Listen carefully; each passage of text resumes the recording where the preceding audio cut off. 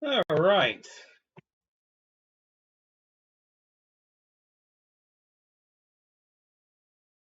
Welcome back to Hanger 51. Good evening. Um, I don't even know where to start. Oh, there's the camera. Good. Okay. Well, that's a good place to start. Okay. Yeah, let's put the card in it. Mike Bird, what's up? Good to see you, buddy. I'm glad you're back. You know, you had us all worried there for quite a while. I understand your loss, and I'm very sorry for your loss, buddy. You know, it's tough. I know. I lost my girlfriend, and it was pretty tough.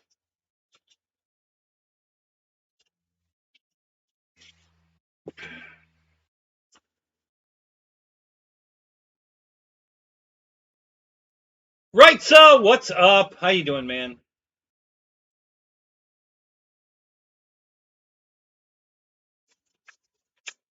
Oh God, it's hot out here. 88. I just I just came out. I turned the AC on. Maybe it'll cool down. I hope it does. So, are you moving here? Are you gonna move to the U.S.? You said you were gonna if Trump won. He won. I'm not gonna hold you to that. I'm just curious. What did you decide? You coming?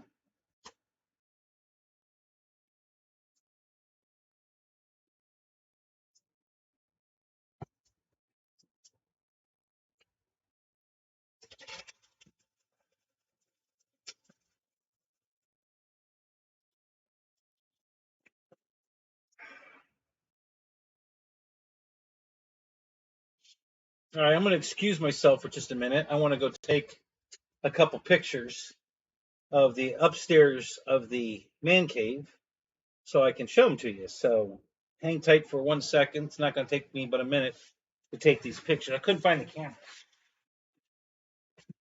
All right.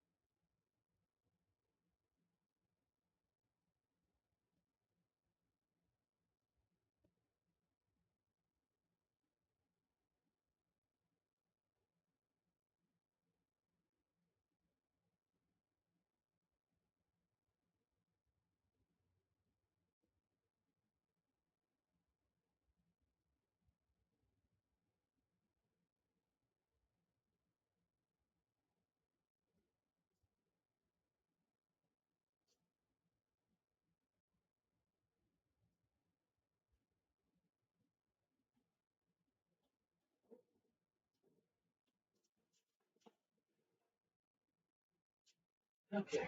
All right. Good enough. Hey, look at everybody's here. Wow. All right.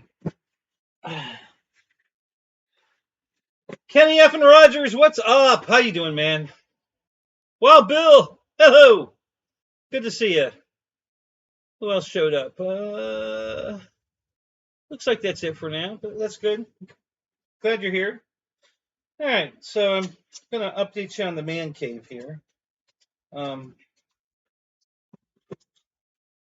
me move things around here a little bit.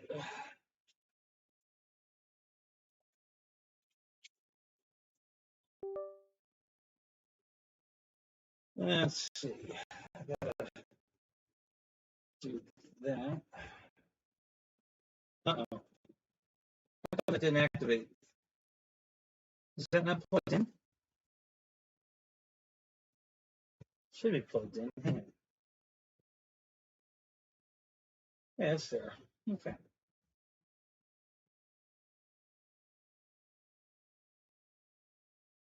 I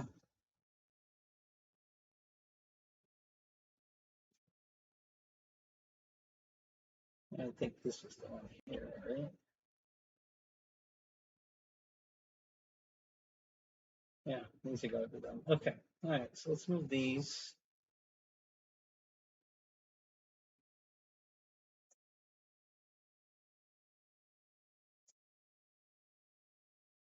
So move them.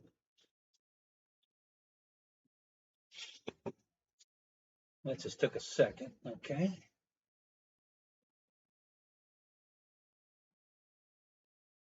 All right.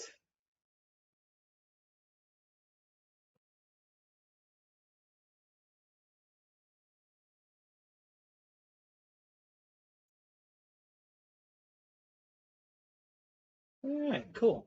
All right. So let me put I'm gonna open a window here. Let's see, we're not gonna use that camera, so we'll put it over here.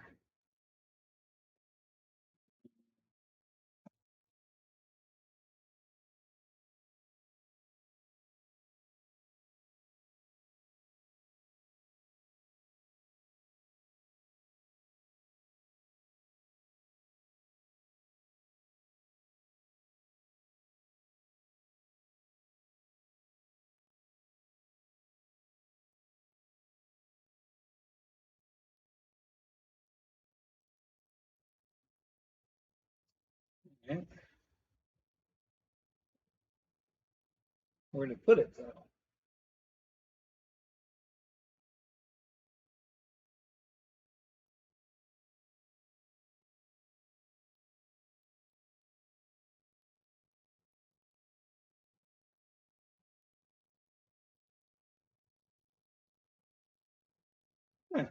Interesting.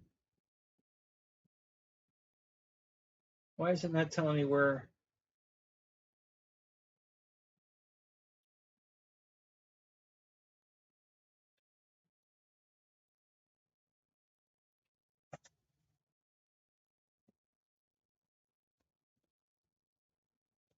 Let's see here. Slideshow. Change photos. Show more options. Rotate. Huh. All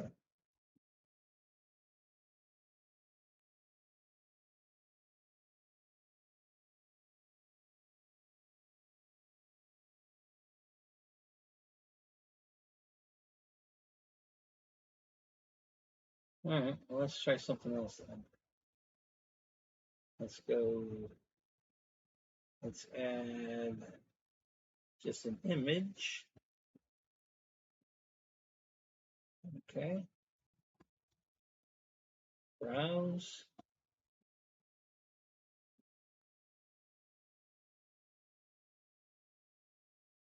Pictures. Okay.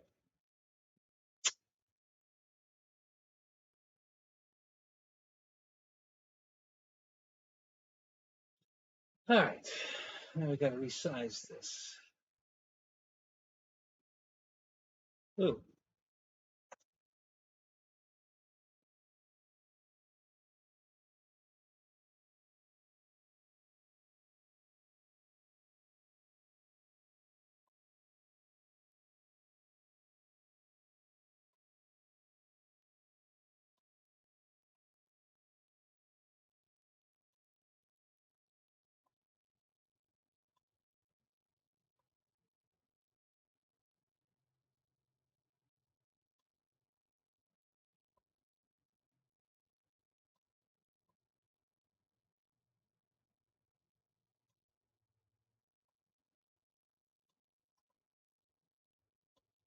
Okay, almost there. All right, here we go.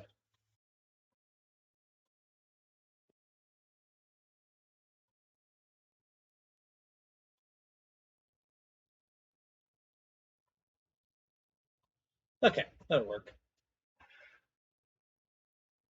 All right, get back to the chat. Jono, what's up? Philip, what's going on? Who else is here? David, Crystal, how you guys doing?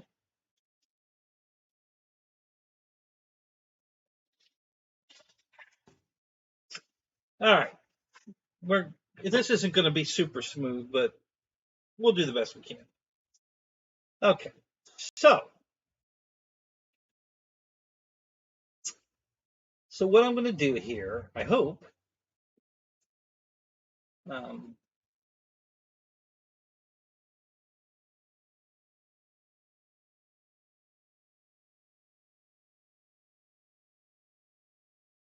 yeah, that'll work. I don't need to do it. Okay, good. All right. I don't think anybody's asked me any questions. Let me look real quick. Everybody's just saying hi. Um,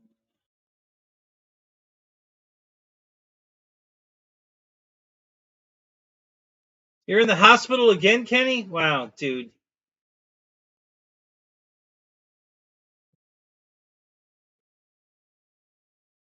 Yeah, who killed Kenny? Yeah, no, I was taking a couple of pictures. I was going to update you. All right, so Kenny, listen, I've got time. Do you want some company? Can I come up there and hang out with you? Because I'm not really doing much here. It's too hot to do anything here. Um, if I could help, man, I'd gladly come up there. So just let me know.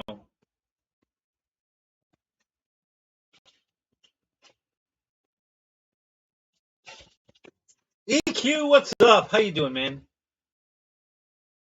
All right. So most of you guys, you got a good bunch of you here. So I'm going to start with. Let me go here. All right, and we're going to go here, and I'm going to browse.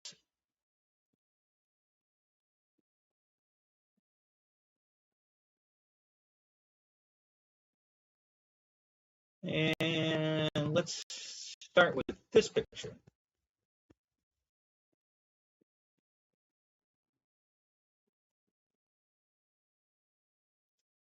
Okay. Oh, why did it do that? Hold on. That's not what I wanted. Is it going to make me resize every picture? Really? I thought they'd all be the same size.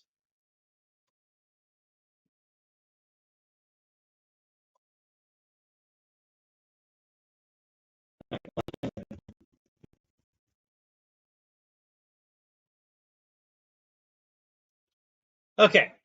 So this is where it all began. That's the garage. That's 40 by 60, and it's 15.8 feet high. 40 across the front. The garage door is off center on purpose. That was in my design. Had the whole apartment inside figured out when I had them move the door to the left. Okay, so that's the beginning. That's my airplane trailer parked next to it with the gate down. So in comparison, you can see just how big this building is. It's a 12 by 12 door. Um, yeah, pretty cool. All right, so let's move on to the next picture. Let's switch back here for a second. And we're going to grab another image. I'm going to show you what the inside looked like originally.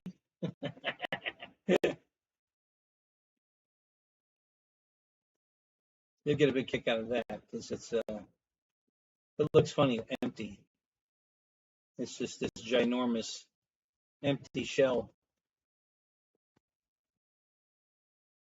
Yeah, I'll have to resize that picture, I think. Oh, no, that one looks okay.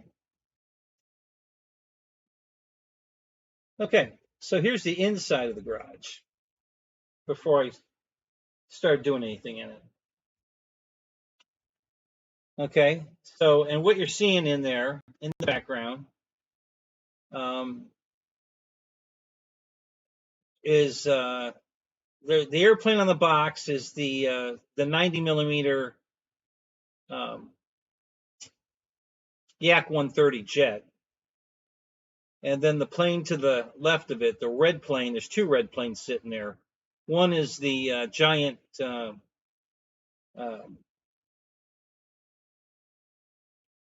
Carbon Z Cessna 150.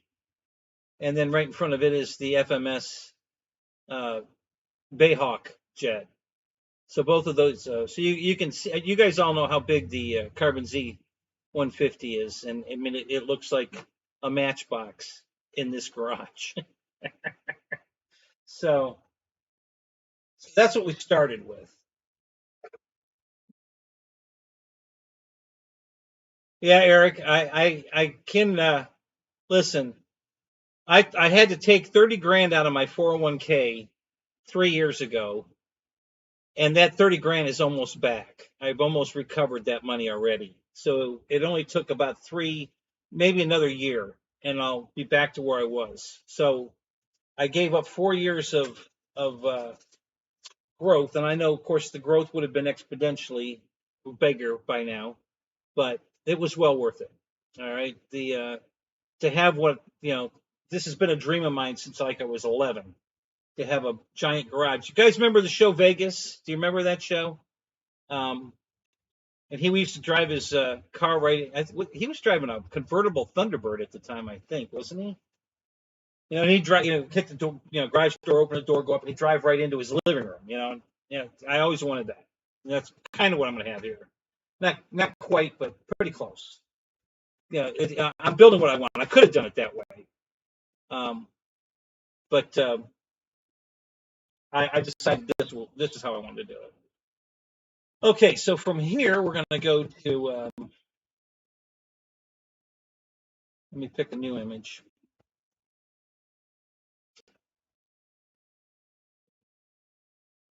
And I don't have all my images on here, but I have enough to give you guys a pretty good idea what it looks like in there.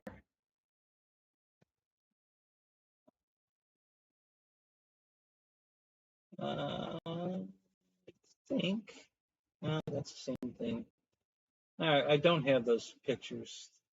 You've probably seen them though, where I show the French doors and okay. So anyway, let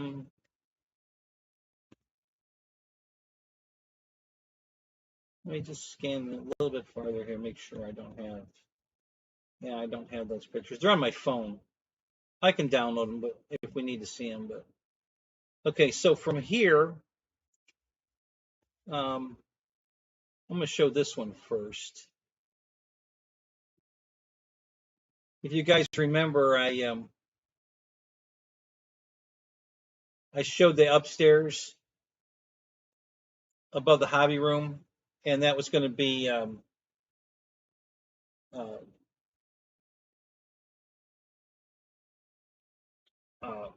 Paul's home away from home. No, and Mike, I'm never going to live in it. It was never built to live in. It's a hangout. It's a man cave hangout. I never wanted to live in it. Never going to live in it. But I'm going to make it very comfortable to stay. Have people over and hang out. It's going to be really cool. So, all right. So here's the upstairs now, and that shot's a little blurry. I have another one, but I did one with the camera, with the flash and without the flash. But that's the upstairs. Now you can see that pile of wood on the floor to the left there, and then you see how the floor, the next level up, is above it. And if you look over to the far left, you can see the French doors open down there on the left, down below. So that's going into the room I'm in right now. And this, everything you're seeing above is, of course, on top of the room. I put that floor in. I had a picture of that blank before I put anything up there. And, you know, and I made a joke that that was going to be Paul's new home away from home. And then now I've put the floor in. The main floor is where that wood is sitting. Okay, so we're going to show you that picture now. So let me go to that one. We'll transition back. I got to go here, pick a new image. I think I might give you the other image of that to be a little clearer.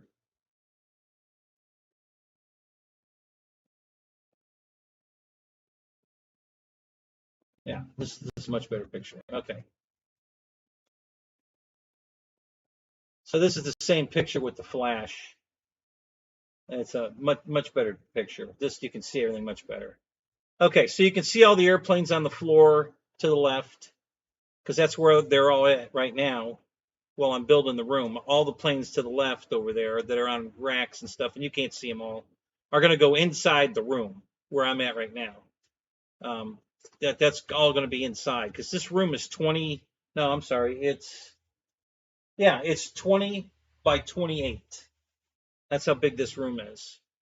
So everything on the floor over there is going to fit inside this room, and there'll be plenty of room in here. I'm going to have a big work table in the middle of the room, probably 8 by 12 work table with benches going all the way around it, maybe. I don't know, something like that. And there'll be airplanes on racks on all the walls, including the one behind me here. So, and then you can see all the airplanes up top. There's 2 Carbon Z T-28s up there, 2 yellow ones up there if you look, and there's the same Bayhawk is right there in the middle of the picture, and that's one of those Bisons on the floor there. There's a lot of airplanes up there. In the most of those boxes, almost all those boxes that are standing up are full of airplanes. There's airplanes in those. Not many of those boxes are empty. They're all full of airplanes. So, but you can see down inside. You see the green wall in the background? That's the old green screen where I used to do the show from the green screen. There it is. You can see the green screen down below, right through the opening there. And that's the staircase right there. So you see there's 2 vertical. Of course, there's one right in the foreground here. It's lit up by the flash. Okay, that's at 12 feet. So from there to the staircase, which is that hole going down, it's 12 feet away. And that's the staircase there that I go up and down. I don't know if I don't think I have a picture of the staircase on the computer, but I have it on my phone. And I can load those pictures from my phone, and we can look at them if you guys want to see them. But I think this will probably be good enough. All right, let me switch back and get a new image. So what I'm going to do now is I'm going to show you the upstairs from the other angle. And I'm going to use the flash version because that looks a lot better.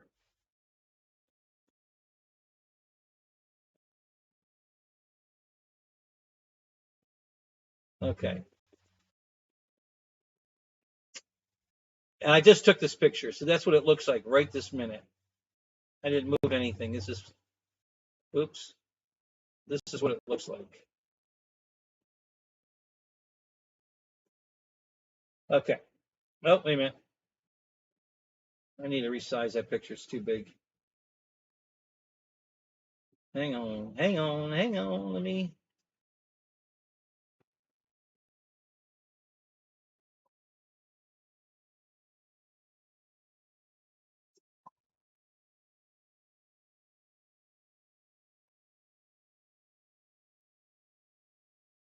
Okay.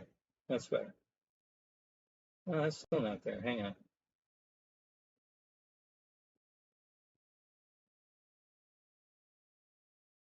Okay, there we go. Okay. So that's the front door. You can see the garage door to the right. And that's the main door straight ahead. You saw that in the front shot. And that's the floor of the whole living room. That's 28 feet of what you're looking at. I think you can see this cursor. You should be able to see that cursor on there. No, maybe not. No, you don't. You don't see the cursor. Well, maybe you do when I have it on there. All right, anyway. The first seam right here at the beginning, you can see there's boards, and then there's another set of boards. That first seam is the first 12 feet here, and then it's another, and then from, oh, wait a minute, that's 8 feet to there. You can see a vertical 4x4 very close to this end of the picture on the left. It's a short one. That's at the 12-foot mark, and then from that one to the far end, all the way at the other end, is 16 feet. You can see one 2x4 laying there. That's a 16-foot 2x4, 16-foot long. Okay, so that section's 16 feet, and then from that very 4x4 coming back toward the camera is another 12 feet. So that's the total upstairs, and it's 16 feet across. So, and then right in the middle of the floor is the flooring I'm putting down. You can see boxes of it over here on the right. There's boxes of flooring over there, and these are 2 sample pieces on the floor, and I'm going to show you what that looks like. So you're going to see what the floor, what kind of floor I'm putting in. So let me go get that.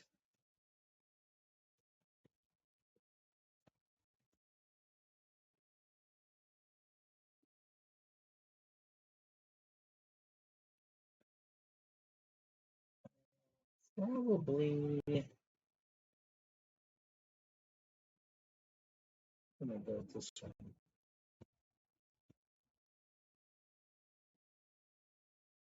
Yeah, that's probably all right. Okay, and this is a close-up of the color floor that I'm putting in. And it's a laminate floor. Okay, so I'm going to put in it's a stamped together laminate floor.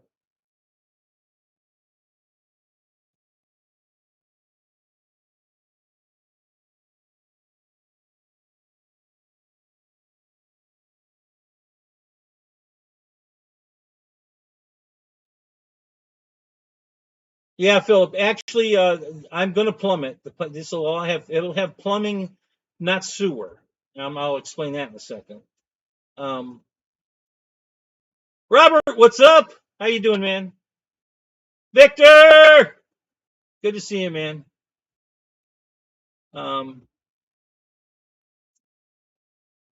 Yeah, Robert, the stuff I'm putting down, the underlayment's attached to the bottom of the laminate. You don't have to put anything down.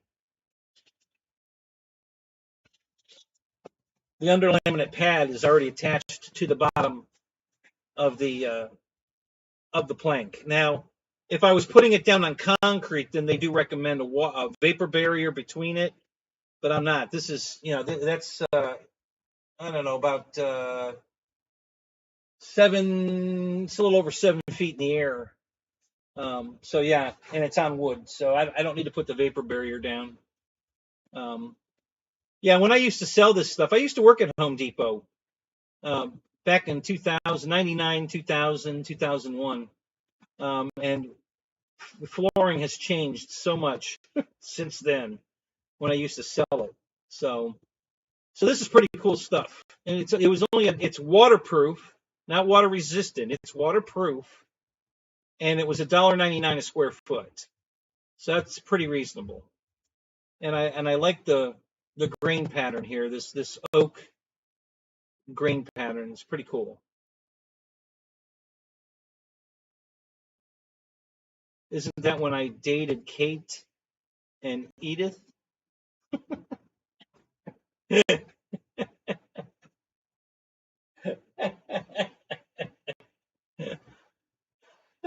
God, I wish I was dating Kate and Edith. Yeah. No, I was never that lucky.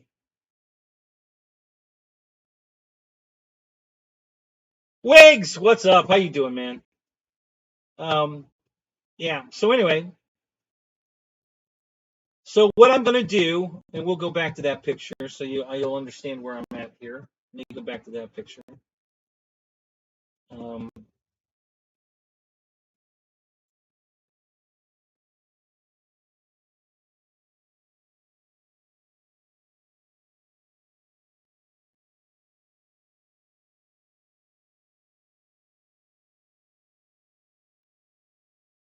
All right, so this, we're going to go with this picture. Okay, so back to this. Go here and transition to there. Okay, all right. So now back to this picture. Now, if you look on the floor there, that's a rubber kneeling pad. Okay, right about where the camera ends, on that side of the floor, the left side there, is going to be the wall to the bathroom. There's going to be a bathroom between. It's only going to be. I think it's only going to be about 6 feet wide.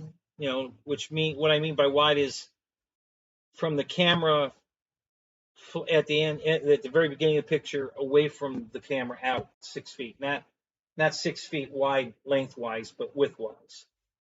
It's going to be widthwise. It's going to be at least 8 feet, maybe 9. I haven't decided on that exactly yet.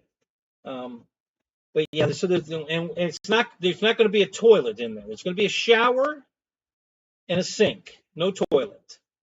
Okay. Now I will have, in the case of emergency, there'll be a porta potty, what they call a marine toilet, which is self-contained.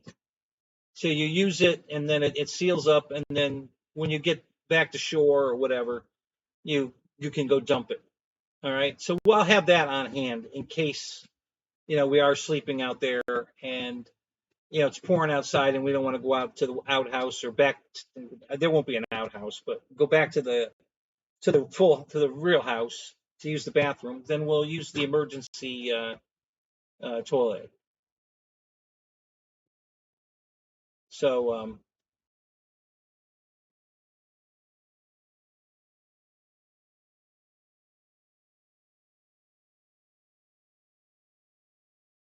you can't have your cake and eat it too. Okay, Robert. Okay. Anyway, so that's there. So there will be a bathroom, and then on that same adjacent wall, which is right about where that black rubber pad is, will be the kitchen. Okay, so there's going to be a kitchen counter on adjacent wall to the bathroom, so that all the plumbing will be in that one wall.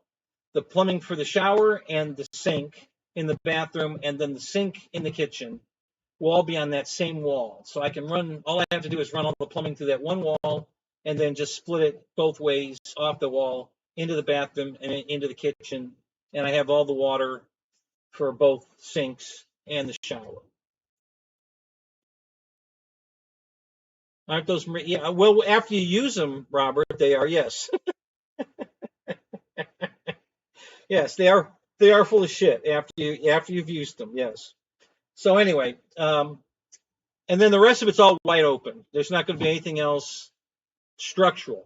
All right, just that one little room for the bathroom, and then the kitchen counters against that wall, and then down the side on the left there'll be there's going to be a pantry over there. And I haven't decided if the pantry is going to go all the way to the floor or if I'm going to put the pantry on top of the counter. I don't know yet. Haven't decided that yet, because I'm not positive where I'm going to put the refrigerator yet. I don't know if I'm going to put the refrigerator right there on the end of the wall that's going to come out. That green line going right down the middle of the room, right by it's a greenish blue line where the little cart, the 4-wheel cart is. That line is close to how long the kitchen counter will be. From that line to the left, will be the length of the kitchen counter. Roughly. And I don't know if I'm going to put the refrigerator right there on the end, right against that blue line, but on the left side of it, that blue line, and then the counter will go the rest of the way to the right. Or if I'm going to put the refrigerator, leave all that counter space, and then put the refrigerator on the left side facing across the room, instead of actually incorporating it into the counter space. I don't know yet, because once I once I start building that, I'll get the bathroom first finished, and then I'll know, looking at it, exactly how big the space will be for the um, refrigerator, and then I'll make a decision whether I'm going to actually put it on the end, which I probably will, or I'm going to put it on the side, on the left side over there, and that'll also dictate where the pantry is. That'll help make my decision on where I'm going to put the pantry. So, all right. So the square footage of this area, what I call the living area, the great room, is 440 square feet. I think. Is that right?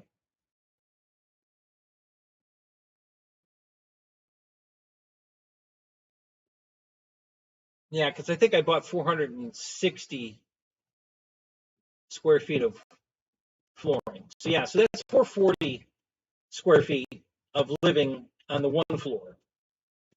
The hobby room here is 550 square feet, and then the room above the hobby room is the exact same size. So that's another 550 square feet. So the whole thing is just under 1,600 square feet total. It's like a split level design. If you're in the hobby room and that's on the ground floor, you go up the steps to the living floor, living room, great room floor, and then there's another one step up to the bedrooms above. I call it bedrooms because I don't know what I'm going to do up there. Probably going to put one bedroom up there. I don't know. And so, yeah, it's a split level. But the livable space inside the air conditioned enclosure inside the garage will be about just shy of 1,600 square feet. And the beauty part is what you're looking at here, the floor of the living room. There'll be 3 cars parked underneath this floor. That's why I elevated to this height, and exactly this height, so that I could get 3 cars underneath the floor of the living space. Of course, I can't get any cars in the hobby room, so I had to give that space up. So I gave up space for roughly 3 cars, maybe 2, 3 at the most, where the hobby room is. But that couldn't be helped. I had to do the hobby room unless I had elevated the whole thing. And I thought about it. I could have elevated the whole thing and had the whole floor for cars, and the hobby room would have been up a flight of steps. But then I would have had to carry an airplane down a flight of steps, to take it to the car, and I didn't want to do that. That's the whole reason the hobby room's on the bottom floor with a 6-foot wide French door opening. So I can just open the French doors, and I've got 6 feet of open door space with no pillar in the middle to carry my airplane out without banging it into something. So that was the whole purpose of that. That's why the French doors are here. And there's going to be another set of French doors, again, in the same picture we're looking at the very end on the far right where the garage door is, right up against that 4x4 that's standing straight up, facing to the left, not facing straight ahead past the floor, but facing the left. Is going to be another set of French doors, same size, 6 foot. And those doors are there strictly for loading and unloading furniture. All right, we'll open the doors and pass the couch. We only have to lift it up that high. Pass the couch into the room, come upstairs, grab it, pull it into the room, and then close the doors. Beds, couches, chairs, stereo, cabinetry, whatever we want to bring up stairs, it's going to pass through those French doors I'm going to put on the end. And then and then after we bring it in, we just close the doors. So, because that's right there by the overhead door. We're only going to come in the building 4 feet and then set it upstairs. The doors will be open. They're going to open inward, not outward. And, so you only come into the building 4 feet and just send it up through the hole.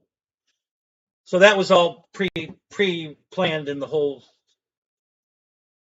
spectrum of the whole outline.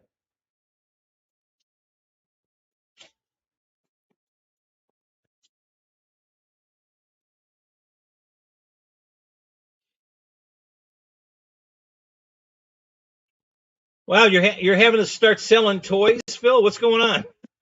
Why are you selling stuff? Yeah, wigs. I 100%. You know, the 6 foot French doors are probably not wide enough, but that's the best I could do. That was the biggest door I could buy. So other than an overhead door, which I wasn't going to put in here, but you know, I mean, if you look at that other picture, and I can go back to it if you want to see it. Um, you know, I've got it's paned glass French doors. They're very nice. They're actually outside grade, like you would have on a pool deck. Okay, so they're full metal doors. They have the locking mechanism to lock the one closed, and then the other door locks to it. So very nice doors. I bought 2 sets of them, and that was the whole purpose. Was you know this particular door down here is at a 45, so that it goes straight out into the room, away from the wall. It'll be on the left and open air on the right, going out the doors, and and then the one at the end of the upstairs that we're looking at will just go out to the right, and the doors are going to open in, and then we're going to pass the furniture in and out or whatever. And if I happen to have an airplane up here, same thing. I will pass it. You know, I'll just open the doors and set the airplane on the floor with the wing overhanging out the door. And then I'll go down the steps, go around and pick the airplane up off the floor because it's easy to reach it. I mean, it's only, you know, it can't be 7 feet high. It's way less. It's way lower than that. Um,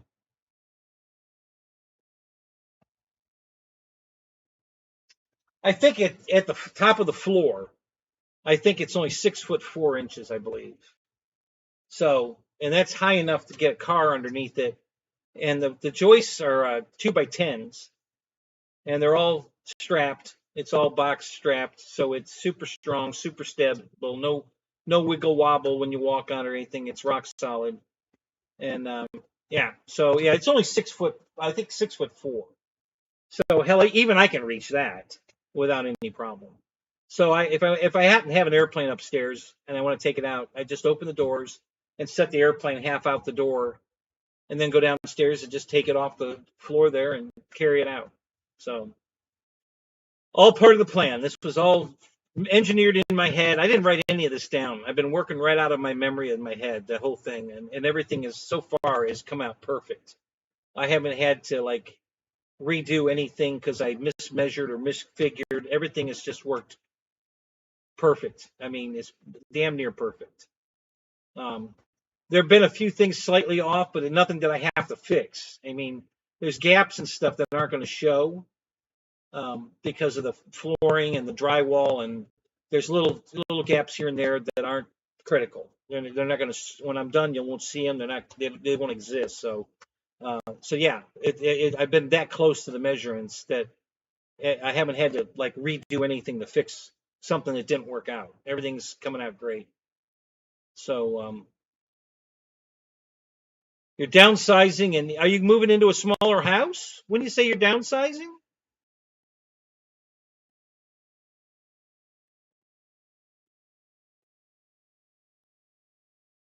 Well, he wanted it pretty bad if he just showed up.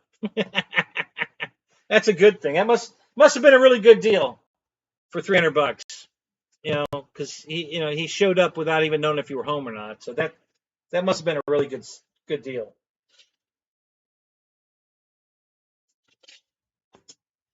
So in this living space up here where we're looking at, we're going to have a pool table. I might have an island in the kitchen. I haven't decided on that, but probably going to have an island in the kitchen and a pool table and giant screen television at the very far wall, straight ahead, facing back. It's all going to be air conditioned in here. The whole right side, and I'll show you that. I was going to put it on the left side, but if you look over here on the left side, you see these 45-degree steel supports that are over here. They're in the way, so I can't put what I wanted to put there. So it's going to go down the right side, in between the French doors and the staircase on the right side over here. So let me show you what that's going to be. I gotta go flip back over here and do this and pick a new image.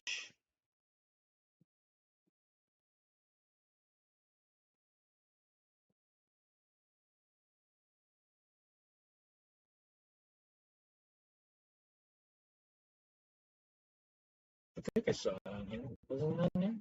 Yeah, right there.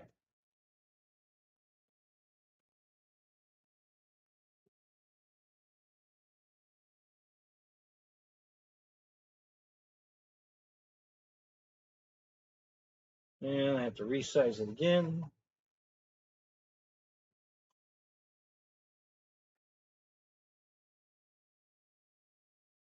All right, well, I'm gonna have to make it a little smaller because we're not getting the whole picture.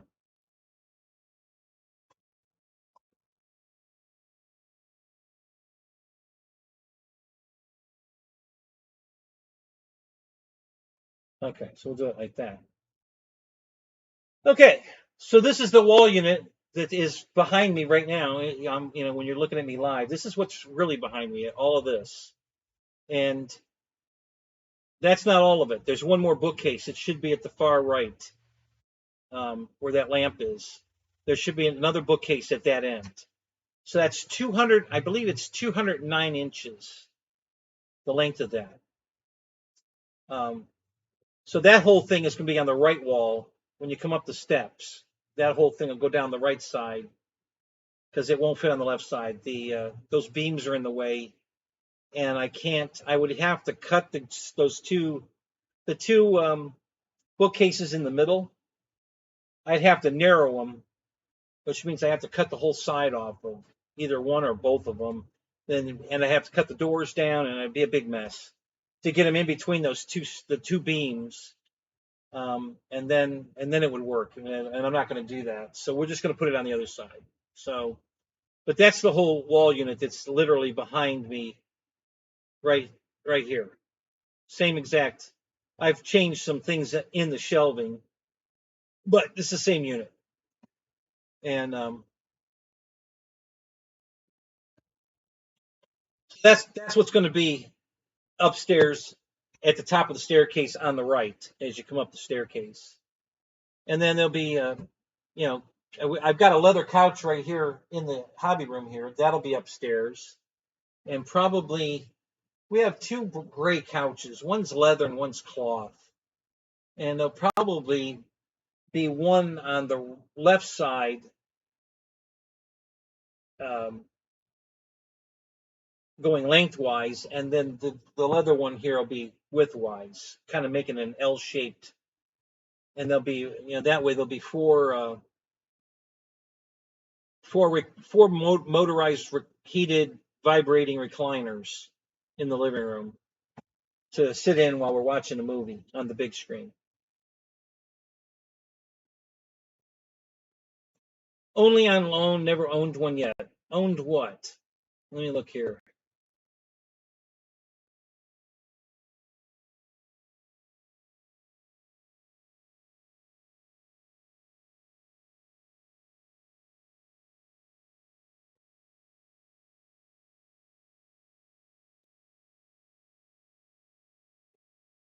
Yeah, Phil, I have way too much stuff too. I mean, oh my God. Well, you saw everything that's upstairs. All that was in the house, all right? Everything upstairs and everything that's downstairs still. All these airplanes, all of this, everything in the garage was in the house. Well, Deb and I were trying to live in there. It was ridiculous. So, yeah, I didn't have a choice. I had to build this building. I mean, there was no ifs, ands, or buts. I bought airplanes, bought us right out of living in the house. So I had to build this. So, and then Deb leaving 4 times. Every time she left, she bought another set of furniture. So I made her sell one set because I hated it. I didn't want to bring her in here, but I love the other stuff. So I think we have 3 living room sets. So 2 of those sets will go in the new trailer we're buying, and one set will go in the living room here. And then we have 3 or 4 dining room sets.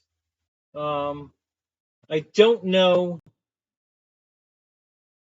if I'll either put a dining room table up here next to the pool table, or I'll just make the island and eat at the island. So we'll be able to prepare food on the island and eat at the island. So I haven't decided which way I want to go with that yet. We'll make that choice later. But we have 3 or 4 dining room tables. Some are wood, 2 of them are glass. At least 2 of them are glass. There might be well, actually, we have the third one's round. We have 2 rectangular glass dining room tables, and then we have, well, technically we have 5 wood dining room tables. I have my grandmother's antique table that the sides fold down. When you take the leaf out, it narrows it to like, there's 2 leaves actually. I think it narrows to maybe, and the ends fold down. So with the ends up, it's probably 6 feet. And then when you fold the ends down, it's only about, I don't know, maybe 2.5 feet, 18 inches, something like that, wide.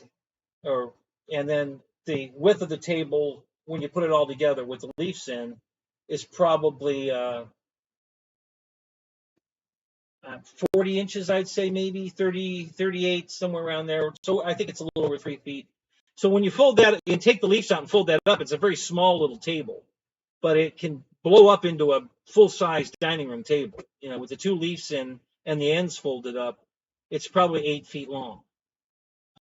So it can be a big table. Then I found one on the side of the road that without the leaves in it, it's 8 feet long. And then when you put the 2 leaves in, it's close to 12 feet. I mean, it's a huge wood table. Probably going to leave that. That's probably going to be my work table in the hobby room. It's probably going to stay in the hobby room here. I would never use that in the house. It's too big. And then we have a round wood dining room table with 4 chairs. We have a round glass dining room table with 4 chairs. We have, and then the 2 glass rectangular dining room tables with 4 chairs each. Let's see, what else have we got? I know I'm missing something here. Let me think a minute here. That might be it for the dining room tables. But anyway, so yeah, we've got a lot of furniture. So after we've decorated everything the way we want it, we're going to have ourselves a little yard sale, estate sale, whatever, and get rid of the rest of it. Once we have everything set up the way we want it, then we'll sell off all the rest of it. Yeah, I think.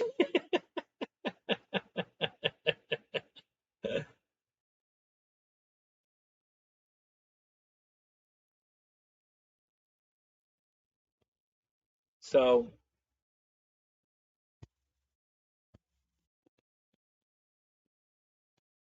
what are we cruising over? What kind of car did this guy have? A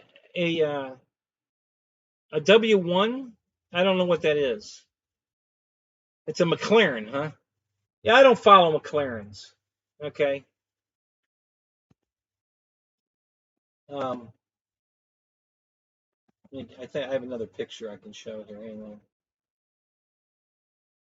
Oops. I have to leave it this way and do it here. Let's change the picture again. And do another browse.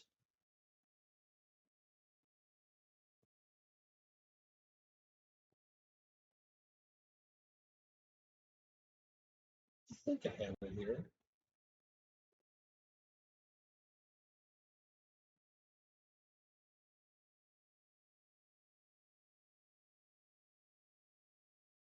No, I don't think I do. Thought it was on here.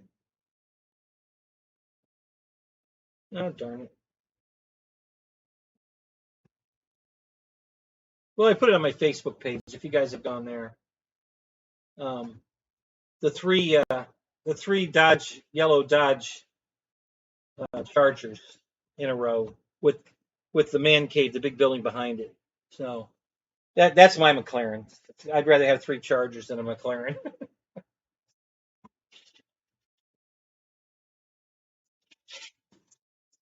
All right, so that's the update on the man cave, guys. It's coming along pretty good. Pretty happy with this. It's it's been a lot of work. I'm a little over a year now into the building of this. Of course, I'm doing it all by myself, and I had 2 back surgeries in there, so I was down for probably a total of 3 months between the 2 back surgeries. I think I was down 6 weeks. You guys were talking about Shadow. Here he is. What's up? How you doing? Yeah, I've been touching buttons all night, Eric. I knew I could figure it all out. The problem wasn't that. It was equipment. Um, and I already knew this equipment would work, but now I'm suffering in my living room, which I'll suffer, I mean, for now. The laggy, crappy whatever was going on during my show is now going on in my living room when I'm trying to watch YouTube or TV shows or movies on Netflix. I pretty much have to close the whole thing down and reboot it, and then only boot up the one thing I want to do. So if I'm going to go to Netflix, I'm just going to open Netflix and watch the movie. Nothing else gets open. Nothing's going to be, taking up, disk space, memory space. We got to keep it all clean, and it works fine as long as I do that. But it's kind of, it takes a couple extra steps to get it where I want it so that I can do what I want. But that's all right. It'll work. It's doing all right. Um,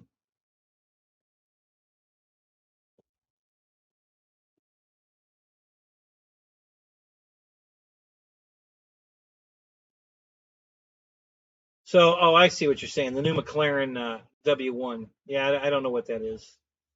Um,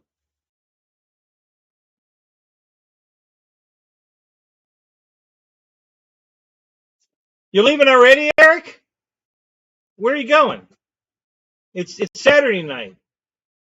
I know you're not going to work or anything. What are you doing? Where are you going? You're not going anywhere, are you? Yeah.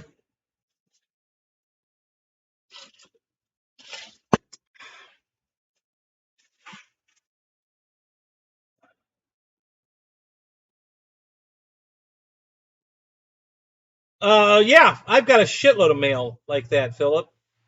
Because all my bill pays are done automatically online, so I'm not getting bills in the mail. So I pretty much just discard everything. I just throw it in a pile, and then I burn it. If I get around to once a month, I'll grab a pile of mail and go through it. Open it and yeah, garbage, garbage, garbage. And yeah, you know, but yeah, on a regular basis, no.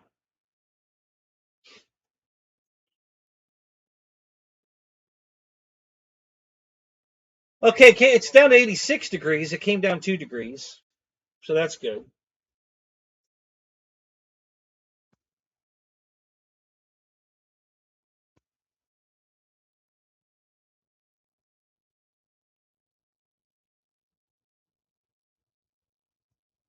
Yeah, 280. Oh yeah, if you want to go to my mailbox, oh my God. Yeah, my mailbox is thousands, tens of thousands of emails because I don't throw anything away. I rarely delete anything because you just never know. I might have to go back and to prove something. Cat hair, I think. But yeah, it was 110 today here.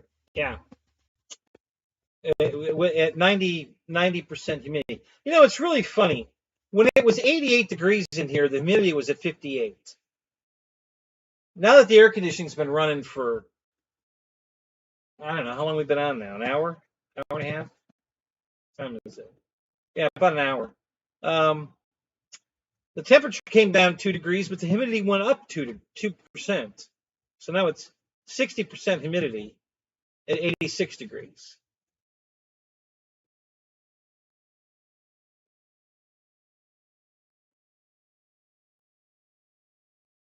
%0 humidity. Oh, that's awesome. Yeah, that's rare here. We have humidity no matter what. So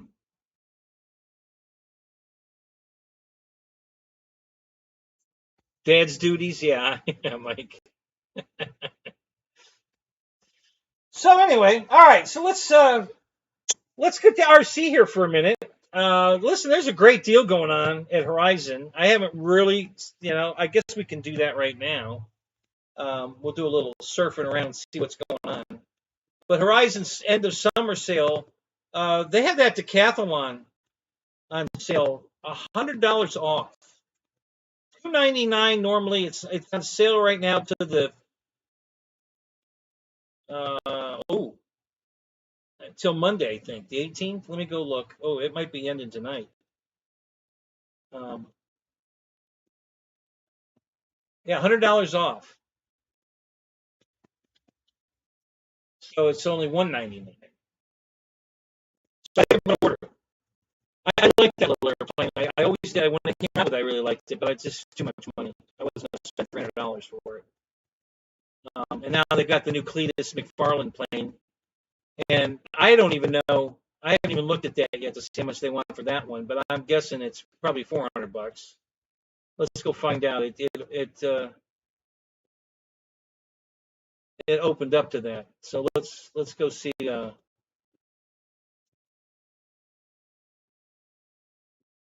Wow, it's a Hobby Zone plane. No shit. Wow, that's interesting. Yeah, so let me open that up. How come it's not letting me click? Oh, order now. It was hidden behind the cookies button.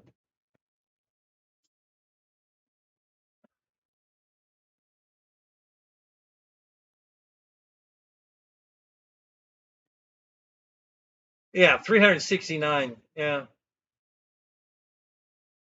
1.3 meter.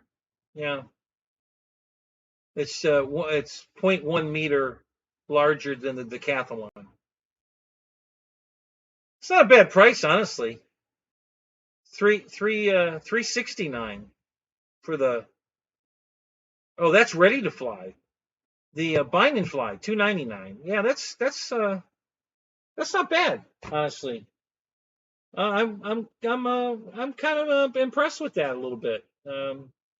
I really thought they'd want a hell of a lot more for it than that, because it's got Cletus's name on it. But 299 is not bad. So that's the bind and fly basic, 299. They're ready to fly. Comes with the transmitter, battery, the whole bit, 369. But yeah, 299 is not bad. It's not too bad. But I gotta say that I would I'd actually consider that. Let me go to my sale, my so long summer sale.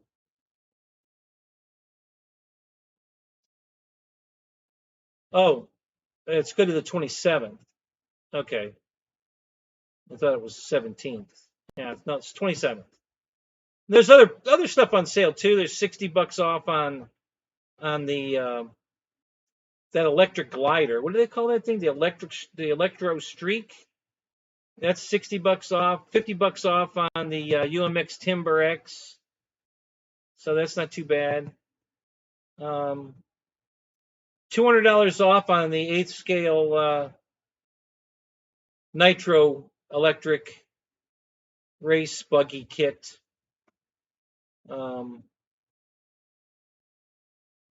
And then there's $50, $60 off a couple others. $50 off of Edge 540. I'm assuming that's a wood kit. Doesn't say here what brand it is. So yeah, so there's some good deals going on at Horizon, which I'm sure are also happening at Tower. So let's go see what's going on at let's go see what Banana Hobbies is doing.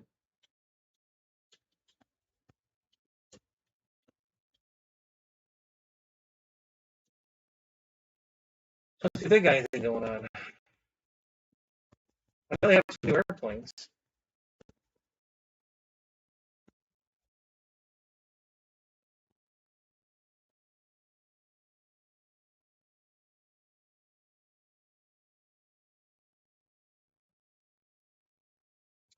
All right. Let's see. They have a here's a what's new.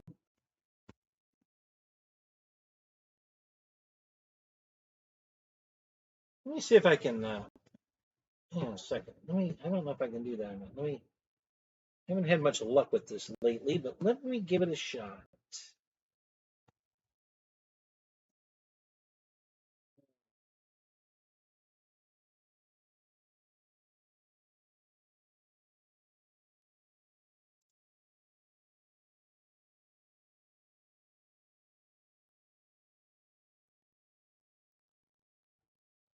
Yeah, it's not letting me bring up.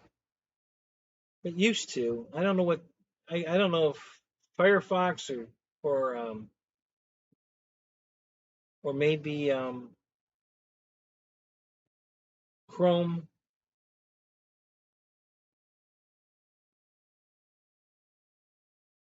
Um,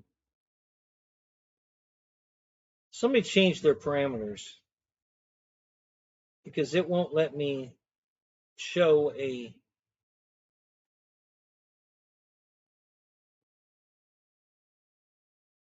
It won't let me show a web page anymore. It used to, but it won't do it now for some reason. You know, I gotta say that. You know what? I know what it is. It's a setting in my computer. I just realized that, and I don't know what it is. I'm not gonna fool with it tonight, but I know what it is. It's definitely a setting in my computer because the other computer is working. The one that was out here that was crappy. It was crappy, but it would let me bring up a web page. Um, this one's working much better, but it won't let me bring up a web page. So it's got to be something in the settings that I have to turn on that'll let me do that. So that's got to be the problem.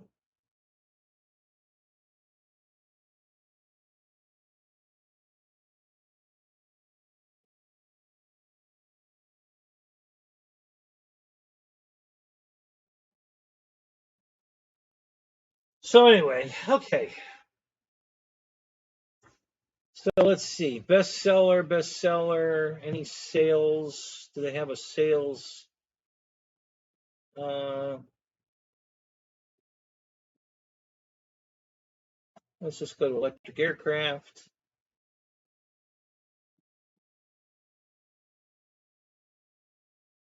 They want to put everything in a category.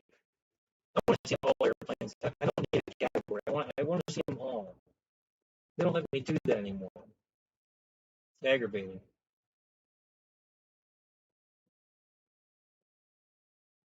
Very aggravating.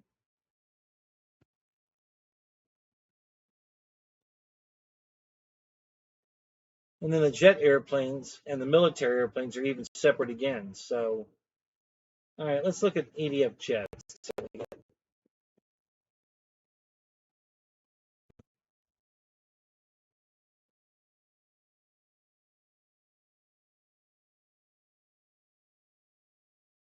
So they have that C-17 Globemaster 3 quad 40 millimeter engines, 319.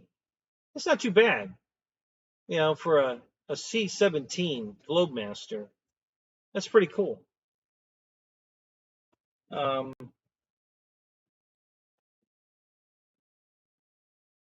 the $1,200 F-22, the $700 B-1. You can get it for $629 if you go with the.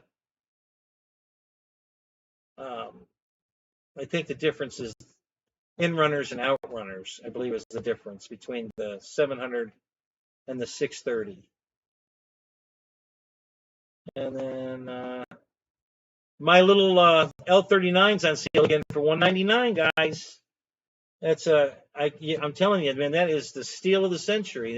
That little jet for $199 is just you can't get a trailing arm, all aluminum trailing arm retracts, flaps, lights, 6S, 64 millimeter 6S. I have the perfect battery to fly in it too. The Hobby King has a battery that fits in there perfect. Give you 9 minutes flight time. It's beautiful. Love that little jet.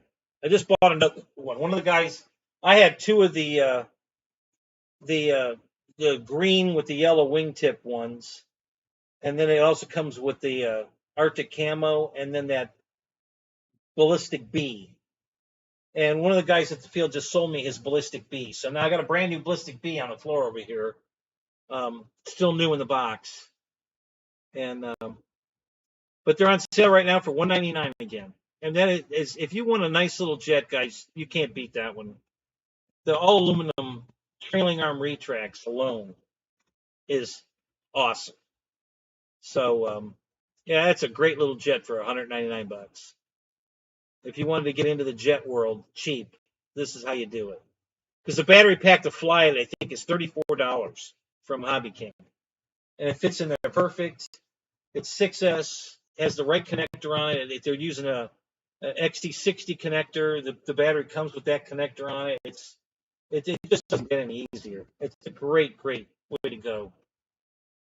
So if you guys haven't done that, I highly recommend it. All right, where did my show go?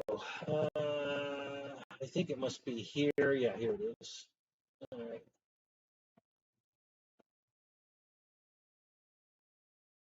So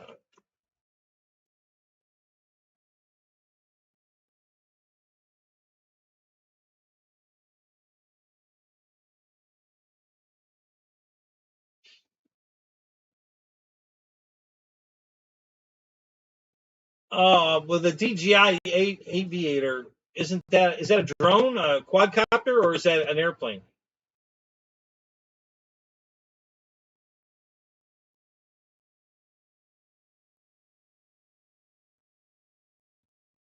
Yeah, well, Shadow, I've watched a lot of Fat Guy's show. He's not that great of a pilot, so he's not really a good judge of um, whether the plane's any good or not because he can't fly it. He's really not that good a pilot. Um, so I wouldn't hang my hat on whether to buy the airplane or not on Fat Guy not being able to fly it.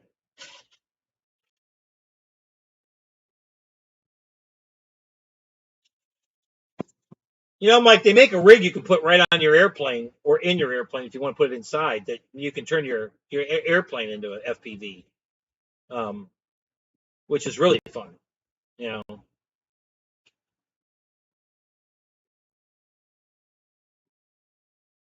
then if you've got head tracking, you can actually turn the camera with your head, so it's really like you're sitting in it because you can turn your head to the left, and the camera moves to the left, and you're actually looking out the left window. You know, so it really looks real then. Yeah, yeah, that's not a bad idea either. Shadow, you build your own rig. It's not that hard to do. I've done it a couple times. It's kind of fun.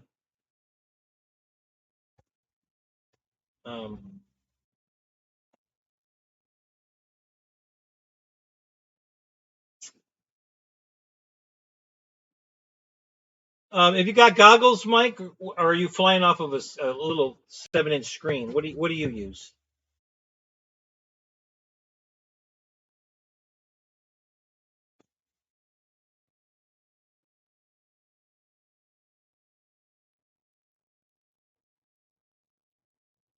Who sells Flywing, Eric? Not familiar with that one. Yeah, who sells that?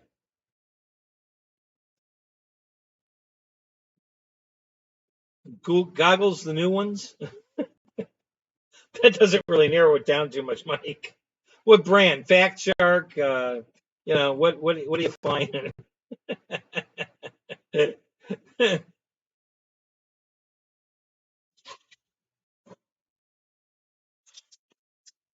I have the Fat Shark Dominators. I think I've got two pair.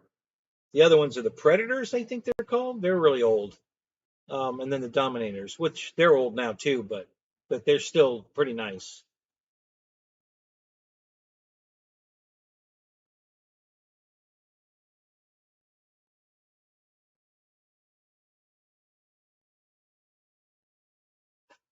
DJI goggles. Okay. All right. Cool. Boy, those are probably pricey.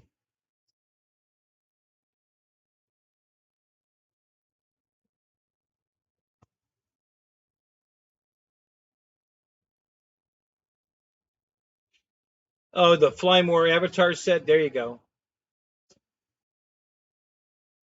Yeah, that's not bad. 550. That's not too bad. Yeah.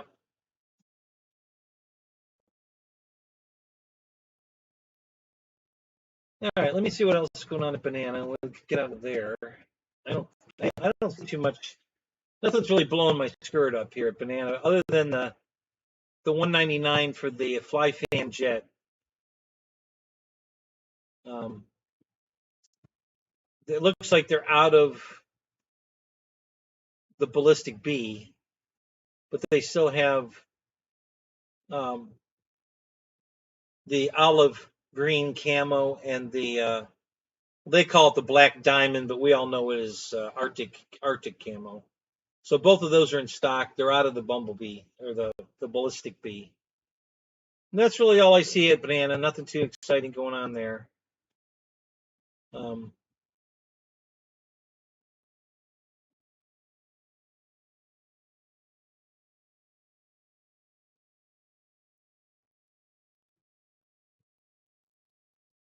well, you know what? There's 4 pages of these jets.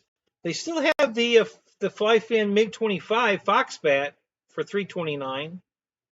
You know, it's twin 64 millimeter. That's not a bad deal. Let's see what we got here. Oh God, that MiG. Um,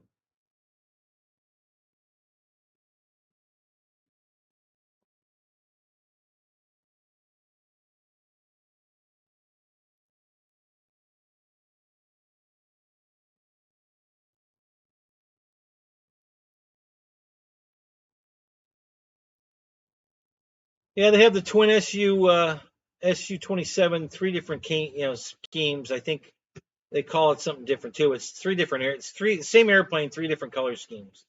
And that's 319. And then for 419 is the MiG 17 90 millimeter.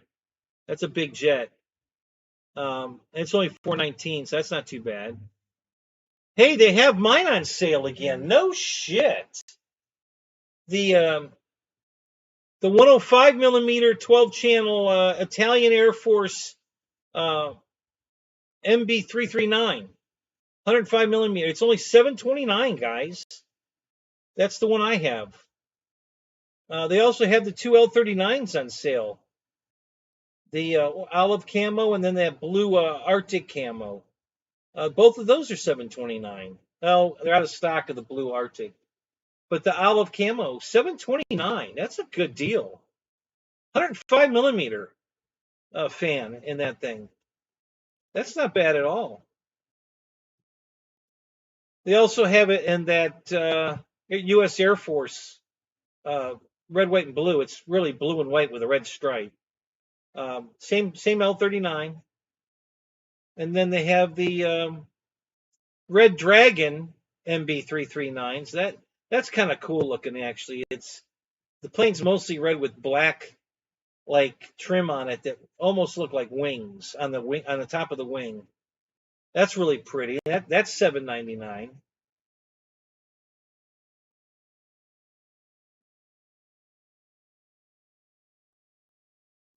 Okay, well these are ARF Pros though, which means I think it comes with everything but the fan unit and the ESC, or maybe Yeah, you're going to get the servos and all that's already installed. It's not going to come with the fan. So you can pick whatever fan you want to put in it, whatever brand, or put a turbine in it. You have to put a turbine, the thrust tube in it, but it'll work. They have the X-Fly A10 on sale for $199. The X-Fly Blue Angel F18 twin 40s, 179. Yeah, 179 plug and play. So that's not bad. No retracts though. I'm sure that doesn't come with retracts.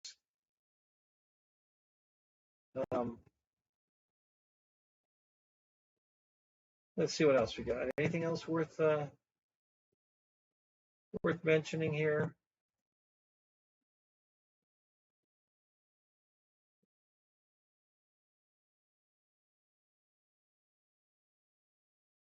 Oh, they're selling a couple of airliners now. Yeah, what is that thing?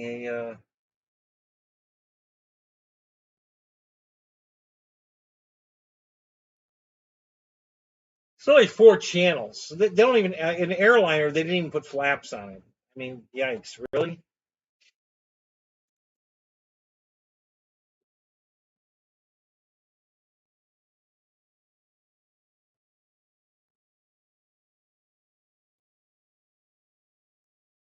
They have the 105 L39 for $599.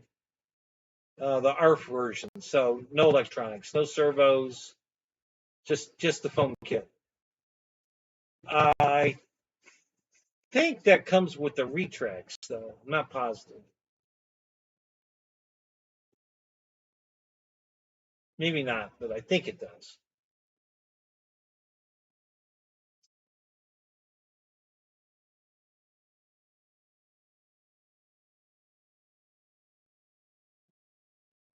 All right. Yeah, that's pretty much it. They have the F-14 Tomcat, the twin 40.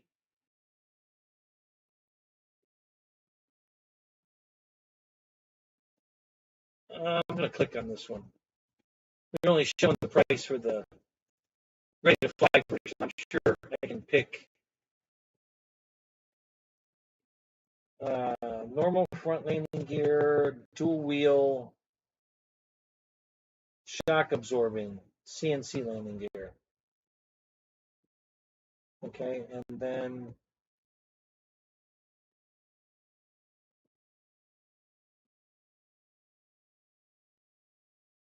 normal independent aileron elevator control set or combined aileron elevator control set. It's $3.95 more for that. But yeah, this is a ready to fly. So it comes with a radio and everything. $319. I don't know what the plug and play version is. I didn't see it. Let me go back.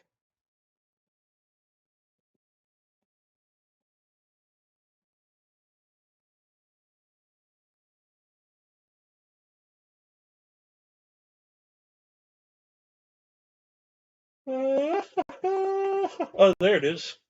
Plug and play. 209. Twin 40. I don't know if that comes with retracts. I don't think it does. Let me look.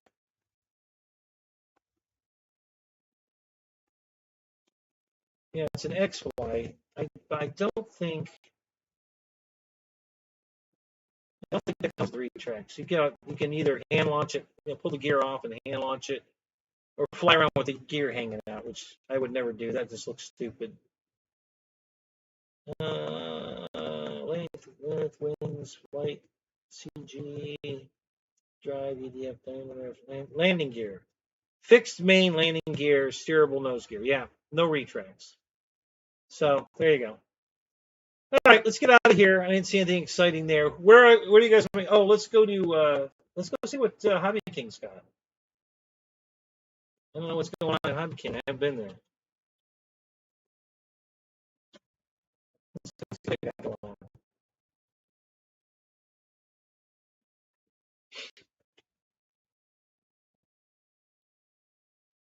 got that cool new glider I saw. What's his name? Oh, they've got. I'm gonna buy that. They've got the T-28s on sale again. I'm gonna buy another one of those.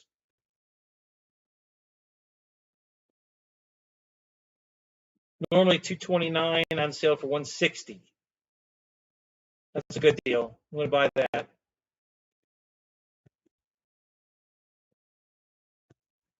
The C-130 Coast Guard's on sale again. $296. Normally $422. I think you can get it for $399, but $296 is a good deal. So you can get that one. That's a pretty good deal. The Bushmill's on sale for $207. That's $88 off. That creamy white and red Corsair, Reno Air Race Corsair is what they call it.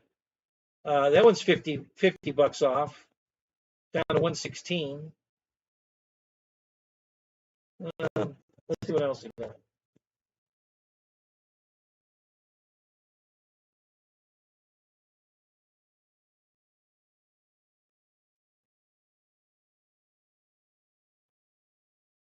Oh, hang on. Got another 3 pages here.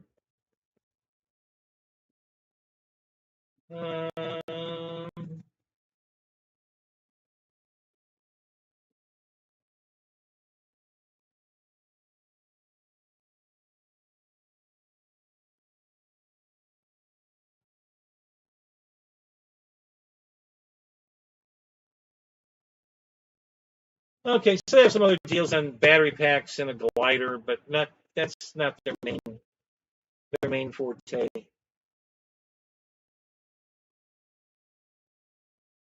I think that one new glider. Let's see what that one's going for.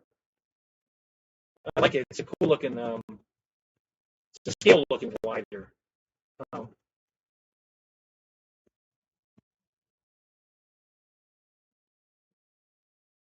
$449. Ooh, that's pretty pricey.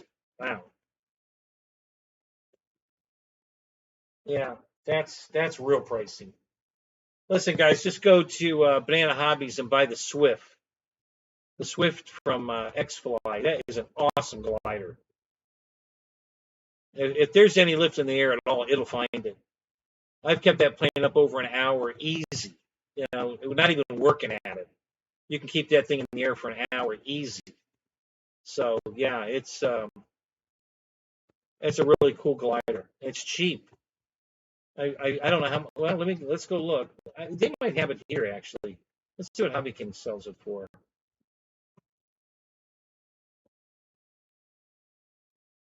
Because they're carrying a lot of X-Fly stuff now.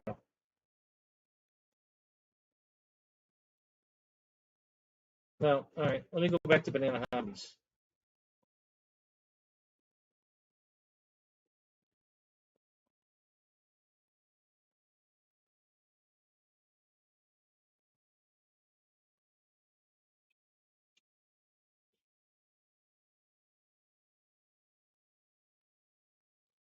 I think it's only like two something. It's not 440 like that one. It's way cheaper than that. If I remember right. Pretty sure I do.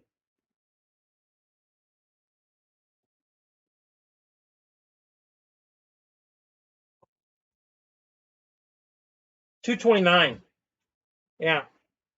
2100 millimeter plug and play. $229. Awesome glider. I mean, it really is awesome.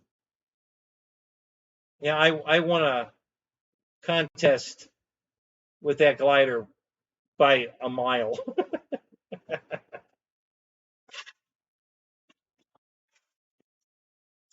I told the contest director, listen, I'm going to make this easy for you because otherwise we're going to be here all day. I said, let everybody else fly first so I know what number I have to beat, and then I'll just land after I beat it. Because if you let me go first, I'm going to be up there for way over an hour. And I'm sure you don't want to do that. So let everybody else go first, and then I'll So yeah, the other guys, I think the highest they had was 26 minutes or something. And then I flew for 26 minutes, and then I was at altitude so high it took me about 12 minutes to get it down. After I beat the record, I started trying to, bring it down, and it just wouldn't come down. It's like, and I fought with that thing for 12 minutes more just to get it on the ground. It just wouldn't come down. It's a really awesome glider, guys. If you want to go have some fun with a glider, I highly recommend that one. That's a really good one. All right, I'm going back to Hobby King. So I wasn't done there. Just going to do a quick view all of their top stuff.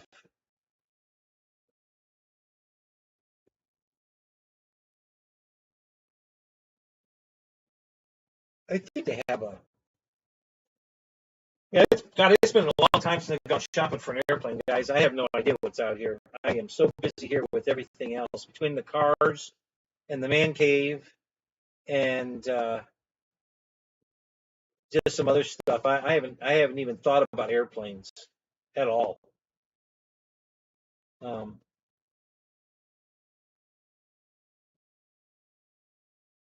just no time.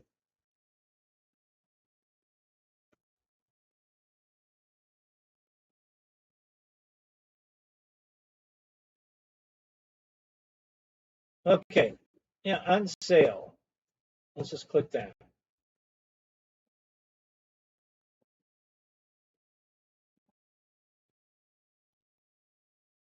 See if anything sticks out worth the hell.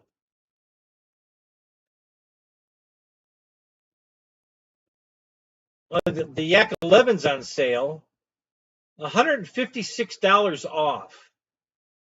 Okay, is that what it says? Hang on a minute. No, I'm sorry, $56 off. Sorry. Yeah, it's down to $339 for the Yak 11. That's a pretty good sized airplane. It's pretty big. The C-130 is a good deal. I got when it was $277, I bought a third one. And I have three of those things. So $296 is not much more than $277. Still a very good deal. It's $126 off. So it's still a good deal. So if you wanted a C-130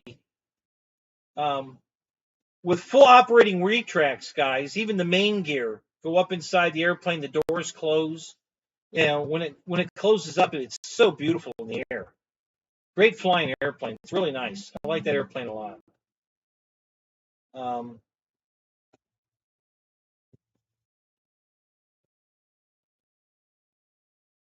They have a couple of Volatex RC P-51 on sale and the Corsair on sale. $14 off on the one and $19 off on the other. No, nothing will set the world on fire there. When it's that, I don't really give a crap about sales like that. That's not really to me a sale. But when it's over $100 off, then I take notice. I think that's worth taking a look at. When it's over $100 off, it's definitely worth taking a look at.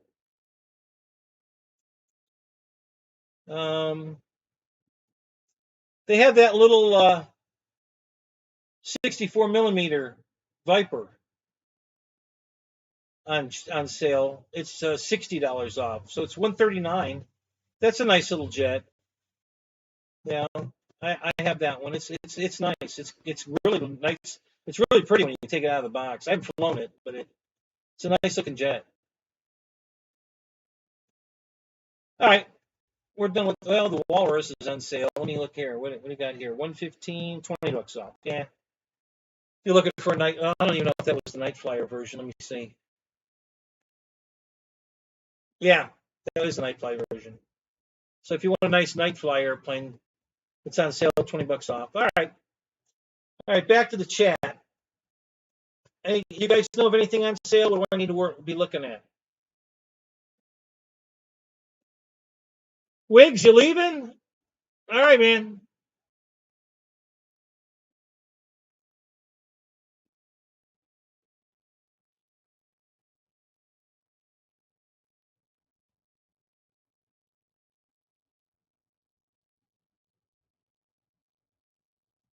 No, I don't think Ryan gave up on flying, but he has gotten bit by the surface hard. Um, and I know I did too when I was racing professionally back in '89. Um, I wasn't doing much flying. I was really heavy into the RC stuff. We were traveling all over the country. I went to I think Tennessee, Texas, um, Georgia, um, North Carolina.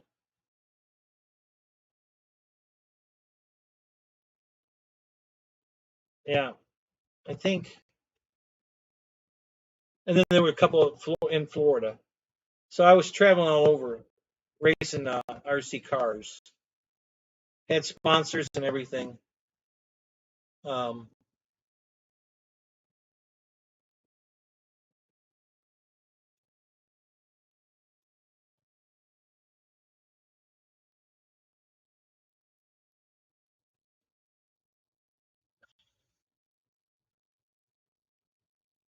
yeah, that's true, Philip. He does pop into the Monday Night Fly-In and fly. So yeah, he does do that. Um,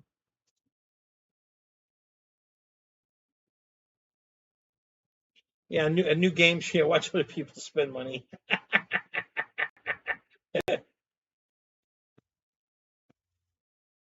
Anything else I should go look at? Any other value hobbies or um, who's some of the other major players? Man, FMS. I don't know if FMS. Well, FMS had that big sale. I think some of it's still going on actually. So yeah, here's the parts to the P40. It's still sitting here. I haven't put that together yet. Um, yeah, so I bought the P40 and the Corsair and the T28. So I bought all three of them. They're all 1400 size. So yeah, so FMS might still have a sale going on.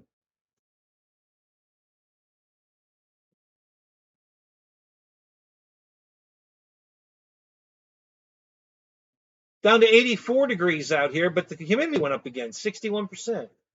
Oh, back to 60. It just switched again. Um,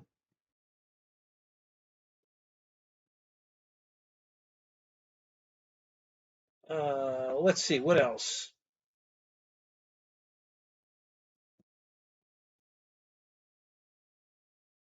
Yeah, so I'm probably going to pull the trigger on two airplanes. I'm going to buy the decathlon from Horizon Hobby, and I'm going to go buy the T28 from Hobby King. So I'm going to pull the trigger on those two, 199 and 169. So that's pretty cheap.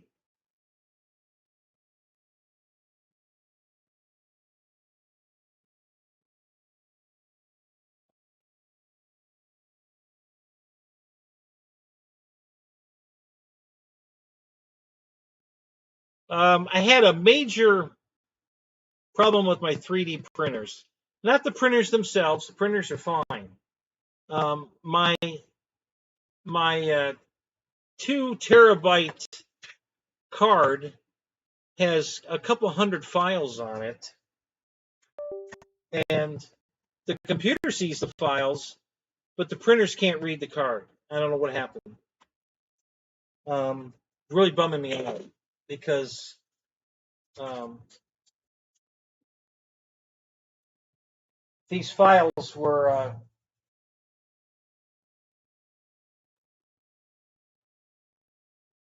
pretty important. I mean, I can redo them, but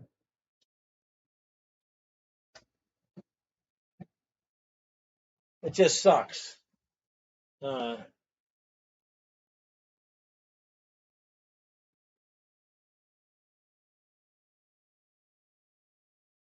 I don't know. Is Eric still in here? Or did he leave? He was in here. It looks like he left. Um, I'm pretty sure he got the engines. but I don't know that he finished the airplane. I don't believe it's totally finished. Um, there was way more hobbying, hobbying to put that plane together than your average, quick build. Um, and I'm not sure if that might have been a little over his head. I'm sure he's getting through it, but he's not real happy with the kid. I know that. Um, because he wasn't anticipating this much work. Um, he's had to do way more fabricating than he wanted to. But I'm pretty sure he got the engines though. I think I remember him saying that. So yeah, Phil, but I did the fix disc, check disc fix, and it went through it and it said everything was fixed and it's good. And like I said, the computer can read the files, no problem. But the printer itself can't read the files. I don't know why. That doesn't make sense. So my big problem right now,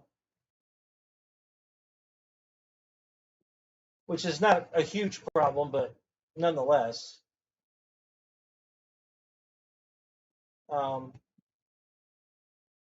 I printed all these Bigfoots for the Bigfoot event for the trophies, and they came out fine. But I still have to print the pedestals, and the pedestals were on that card, and it can't read the card for some reason. So I don't think.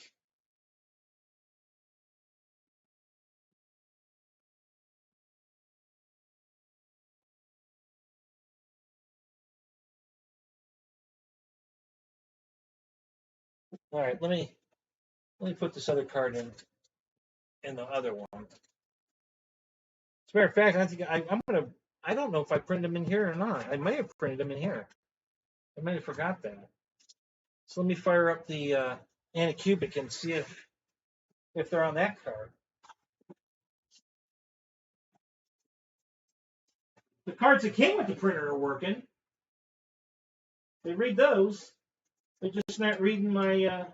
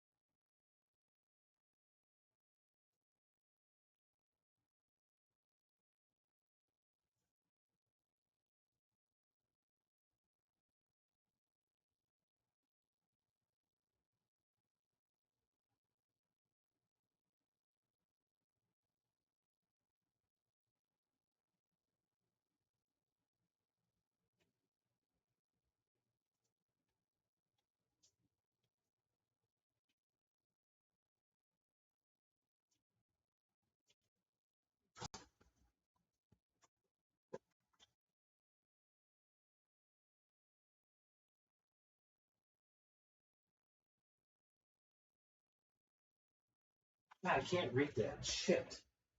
Where are my glasses?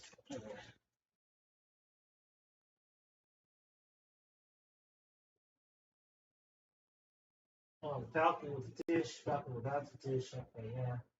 No, not on there.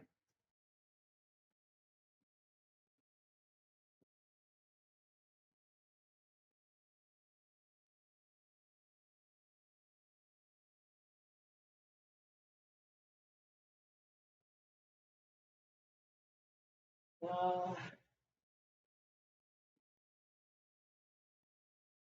ass, chin. Where's the? Okay. Yeah, those are all. That one. History.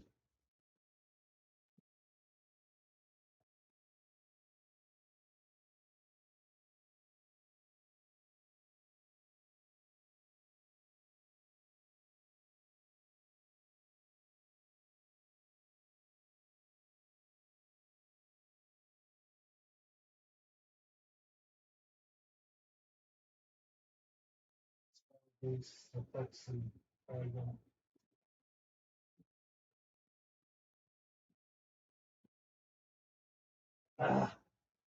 it. The Oscar's there, but not with the. All right, let me fire up the Anycubic machine here. See if it's on. I can't remember which printer I printed it on. It might have been on the Anycubic. Yeah. I think that on this side. No, over here.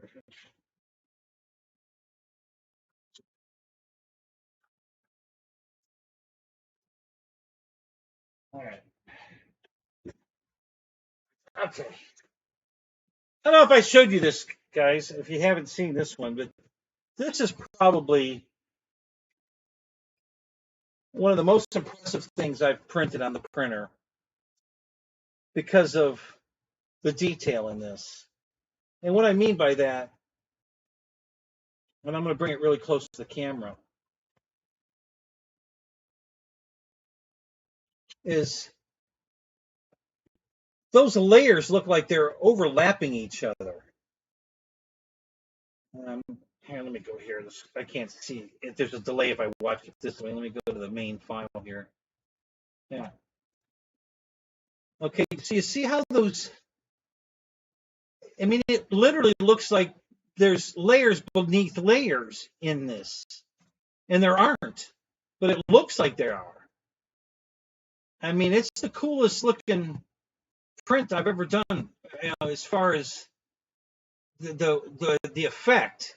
Okay, I mean, this is just crazy how this looks like it's all layered. And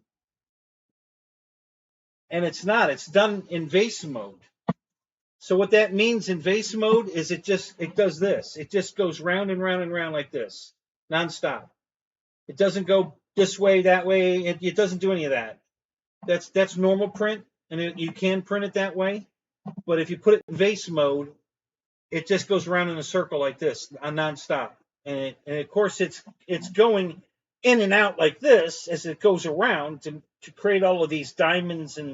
But the finished product looks like it was layered, and it's just crazy that it came out like that. This is really stunning. I'm so impressed with the look of this. I can't even begin to tell you. And I did this one in brass, okay, because of the effect. You see the way it reflects. Everybody says it looks orange. Well, it does look orange, but this is orange, okay. It doesn't reflect. All right, and I can show you something printed in orange. Hang on. Okay, so this Challenger, it's printed in orange, but it doesn't reflect. I mean, it shines, but this brass looks like brass. I mean, it reflects like the way the light reflects off of it. So pretty impressive. I got to tell you, this is really cool. I was really impressed with this.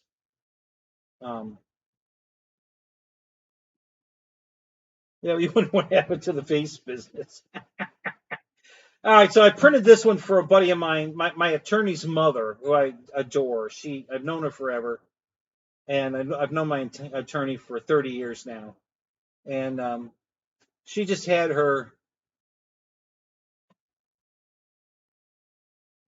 I think it was her 85th birthday, something like that.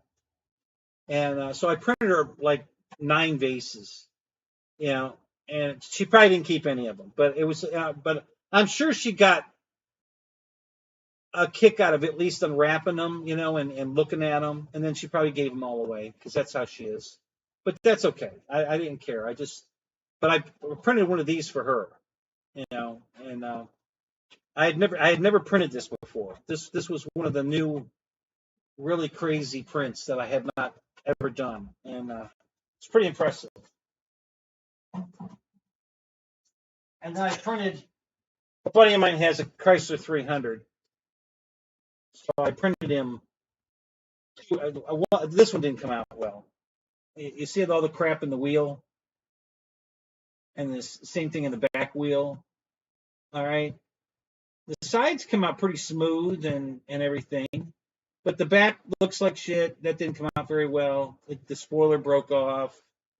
Um, the front's not super great. Okay, so yeah, so I wasn't impressed with the way this came out. Now a lot of this was my fault. I had changed the setting for the vase and to increase the volume of filament, um, because it was in vase mode. All right, and the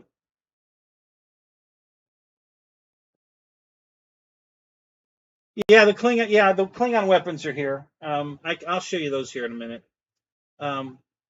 So I reprinted it, and I'll go get that. I'll go get the batleth, and yeah, I've taken a break from the 3D printing too. For one, it's too hot.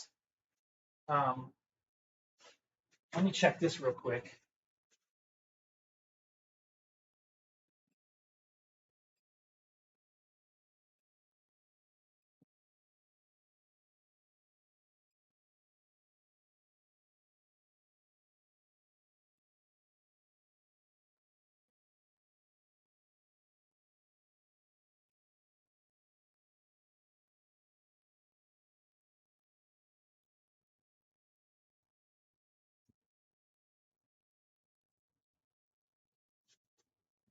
Okay.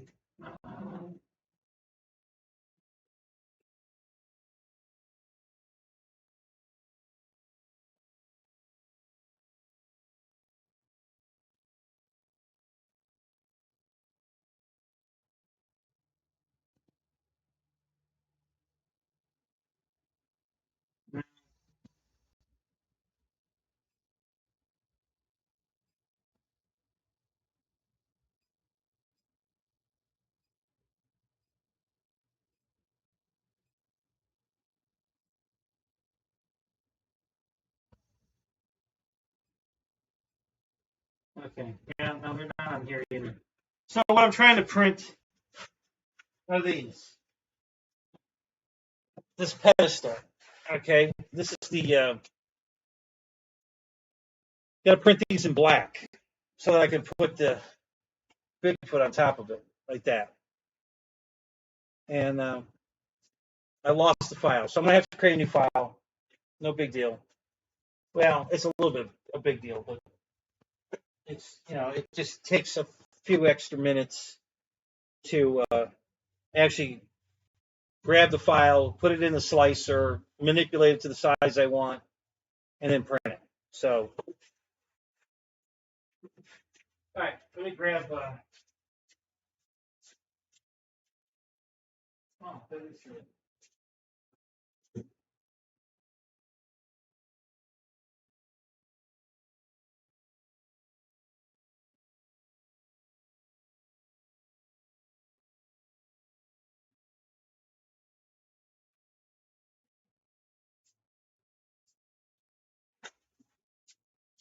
Yeah, so here's the batleth. It's not done. Um, I still have to paint this with, it looks pretty cool. I mean, it's got the leather grips, and but they're not done. But this is going to be shiny like chrome. I've got paint that looks like chrome, and I haven't painted with that yet because I'm still finishing, getting it finished off so that it doesn't have any imperfections in it. So when I put the chrome paint on it, it's really going to look like chrome. So yeah, so that's, but it came out pretty good. I had a little problem with it. Nothing anybody would be able to find. I bet I can't even show you on camera. Um, it warped in the heat out here. Yeah, it's not showing up. You can't see it on camera, but so it's so minor that I'm not going to worry about it. But it's got a little warp in it. Not a big deal. Um,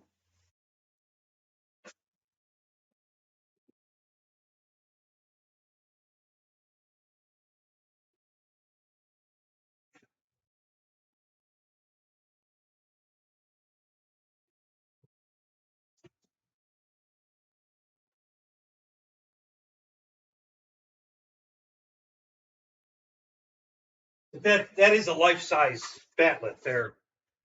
So, all right, and then here's the replacement car. This one, I still have a little work to do, but it came out much better. So, if you look in the wheels, there's not near as much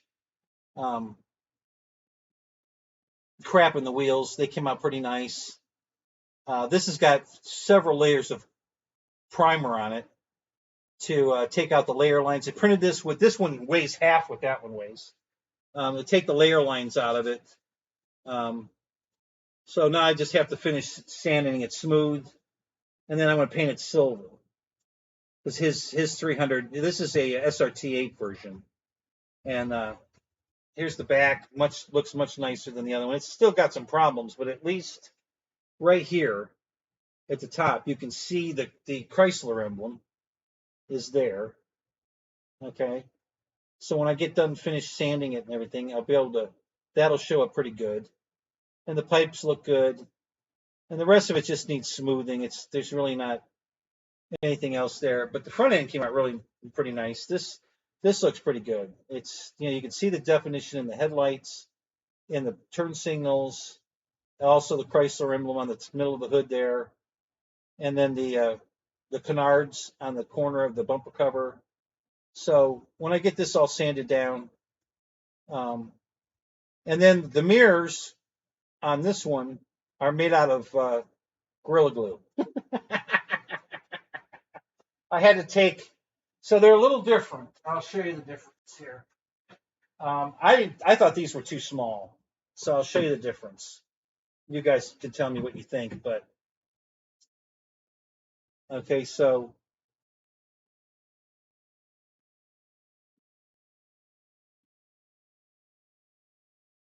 I thought the mirrors on the print were too small. They didn't look right to me, so I made them bigger, and I used Gorilla Glue to do it. I mixed up my expanding Gorilla Glue, wrapped it around it. It was it looked like a ping pong ball hanging off the mirror here. And then I just, sanded it into a mirror. It came out pretty good. It looks good.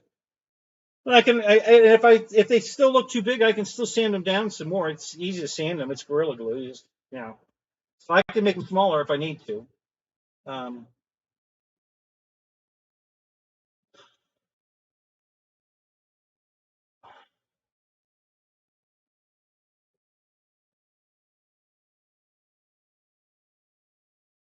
Top hat.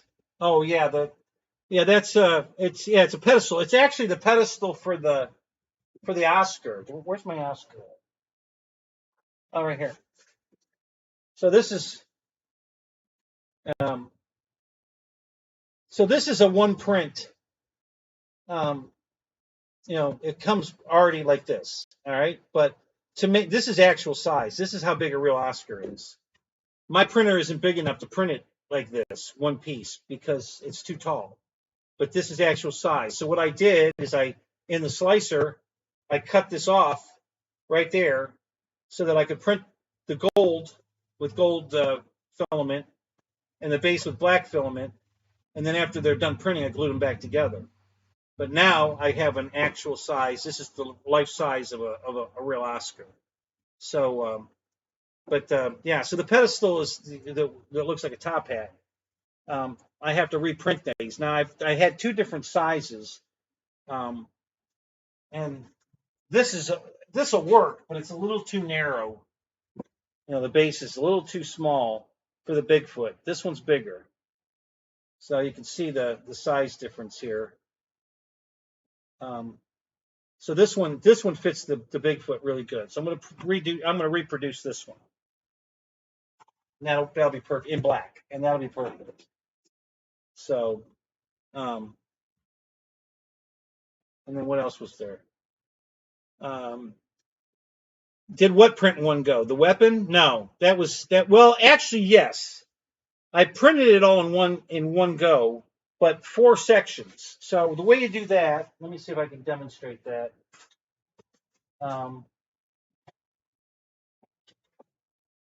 I have the pieces here. Hang on.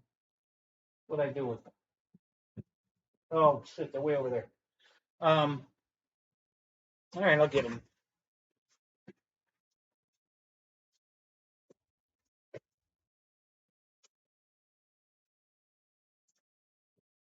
Gotta move Mike's airplane here.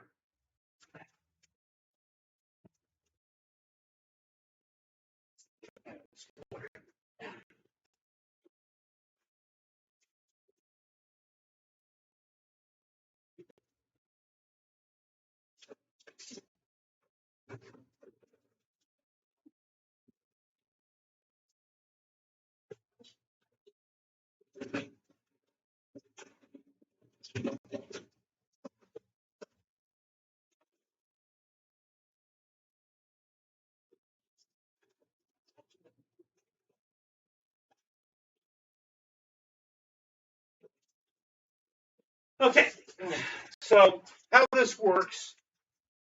I'll show you how this works. Basically,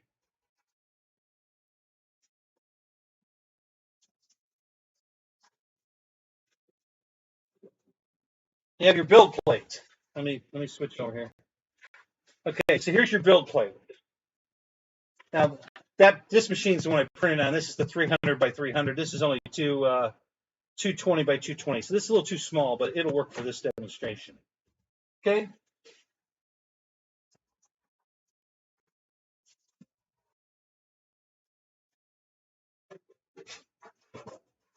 Now this is a fail, so they're not, but you print it in 4 pieces, okay? So you put them on the build plate like this. That one,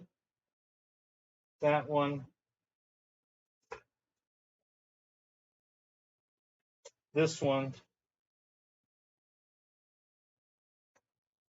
and this one. And I've got them on their diagonal because I needed the room. Okay, I needed the, but so you see how they're all 4 pieces are on there at once.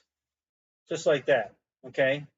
So yes, they all printed in one print, but then you have to assemble it. So after the print's done, you glue it all together.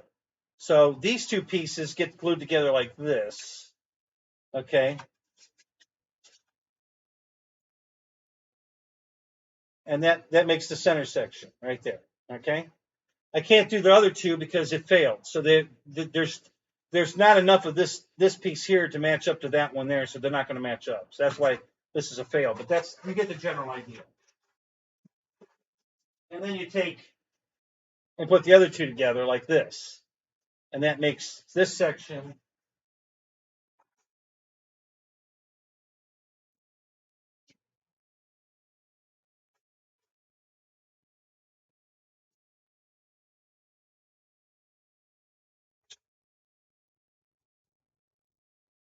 Well, it kind of goes like this. These aren't exactly the same, but close enough. So there's your center section, and there's your outboard section. Okay, so that when you put it all together, this is how it comes out. And then, of course, you have to do a lot of sanding and smoothing where the seam is. So you make the seam go away. You know, it disappears. It's gone. Can't tell where the seam is. So, but yeah, it printed in one print. I mean, they all 4 sections got printed at the same time, but then you put it together. So yeah.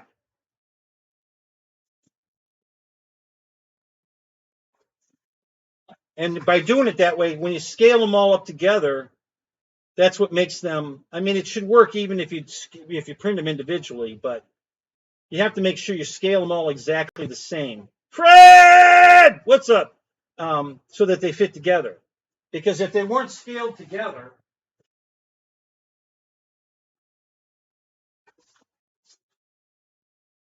then these 2 pieces here wouldn't fit together. You see, these line up perfect because they were scaled together at the same time. Okay, if they weren't, then they'd be off. The distance in here might be off, or you know what I'm saying. So they have to be scaled exactly the same when you go to put it together, so that when you put them together, they everything lines up. As you can see, this all lines up perfect. You know, so yeah, so that's the trick. So if you put them all on the build plate first and then scale them, they all scale at the same time. You put them on, you cut it, you get the thing as big as you can get it on the plate, and then you cut it up into 4 pieces, and you put it on the plate again. You have to kind of manipulate them around, and then you scale it up, and then you manipulate it around, and you scale it, and you keep doing that until you get it as maximum as you can get, and that's how you do it.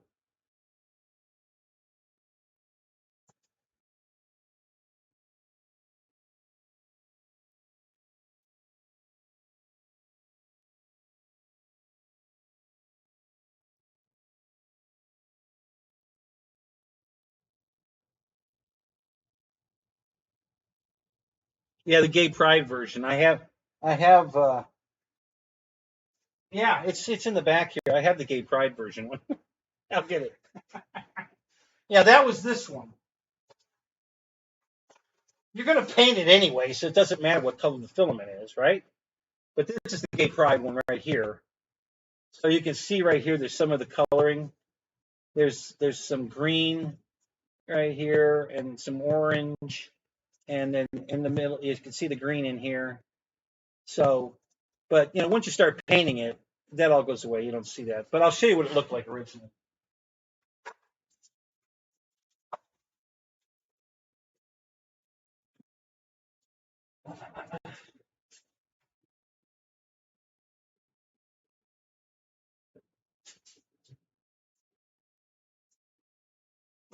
So here it is in all its glory.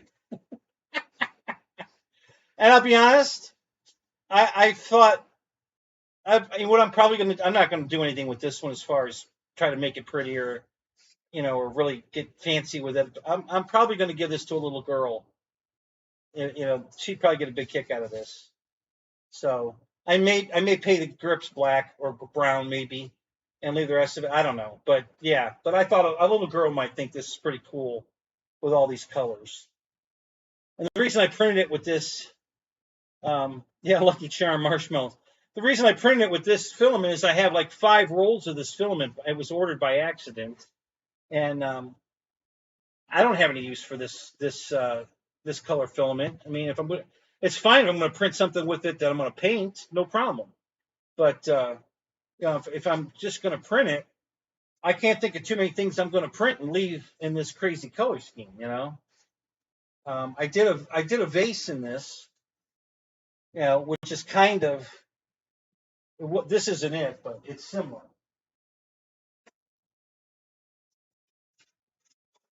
But because this is done in vase mode, all right, it doesn't take a lot. This uses like no filament.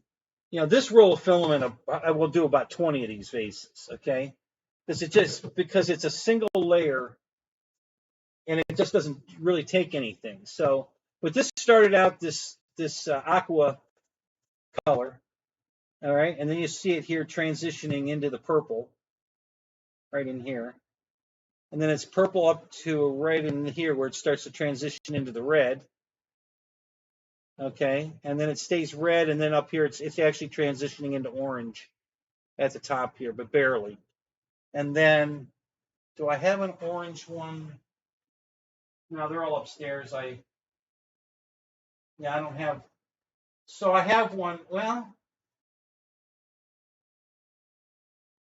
that might be it right there. You see the one right there on the top of my shelf right there. That's this orange here at the bottom, and then it's transitioning back into yellow, and then it's going to turn green. I think it's going to go back to this green. So it's going to turn yellowy, and then it turns back to this green. So yeah, that's the second half of this. Is right there. So that's what that looks like. So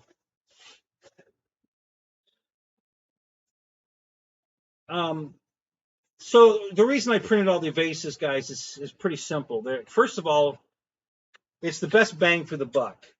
You get something of this size, or this size, right? It prints in a couple hours. It uses barely any filament on the roll. If you have a failure, you haven't wasted much. If it comes off the bed, while you're learning and testing, these are the best thing to test with because they print so fast and they use so little filament that if it comes off or you have a fail, you don't lose much. You don't lose a lot of filament. It's not very wasteful. And then when you're done, I mean, these are beautiful. I mean, everybody loves these vases. When I have them on the table at the flea market, especially this one, this has been the best seller. Everybody wants this one. The green to the purple to the red is everybody loves this one. I can't produce enough of these. I can only get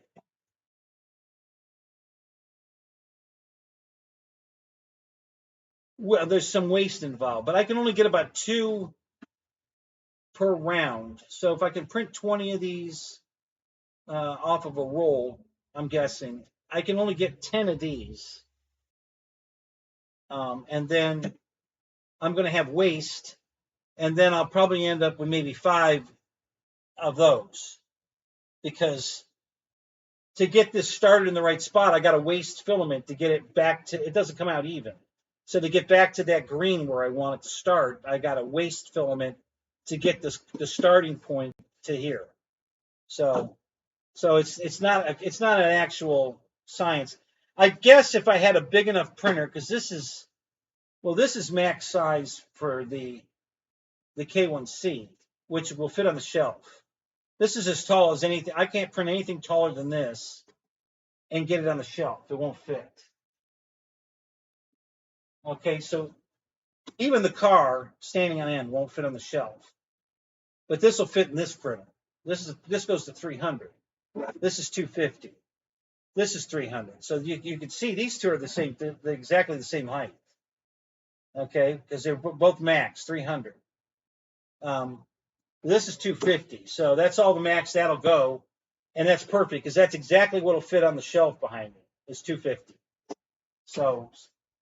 So could I figure it out and find a size between here and here to get it even? Yeah, I probably could. It'd probably take a couple of rolls of filament to figure it out, but I could probably figure out exactly how big to make this vase. So I would have one of these and one of those with no waste. Every other one would be this, and every other one would be that, and that, and yeah. So yeah, I could probably figure that out.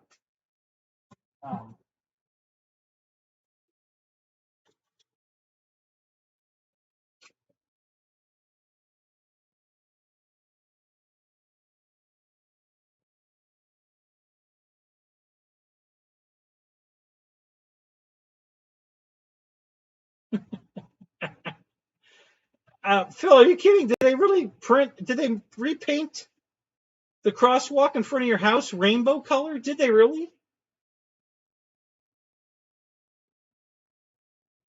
Is that why it's a Chrysler 300? I couldn't tell you. I don't know what. The Chrysler 300 came out long ago. I mean, Chrysler came out with that back in the 50s, maybe even before then. So the new Chrysler 300, which by the way, I'm going to buy one. I want one of the new style ones, the 2022, 23. They got the new style headlights, the tail light, the built-in lip on the trunk lid, all the new dash, that whole. And I want it in that electric blue. I don't know if you've seen one of those running around with the electric blue and the chrome spoke wheels, the same wheels with these. I think it's these wheels. I think it's those wheels, electric blue. That car is gorgeous. If one of those comes up, I'm gonna buy it. I just love it. Every time I see one go by, and I don't see it that often. There's not a lot of them out there, but when I see one, oh my god, I just love that. It's a printer joke. I figured as much. um, so So anyway, yeah. So that's yeah. Again, this is the one that it's just impressed me so much because of the way because when I picked it up out of the thing, I looked right at it. There ain't no way that's printed in base mode. It's just it can't happen. There's no way they can print that in base mode because it's got to be layered. You know, and I was wrong. I put it in base mode and it said okay. And I'm like, you know, in the slicer, because if the slicer says it can print in base mode, it can print in base mode, right? So the slicer said, yeah. You know, I put it in base mode and it said no problem. I was like, you're gonna be shitting me. I had to stand here and watch it, which took, you know, the whole bottom here is smooth. So this was probably 15, 20 minutes right here of wasted time right here while it's just going around in circles printing the smooth part before it got into all this detail, which is what I wanted to watch. So I'm sitting here watching this thing for like 30 minutes to get it to here to watch it do all this damn detail down here. And I'm like, holy shit. So that really impressed the shit out of me. I got to tell you, that was cool. That was very cool. So, and my buddy just sent me a text message. So I don't know what happened, if it was part of the COVID shit, but he got very sick and it fucked up his lungs. His lungs are all. But my hair is just doing some really fun stuff tonight. Guess I better cut my hair again. And so he's got a bad lung problem now, which doesn't seem to be affecting. When I came over his house, he was wearing oxygen, but we walked around the house and into the theater room. He's got a theater room in his house, and we watched Star Trek, Strange New World, and because he hadn't seen it, so we watched that. And we're talking and everything, and he seemed fine, no problem. He's breathing normal, everything's fine. Yeah, time for a trim, but but apparently he can't go outside and walk too far, you know, before he starts having to, you know, stop and rest because his lungs. It's not a lung donation thing anyway. So he has to keep going up to the Mayo Clinic up in Jacksonville, which is about 3 hours from here. And he's got to put a bunch of. I guess they go up there and stay a week, so they got to put luggage and everything in. And I guess the 300 just doesn't work too well for that. So he just traded the 300 in, and for a Cadillac, a small SUV, XTX, XX, I don't know, something. And it's electric blue. It's a beautiful SUV, but he let the 300 go, which really upset me. He used to have an Impala SS like mine, and beautiful. His was the green, and he had custom leather seats put in it that had green inserts in the middle, and I think he put a green headliner in it, and it was just a beautiful car. Had stereo in the trunk, the whole big thing. And he gave it to his son. Son didn't want it, so he sold it to buy the Chrysler 300. Now that was at least 10 years ago. So his is a 300 SRT8. It's not the standard 300. It's a SRT8 version, and that's what this the one I printed is an SRT8 because it's got the little canards on it, you know, and on the front spoiler, you know, this stuff, you know. So the front here has these little canards right here on the corner there. Okay, little downforce wings. It's got a wing on the trunk. You see the wing on the trunk that's part of the SRT8 package. And this is the one he has. This particular print is an old one. This is exactly what his car. He doesn't know I printed this for him. I was hoping to give it to him before he got rid of the car, but he already got rid of the car. So, but yeah, I'm printing this for him. I'm going to paint it silver like his, and then paint the wheels gold, or not gold, but chrome. And I'm not going to get too into the detail. I don't know. I don't think I'm going to black out the windows. I'm just going to leave them silver. I think. I don't think I'm going to get that crazy. But I'm just going to. I got to do a final sand now, and then shoot the chrome or the silver and the chrome. I'll probably put black on the tires. I'll probably black out the tires, and that's pretty much all I'm going to do. And then I'm going to give it to him. I mean, I could put the red taillights in it and the head. I mean, I could go into a lot of detail and get crazy, but I don't. I want to keep it more of just looking like a 3D print and not a model, you know. Um, so, but anyway, this is what his 300 looked like. His SRT8, and so he's going to like this. As a matter of fact, I know Don pretty well, and he's probably going to get emotional when I hand him that, silver, just like his. Um, he's probably going to get emotional because I know he's going to miss the car. He loved that car. He couldn't stop bragging about how much better it was than the Impala SS because it's got rack and pinion steering, and our Impalas have the old, control arm, idler arm, center link, setup. And the rack and pinion is, of course, much more precise. And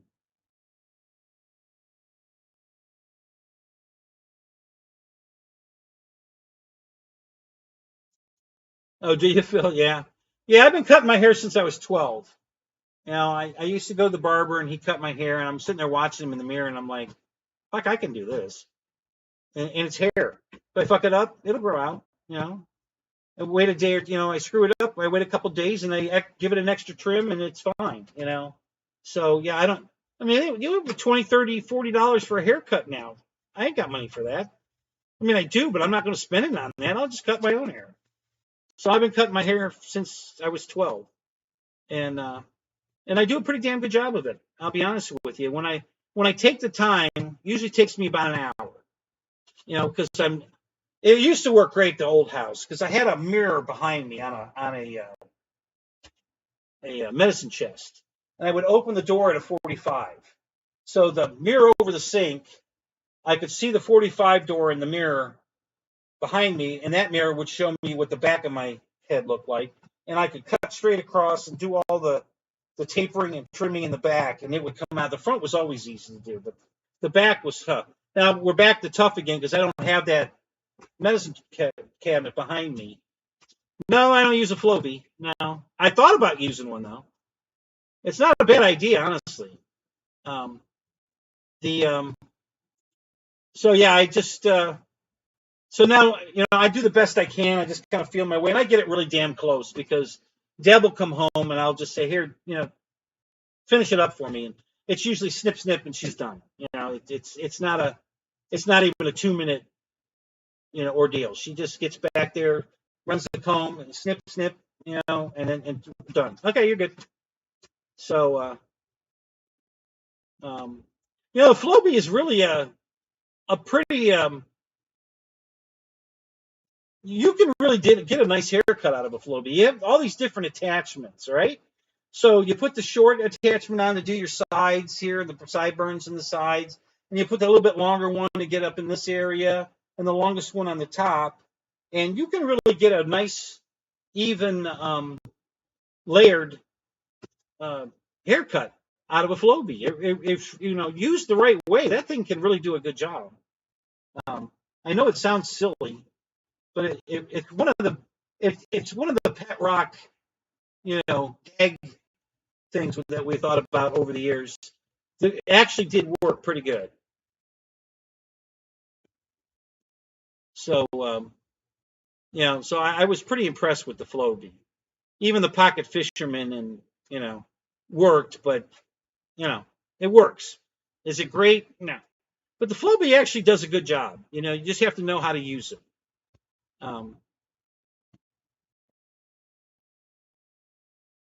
That's exactly right, JCB. All the money I'm saving in haircuts gets me free airplanes. And that's exactly how I think about life, guys. Everything I save money on equates to car parts or airplane parts. It's always been since I was 13 years old when this all started.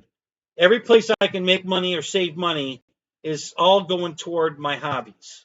And that's the way it's been since I was 13 years old. So that's been going on a long time. And when and I didn't even have to pay for my haircuts when I was 12, but my mom was paying for them. But I decided, you know what, I don't need, I can cut my own hair. So I cut my hair for my classroom,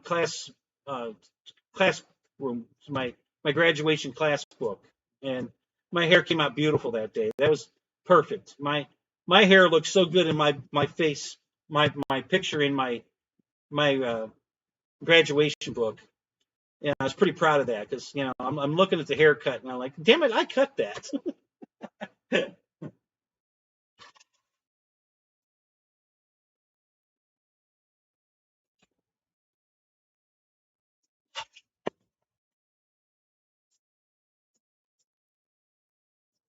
Fred's pretty rotten on the inside. Okay, so let's see what else. What else is going on that I could, update? Guys, got any questions? Anything you want to know? I haven't finished my Iron Man shield. I took a break from that. It's coming out great. I mean, I'm really impressed with that because of the four. I cut it same. I did it the exact same way as I did the batleth. Okay, I put all four pieces on the build tray at the same time and scaled them up, and I had four pie shaped, concave bowl pieces, and I'll show you. I'm gonna move this before I step on it and break it.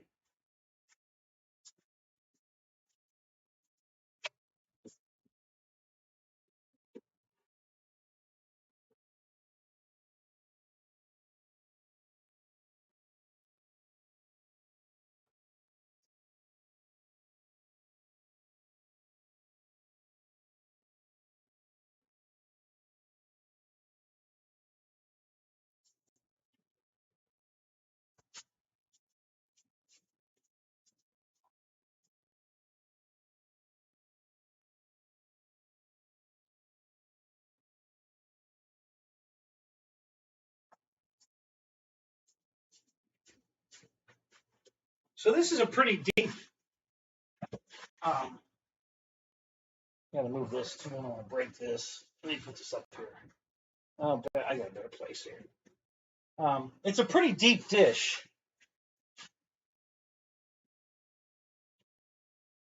Um, the concave to it here, or the convex.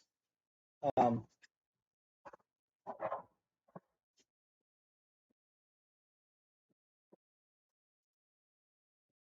it's pretty deep, but here's the four sections, right? You can see right where I glued it together, and I did this on purpose because I'm going to leave the back like this. I have a little more work to do on it, but basically I'm going to leave it just like this, and it just shows you the steps from, right here is the bare plastic, and then we move this way, and there was a little bit of filler I had to put in here, and then oh no, that's not the spot the filler is. It's over here. And then the seam filler, between the two quarters here. All right, and then over here, down here, this is the same filler but sanded smooth. Okay, and then over here it's it's been primed and smoothed again over here, and then this is the final here, smooth and ready to paint. So it's the progression wheel. It starts here and goes around, showing the progress. Okay, and the front side, this is all nice and smooth. There's no layer lines, no mold lines, no seams. Everything, it's dusty. All the sawdust from upstairs is all over this. So, but yeah, this is coming out beautiful. I've been having some paint reactions that are what's driving this to be a little bit of a project. I put a base coat of red on here to get an even, because then I'm putting that, for lack of a better word, I'm going to say candy apple red over it. And you got to have an even base so that the shading stays even. And then you spray that over it, and that's what gives it that real crisp, shiny, reflective red. It's on the Iron Man helmet behind me, which I don't, yeah, right over my shoulder here. No, right here. Okay, and then the store-bought one's up there, and it's got that really shiny, and this came out pretty close. This one here, it's pretty shiny. It's very close to what the store-bought one is. A little bit different shade of red. Um, the red I used on that is not the red I'm using on this. This is redder. So when this is done, it will look just like the helmet here.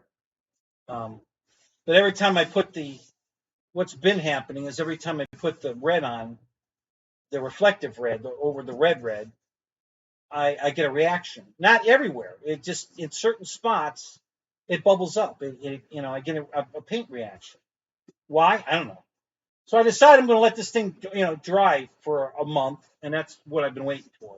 So it's dry. So now I'm gonna give this one more wet sand, and if I have to add another coat of that red, I don't think I'm going to have to. I think I can smooth this all out and then just shoot the reflective over this and get a good, and then in here, it's going to get the chrome, here and in here.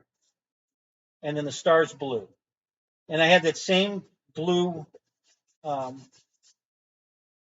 reflective candy apple blue goes here. Now, I'm not going to put a base color blue down first. I'm just going to I'm going to chrome this. So this will be chrome, and this will be chrome. And then I'm going to shoot the blue over the chrome to get the blue star.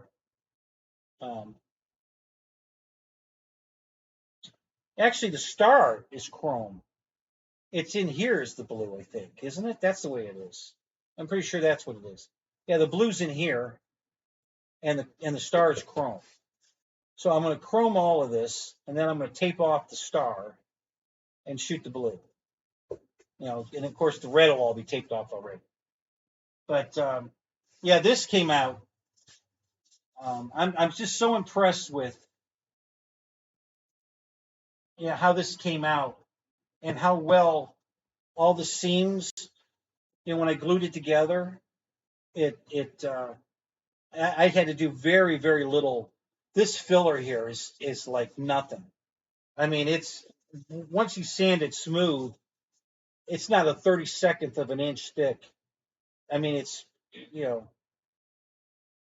thinner than paper is what's left. It's sanded so smooth because this just fit together so nice, and it all the edges out here are perfect. It really came out great. So I'm really excited to get back on this and get it finished, so I can hang it on the wall right there. I'm going to just put it on the wall right there. And then when I move this upstairs, this whole, I'll probably move these up there too, and it'll probably sit in the living room. Now I don't know for certain. I haven't got it all worked out. So like I said, I'm going to have a big build table in the middle of the room here. It's probably going to be 8 by 12 because the room's 20 feet. The planes are coming off the wall 4 feet. So you take a 20-foot and you take 8 feet off of 20, and you've got a 12-foot open space between the airplanes on that wall and the airplanes on this wall, and then another 4 feet on the end, which is 28. So you take 4 off of this end and 4 off of that end, and you got 20 feet. So I'm going to have a hole in the middle of the room that's 12 by 20. So if I put a table in the middle of the room that's 8 by 12, you're going to have plenty of room to walk around the table, right? So that's what I'm thinking, So if I've got that big table there, do I put the 3D printers, because they don't take up much room, do I put them on the table? Like at one corner of the table and dedicate that corner as 3D printer corner, or I don't know. Maybe I'll put them under the table. I don't know yet. Haven't gotten that far. I could put them under the table. If I want to build the table, I was going to build toolboxes all the way around. Probably the ones from Harbor Freight. And then I wasn't going to put tools in them, but I was going to put all the airplane parts, or car parts, tires, spinners, propellers, servos, all the things we use, and I could have it all organized in drawers in these tool cabinets. And then when I need a servo, I go to the servo drawer and, or whatever, and I could get everything organized so nice. So that was the plan, and that could still be the plan because the printers aren't going to take up that much room. But yeah, I could put the printers under the table, and I may do that. That's not a bad idea. So I may do that. Again, these are the last little details that, I'll make that up as I go.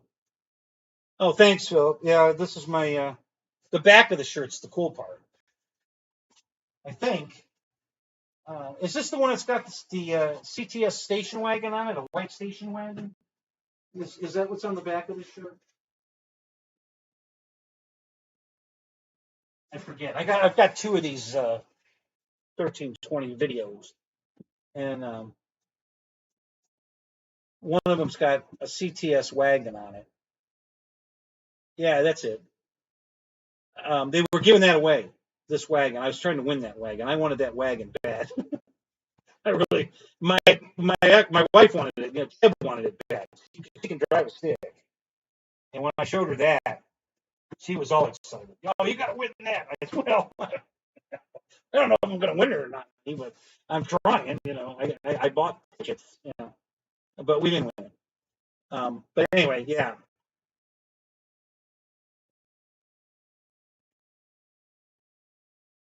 Yeah, Gorilla Glue, sandpaper, prop balance, exactly. All the essentials.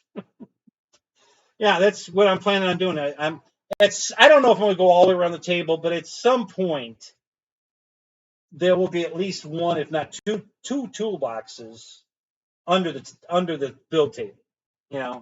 And now whether I go the whole route, whether I build racks under there, put the printers under there, I don't know yet. That's still, this one's pretty tall.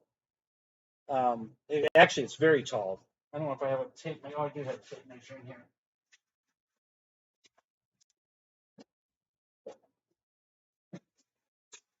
So that one and this one are pretty close to the same height. And these are about 21 inches. Okay. So that's not too bad. These two here, but this one's got the ACE on top, the multicolor unit on top, and that thing I printed to hold it. So this one's almost twice the height. This one's really tall. So this one is 30.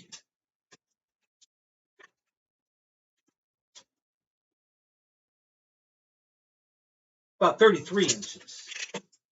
So we went from 21 to 33. Now, how tall is 33 inches here?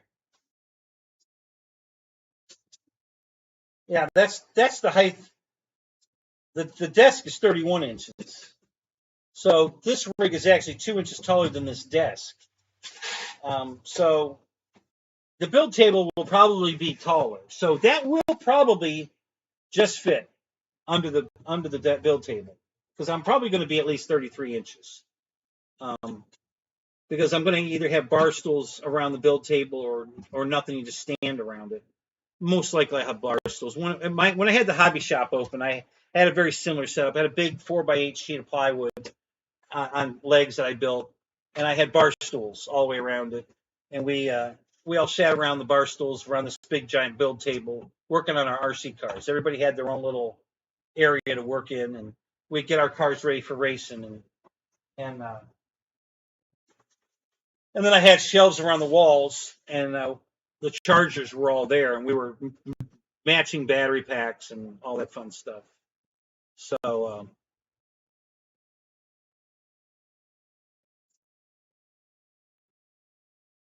yeah. So anyway, so that was what was going on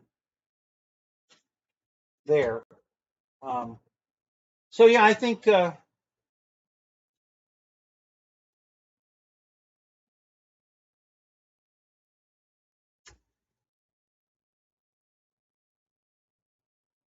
don't know if I have any print files on this computer. Let me look real quick.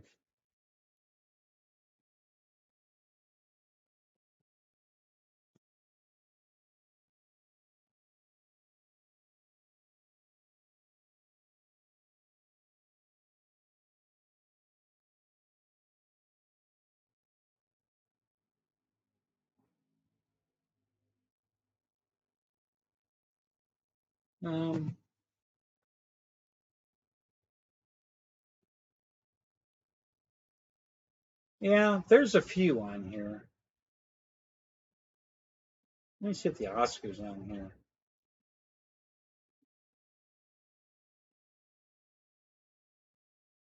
I hope it is.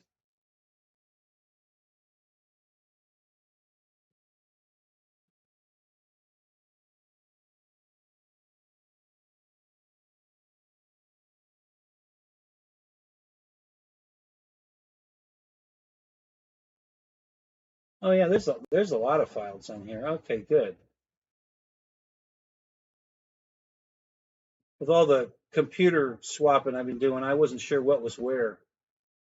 But yeah, there's a lot on here. I don't see the Oscar,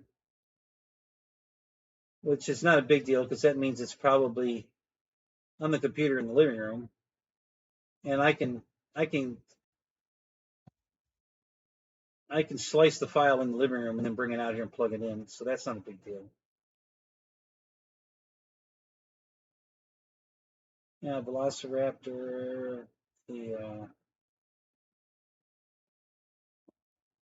there's a ring lamp. That was kind of cool. I haven't printed it yet. I downloaded it. Printed a couple of spools. I don't know if they're here handy.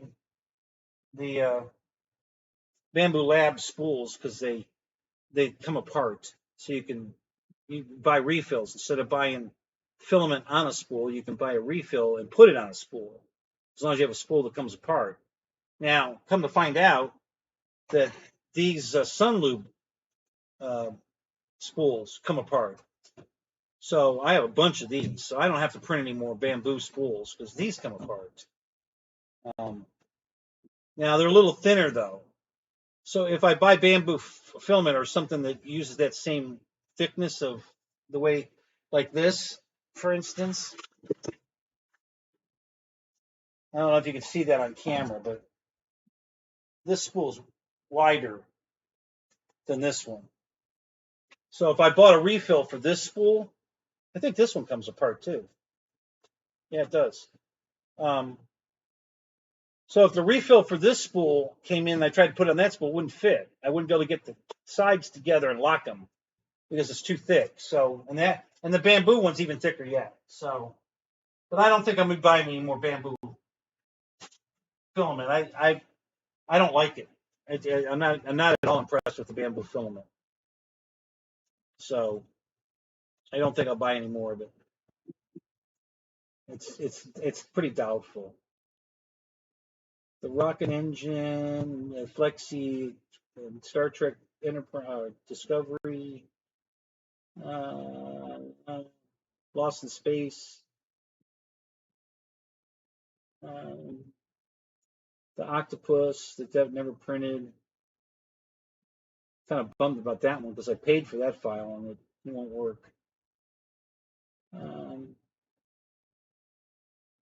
Yeah, I don't see the Oscar. So that just means I have to go in the house and slice it in there and bring it out. Whereas if it was out here, I could slice it right now.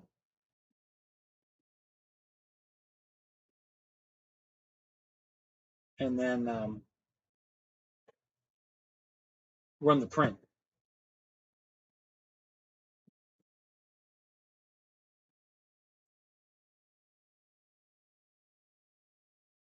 Yeah, I don't see it. All right. Anyway, not a big deal. Hey, and we're not getting hacked. This computer's not hackable, so the hacker can't ruin my show anymore.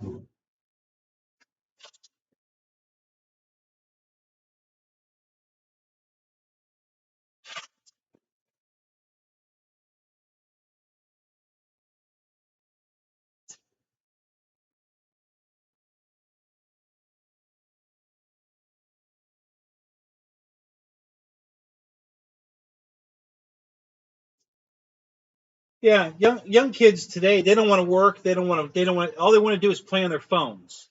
They're so fascinated with their phones That's all they want to do. The lever the Lebanon the level that's what this is. This is the computer we're running in here.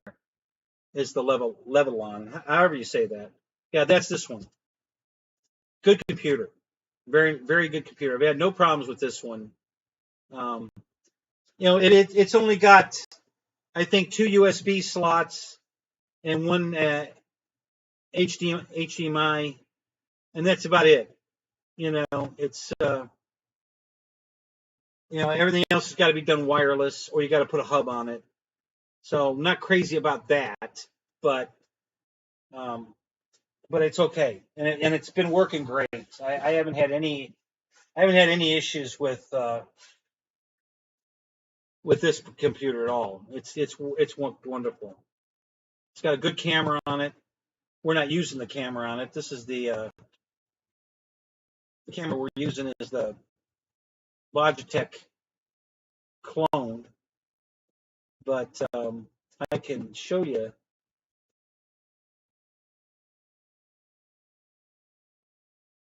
the other camera here. Let me.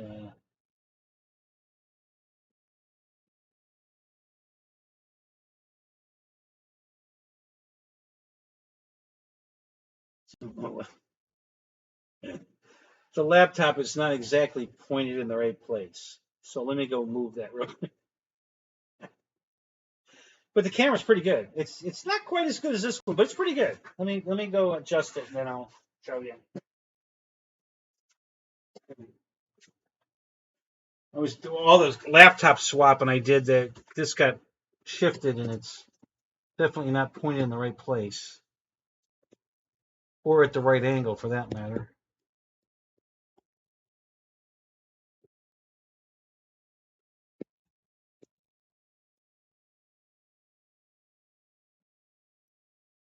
Okay, I should be able to make that work.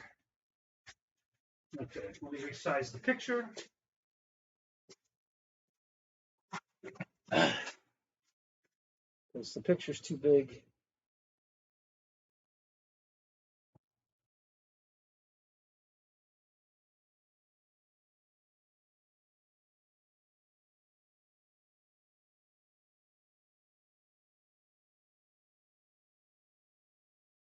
So the picture's going to be slightly smaller because the laptop is about a foot farther back than the camera that we're watching right now, sitting in front of it.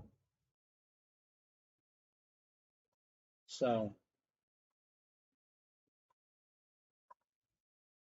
oh, come on.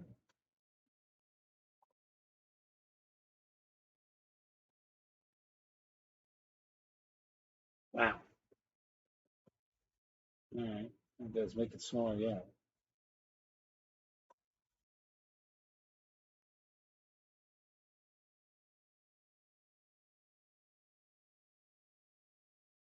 Okay, there we go. All right. And this isn't ideal, but just for a demonstration, I'm going to leave it alone. Okay.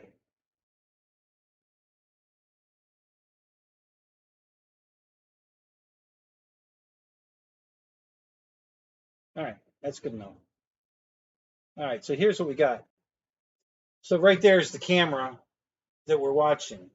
We're sitting right there. So this camera is being backward. Now you can see the wing here and the garbage that's on the table there, and more of this is showing up because the camera. You can see my flashlight, the thermometer, the back of the printer, So because the cameras are farther back, I can zoom it in. I mean, if I want to make it look like this particular camera, I can do that. I could probably zoom it in to the point where I can get the camera that's sitting in front of it out of the picture.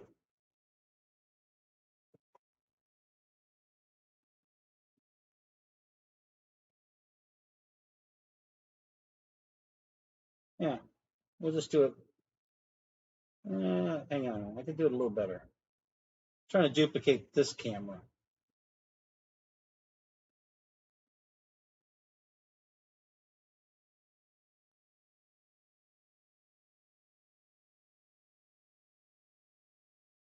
It's not going to be exact, but it'll be pretty close. Okay. So here's the laptop camera now. So I know I'm washed out again.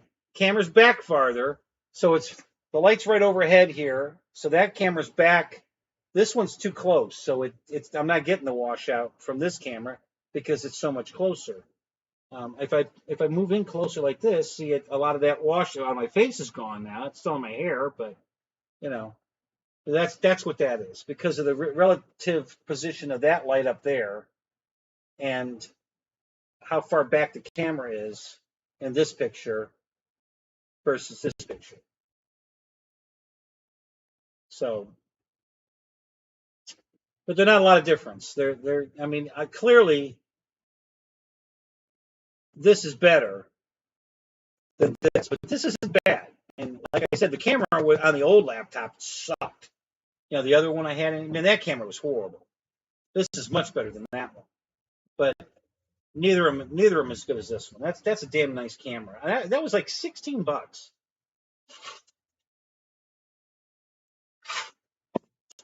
And it's a good microphone too. I think that we're using the mic on the camera tonight, not the one with not the laptop mic, but the camera mic. And it's a good mic too. So I can't see.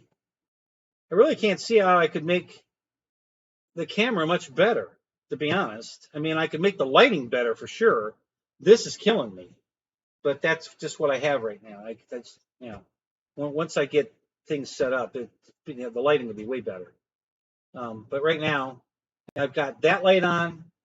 I don't have any of the lights. The other lights, there's a light over here and a light over there to light the background more. I don't think I really need any more light in the background, but I could light that up even more. And then I also have now these are the white LED shop lights. That used to be tubes, but now they're just LEDs. Right there, I have a pedestal light that has 3 screw-in bulb, soft white, yellow, the yellow tinge LED lights. So that's what's giving you, like this gold line right there is coming from that. And, that light rig is what's giving me that. And I did that to get a little warmth on my face, to get to get that warm, so that's why that's like that. I was trying to get that lighting, to try to help cancel out that lighting. So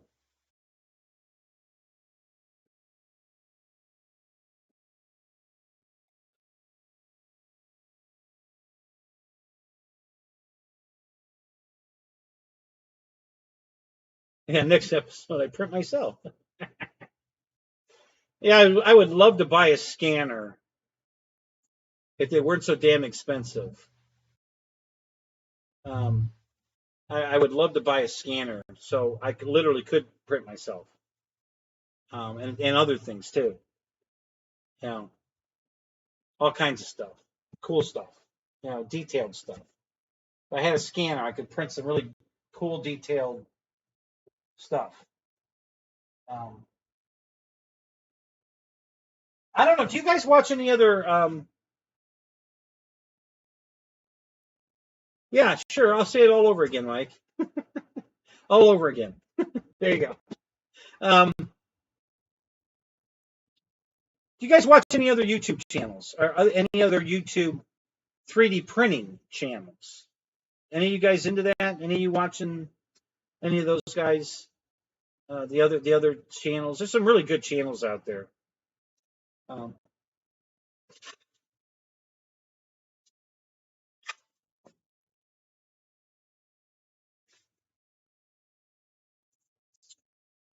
You'd pay to see what? Me print myself? Get your checkbook out because it's gonna be expensive.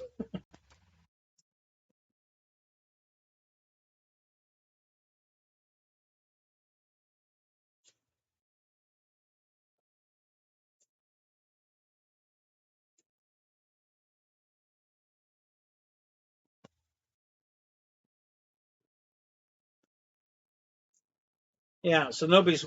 So there's another channel. It's called 3D Musketeer. 3D Musketeers. I think it's with an S. The guy's name's Grant, and he lives right by the flying field. I fly in Wesley Chapel. He's in Wesley Chapel, so he's like a mile down the road from the flying field. I haven't met him yet. I did invite him out to the flying field. Um, but we've chatted a little bit. I could get action figures with my face. Yeah, but why would I want that? Why would anybody want that? Seriously. Why would anybody want my face on anything? You know? I mean, come on, be real. Be realistic.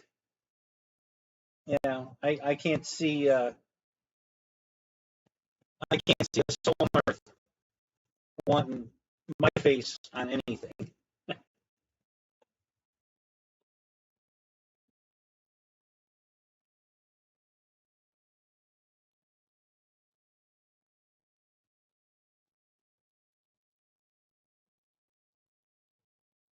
Oh God. There's this companion thing, on the computer I hate. All this AI crap, they're just making us, you don't have a choice, whether you want it or not. They're just going to make you use it, and I hate it.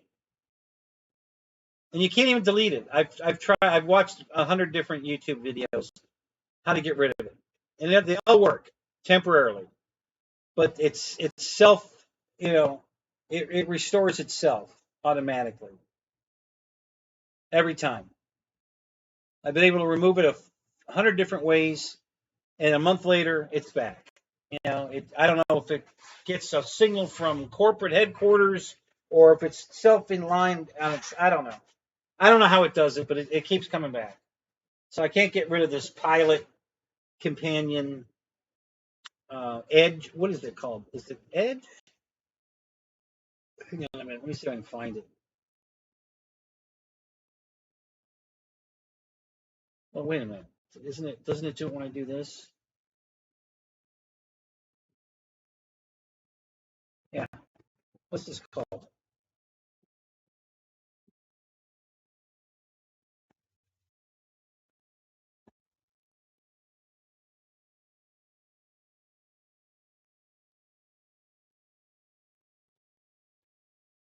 It's a widget. What was it called?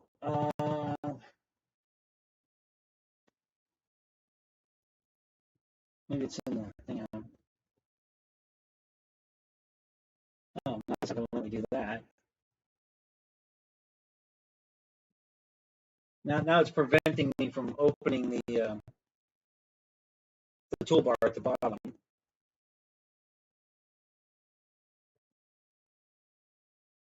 It's a newsreel slash weather. It's just all kinds of shit that comes up.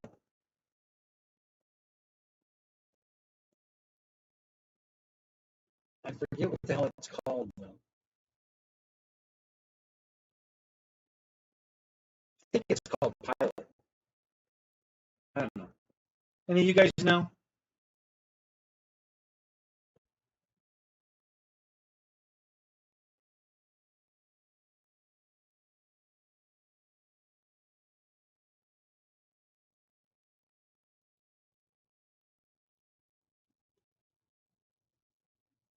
Wreck-em Roy, what's up? Better late than never. Sure got a pretty mouth. Oh my God.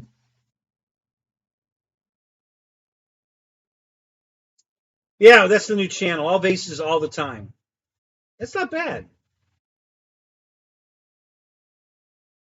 Yeah, I thought it was. Yeah, so Fred's right. Yeah, Pilot is the Microsoft AI, and you can't get rid of it. You can delete it all you want. It keeps coming back. You know, I've removed it every way I've done. I've got to follow everybody's video. You got to go here, go with this file, go down there, find that file, rename it. Yeah, and it goes away, and then it comes right back. And then you do it again and delete that file, it comes back. Yeah, I mean, I've tried every way you can, and it just, you can't get rid of it. You know, it just keeps coming back. It'll go away for about 30 days, and then it comes right back.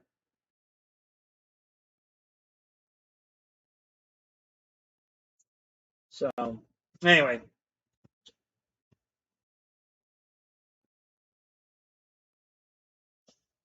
Ugh.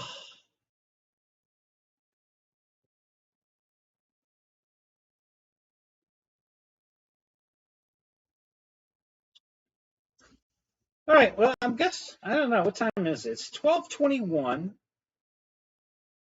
on a Saturday night. Of course, there's nothing on television on Saturday night.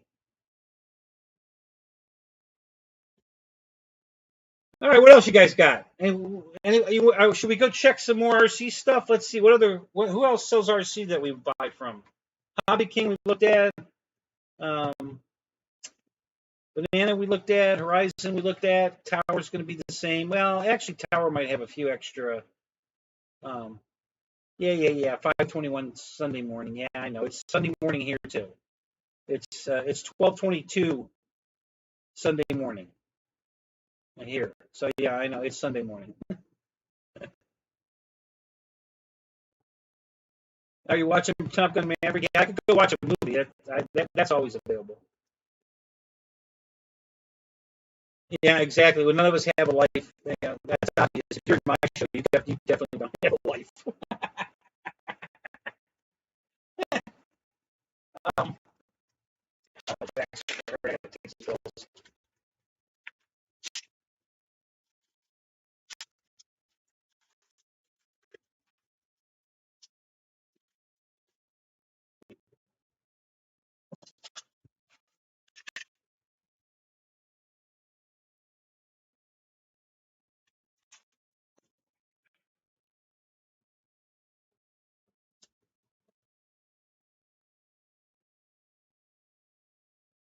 yeah, but you're on the same time I am. We're on the same time zone.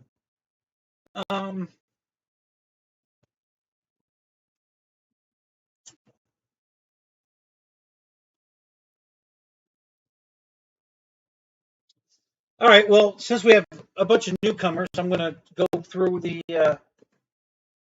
update on the floor again, the building. I know Roy didn't see it. Fred didn't see it. I don't think. Were you here, Phil? Did you see it? ACB might not have seen it. So let's do that. Let's go back to updating that. So I got to move that up one. Okay.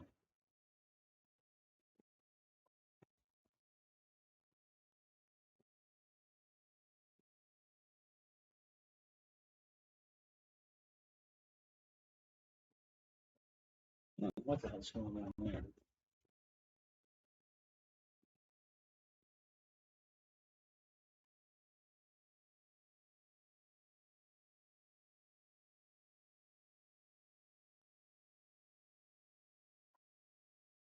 I'm going to change the order up a little bit just because I don't feel like starting from the beginning. We can work backwards a little bit. Just a little bit.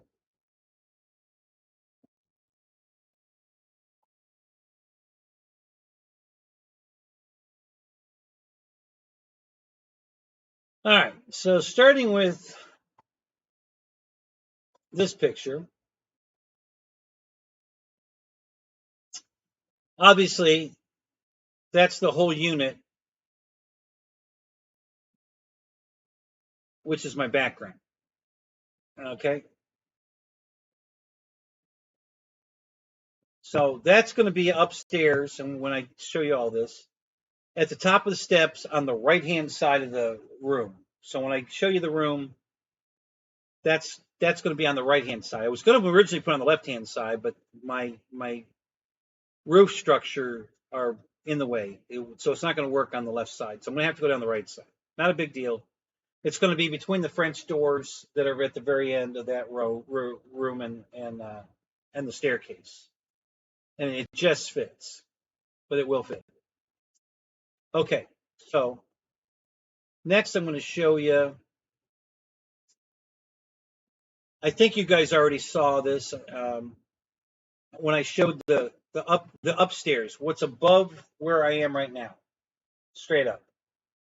When I put the floor in there and it was all clear, and I make jokes about it being Paul's home away from home.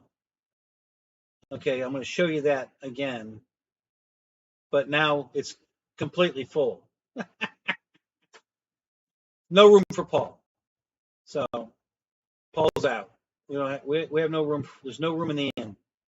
So no room for Paul upstairs, because the upstairs looks like this. Hang on a minute. I think I gotta resize the picture a little bit.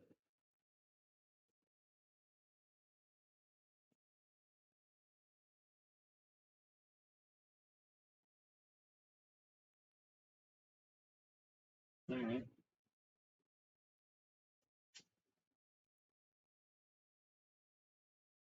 Yeah, let me gotta resize it. Hold on.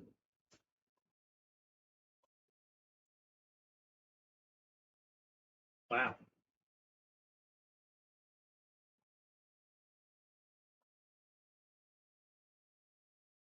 Okay, that was a little crazy.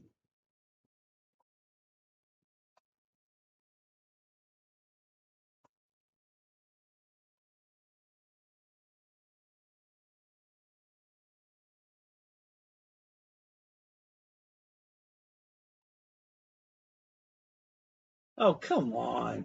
Jesus.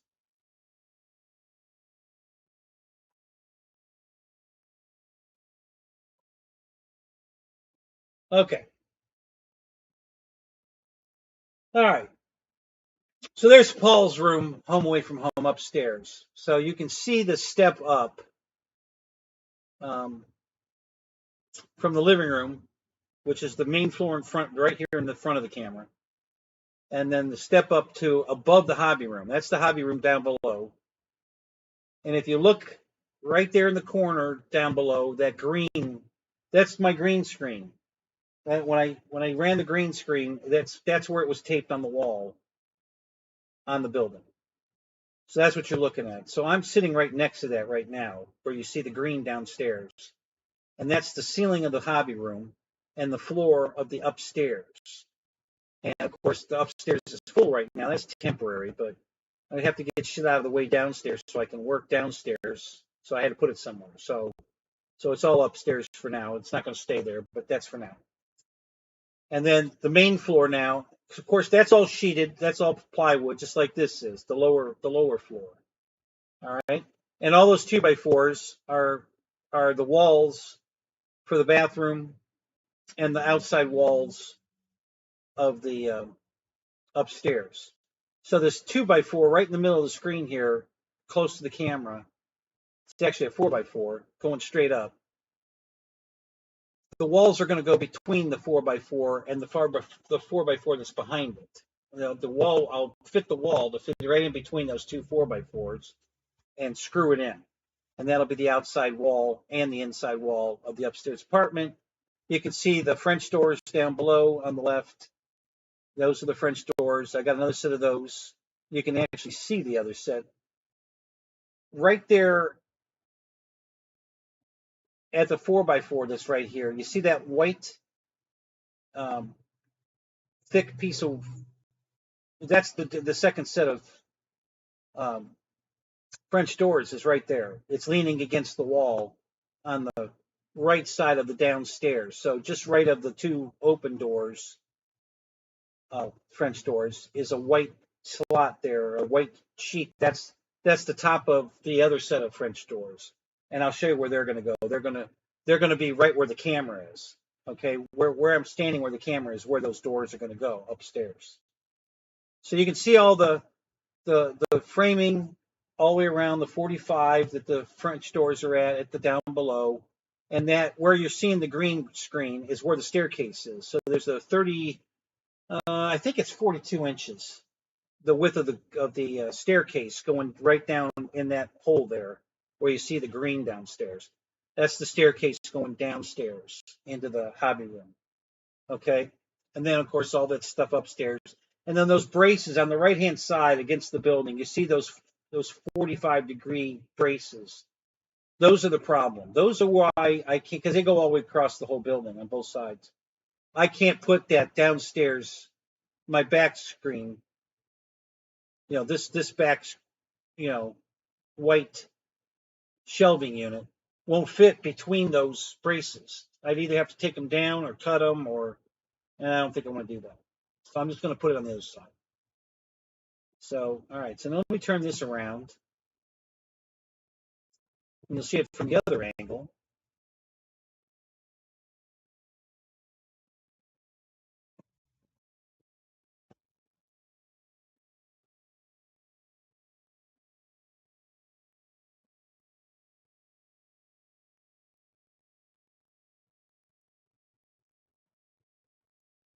Okay.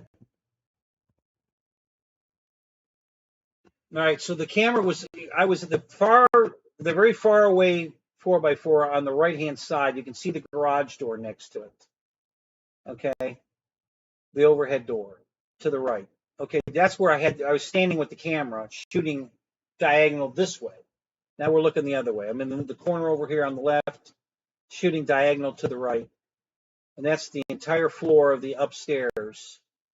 And that's 28 feet from where I'm standing to where the end of the wall ends down there, where the 4x4 is. Now that 4x4 is 42 inches away from the steel vertical beams. In other words, I left room for a wheelchair. It's this everything. I am making sure it's wheelchair accessible, just for selling purposes later on. If I can sell this place to someone with a wheelchair that wants their dream man cave, and I've already done it for them. All the light switches are low and everything's wheelchair accessible. It'll be huge. So straight ahead to the right. I'm sorry. Straight ahead to the left, you see the top of the man door going out of the building. Okay. So between that door and the floor is 42 inches. 36 is the legal limit for a wheelchair. And I'm at 42, 44 inches, a little bit bigger. If you look to the far left, you'll see a 16-foot 2x4 going from a 4x4 in the foreground to that very far one in the foreground on the left. And that's 16 feet. From this beam, the 4x4 here in the corner, close to the camera, coming back toward the camera is another 12 feet. So you got 16 feet and 12 feet. So that's 28 feet. So that's the floor area here, is 16 by 28. Okay, now right in the middle of the floor is two dark wood beams, or that's the flooring I'm putting in. Those boxes over there on the right, the brown and white boxes are the flooring. And I had to buy 29 boxes. And now I'm going to show you what that looks like.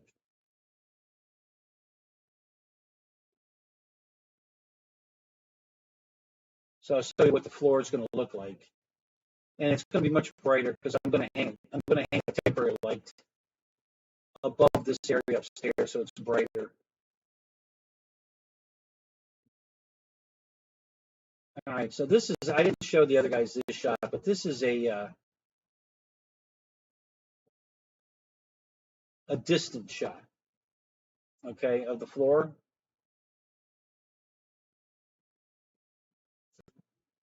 So this is a walnut, and then that's the stair, the bullnose for the stair. And they don't have one that's exactly a match. They have one that's a generic wood, and that's the closest match I could get, and it's close enough. So that the steps, that they're going down the steps, there'll be this bullnose that goes on the step, and that's the walnut floor that's going in, and I'll give you a close up of that so you get a better, because you're really not getting the right color here. It's a little that looks darker than it really is. It's pretty. It's a lot. It's lighter than that. Not a lot lighter, but it's definitely lighter than that. With a lot of light on it, it shines up pretty nice.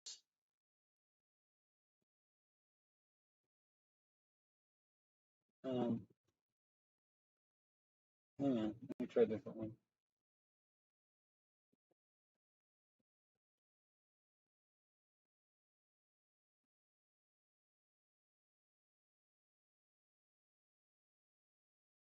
Okay.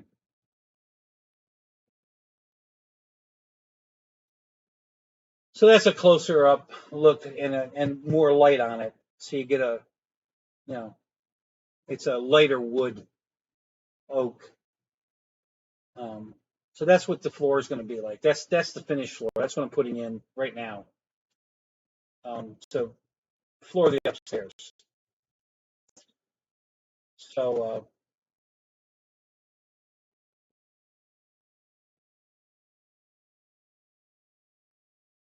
I did not get the UMX Scrappy. I didn't even know it existed until I don't know, a couple weeks ago, maybe a month ago. Um,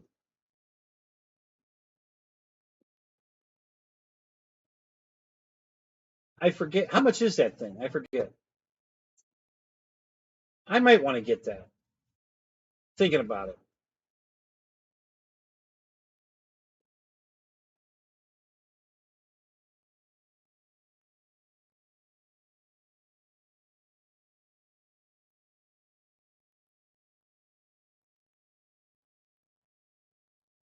The Scrappy only came out a couple weeks ago. Really? Oh, I thought it'd been out longer than that.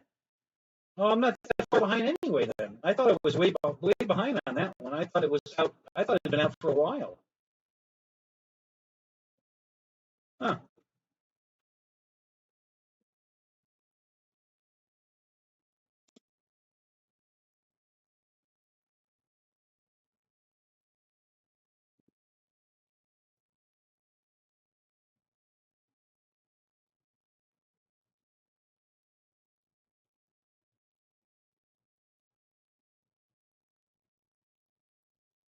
Hang on, I'm looking for it. Where did I just put it? Oh, here it is.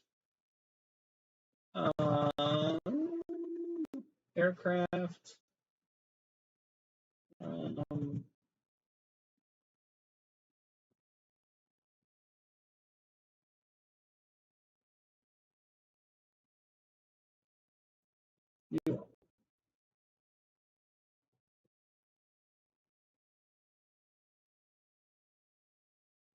yeah, this new skill level bullshit. I don't know what. I really don't know where that came from.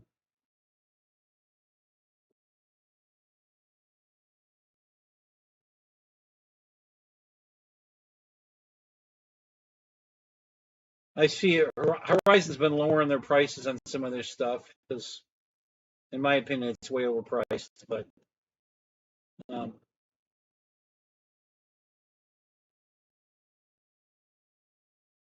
so I just wait till they put it on sale and then I buy it. You know,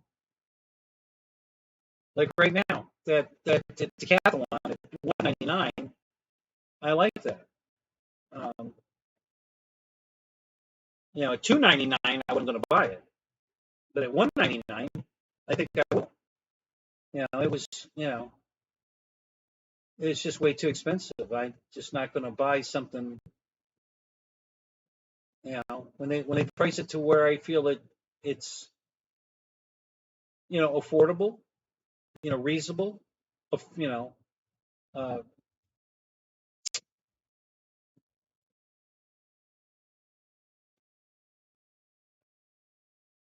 the price matches its worth. I guess is what I'm trying to say.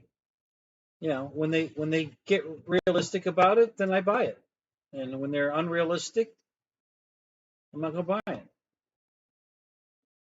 So yeah, I thought the decathlon at $300 was too much. $200, yeah, I like it at $200. So I'm probably going to buy it. It's on sale right now, guys. So if you haven't pull the trigger on that. I think that's a good deal. I love the color scheme on it. I think it's a very attractive decathlon. I think it'll look great in the air. Sure, it's going to fly great. You know, I really don't have an issue with it. My only issue with it was the price, and now the price is where I think it's reasonable. So,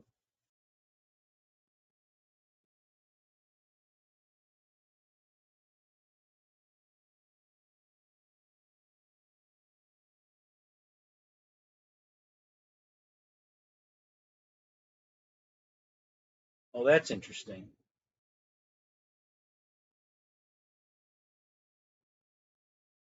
Oh, that's the plug and play version, not the bind and play.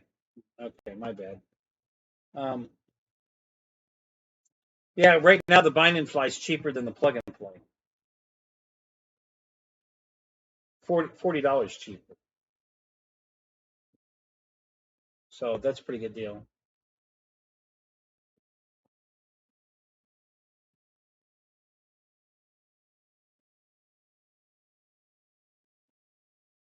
The mini Draco, the 800 millimeter Draco, it's not on sale, but it's only $219. That's not a horrible price, you know, for that. You know, it's got flaps, it's got a shitload of lights on it. You know, $219 is not bad for that, but I'm sure they'll put it on sale. So I'll just wait till it goes on sale, and then I'll probably buy it, because I probably will buy that, but not till they put it on sale.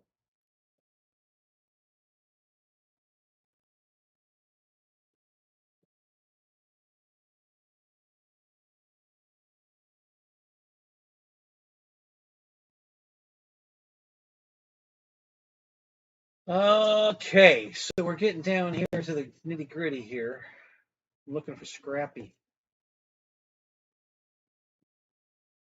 We're in the 179 range. It's got to be close to here, I would think.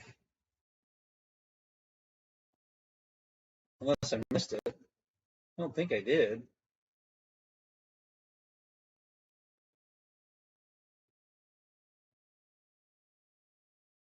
No, I'm sure I didn't.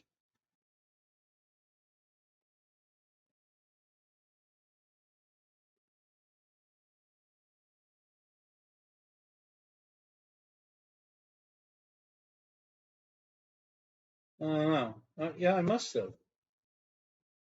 All right. Did they discontinue Scrappy? What's going on? I can't find it.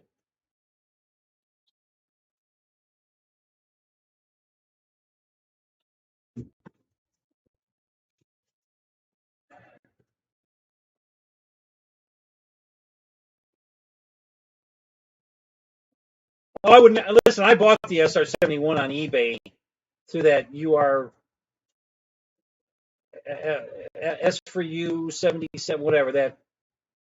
I had no intentions of flying it. It's going to sit on the build table in here when I'm done. Yeah, I just wanted it for a display piece. I'm not flying it. It's an SR-71. It's made to go mock Jesus in a straight line. How much fun is that going to be to fly as an RC airplane? I mean, think about it. You know, it's ridiculous. It's, you know, it was, you know, it's a beautiful airplane, you know, to have sit around and look at, but, you know, it's not going to fly good, you know, because you're not going to fly it in a straight line. You can't fly it in a straight line long enough before it's out of sight. So,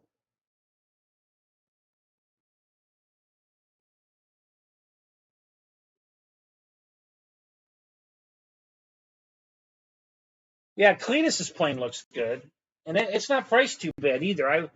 I was expecting it to be a lot higher than it is, so I might end up buying one of those too. Um, his cub, he's got a pretty cub. I mean, the way he did it up, it's a good looking airplane. I like it. So, been waiting for Motion RC to get his helicopter back in stock, but I don't think they're gonna. Oh, sorry. Yeah, you're right. You're looking at wood. You're looking at my wood. Yeah. Sorry. Yeah, I'm sorry. I'm embarrassed now. You guys have been looking at my wood for Way too long. That's fun. Yeah, I don't know where. All right, I'm just gonna do a search for Scrappy because I can't find it. I must have passed it.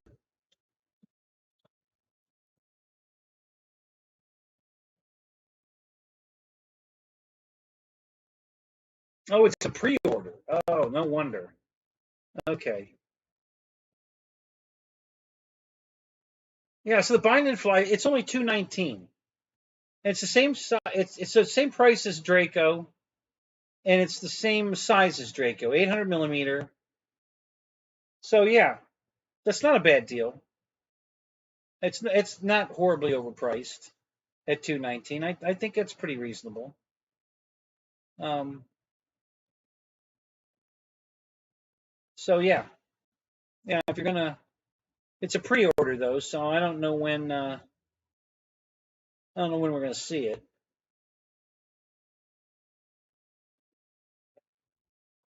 Yeah. So 219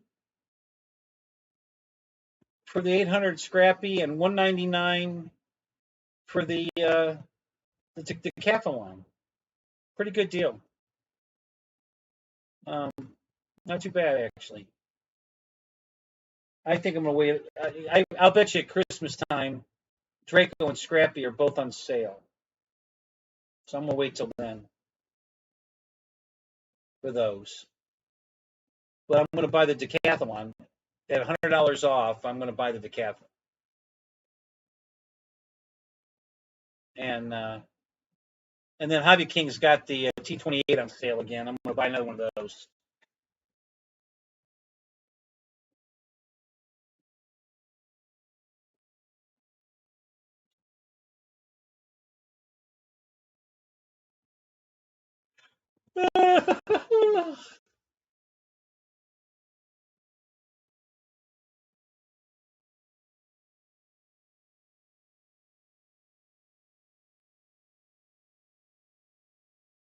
Hey, what's up, Lewis? How you doing, man? You're already bored.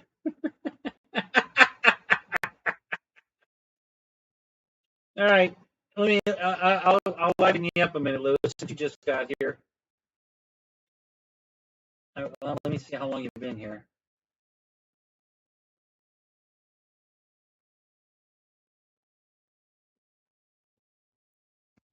Yeah, you didn't.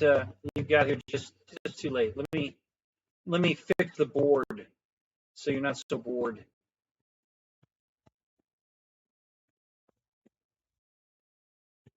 We'll go to this picture.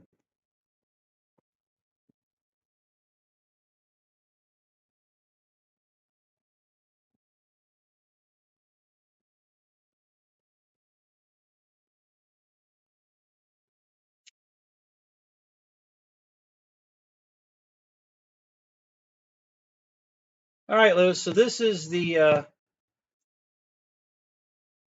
that's the living room. That board was the flooring I'm putting down in the living room, but this is the living room. That's the area at the front. You see the garage door to the right, the main door to the left. That's where the cars will be parked underneath there. I can park 3 cars underneath the living room, and that's the living room floor with the flooring that I'm going to put on the living room floor that made you bored. So,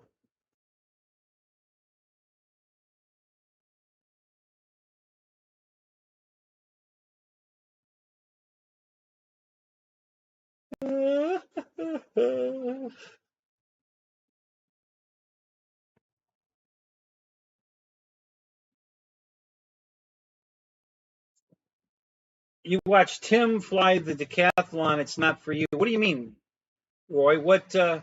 Who's Tim?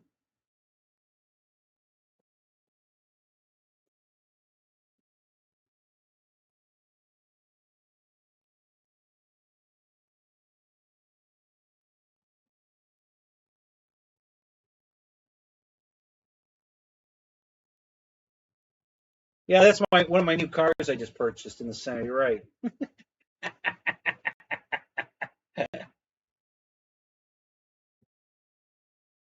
I'm going to buy those units that come pre-charged.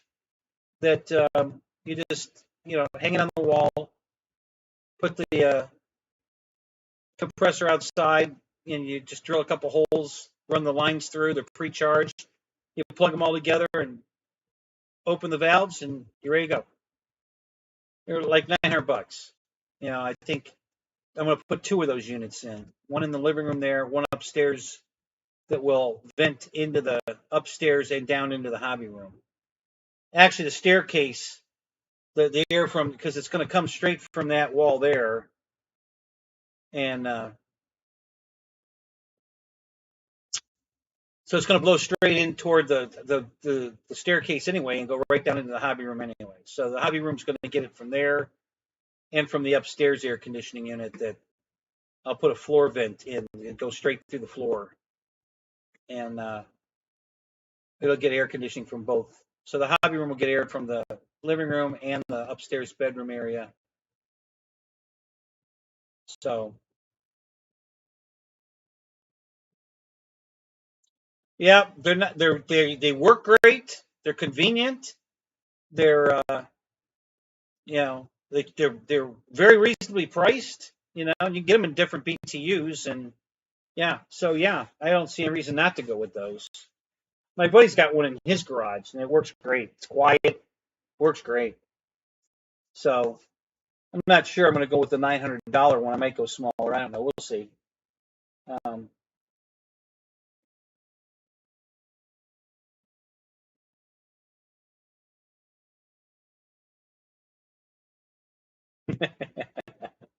yeah, no, I can't. I can't even get a leg in that car. It's not a car. It's a it's a garden. It's a little garden seat you sit on. When I was putting all the screws in the floor, there's like 360 screws in that floor. So I was sitting on the little cart there and screwing the floor down. So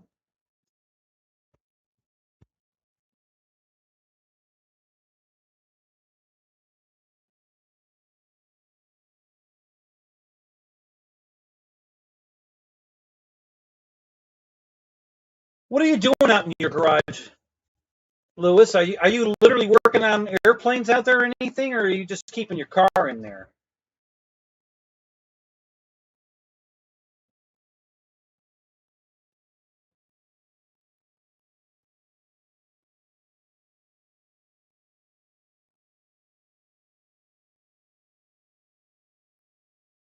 I don't know who Tim Jostin is.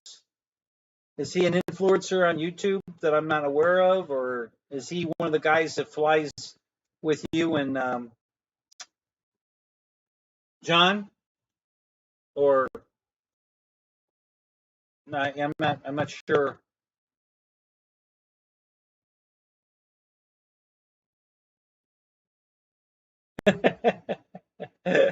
Ray, what's up?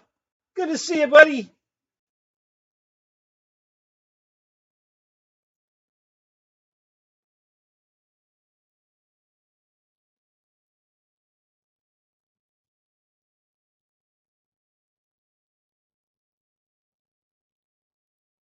The Ring Brothers. I don't think I watched them.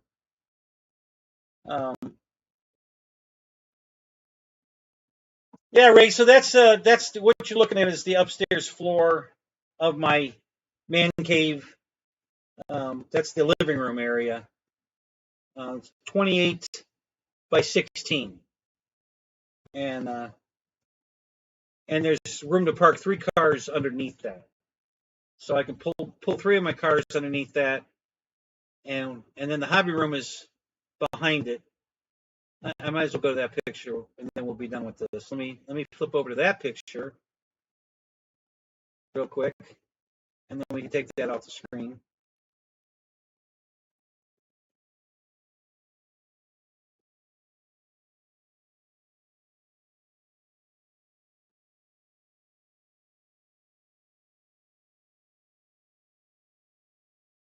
Okay. So this is the same floor looking at it from the other way. And that's the downstairs. So that's where I'm sitting right now doing the show is downstairs. That you see that green area on the wall underneath the floor there. That's the green screen that I used to have. I used to sit in front of that. That's where I used to sit to do the green screen background. And those are the French doors to the left downstairs to come into this room. And the upstairs is going to be, I don't know what yet. I might put train. I like all different scale trains. I might have put a train layout up there. Probably going to put one bedroom up there and a big walk-in closet, and then the rest of it I'll probably do something else with. But that's all up in the air. I haven't decided what I'm going to do up there yet. So I'm not going to do anything with it right now. It's just storage right now. And what's up there now isn't going to stay up there. A lot of that stuff I just got up there to get it out of the way while I'm doing the rest of this. So a lot of that won't stick. That won't be up there. But that's the split level is what we're standing on. The camera's standing on. 3 cars parked underneath this area. The hobby room, and the hobby room is 28 by 20. Of course, with a notch where the staircase is, and the diagonal, but it's 20 feet wide and it's 28 feet deep. The garage is 60 feet deep. So we got 28 on the floor here and 28 on the floor there. So that's 50. Well, it's 56 feet, and that leaves enough room at the beginning of the building to come in the door and be able to walk around the apartment. Because the only way to get into the upstairs here is through those French doors at the back of the garage there, middle of the garage. So you got to walk around you got to walk around the whole man cave unit, past the cars, through those 2 doors, and as soon as you go in the doors, you make a hard right and come up the steps. That's where the staircase is. So that's it. That's where we're at.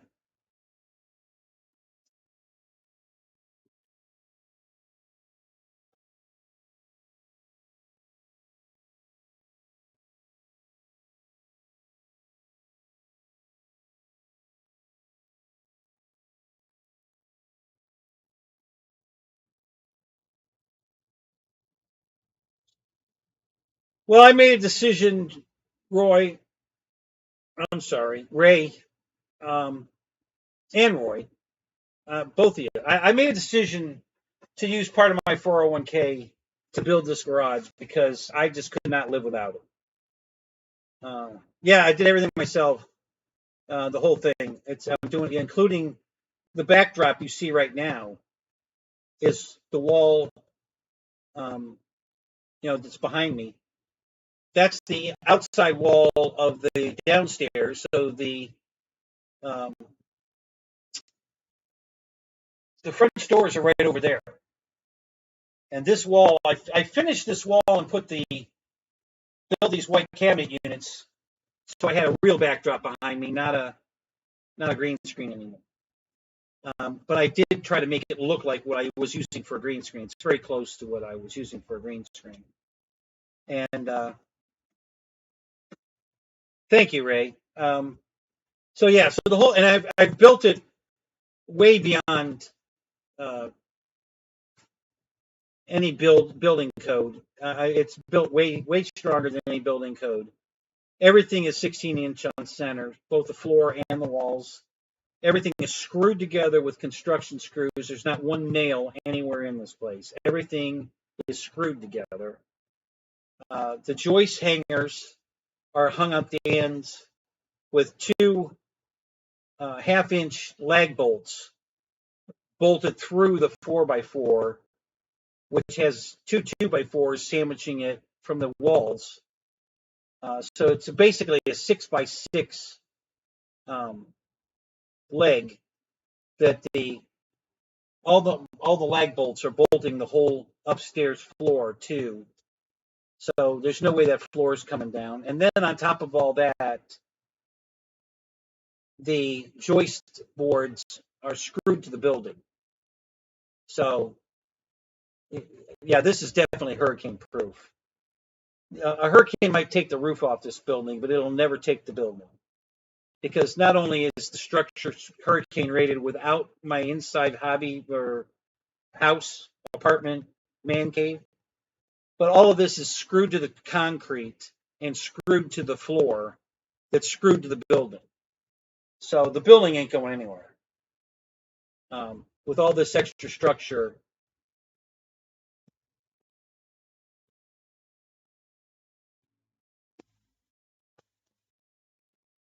Yeah, there was no way I was going to put this together with nails. It's faster, but it's not near as strong.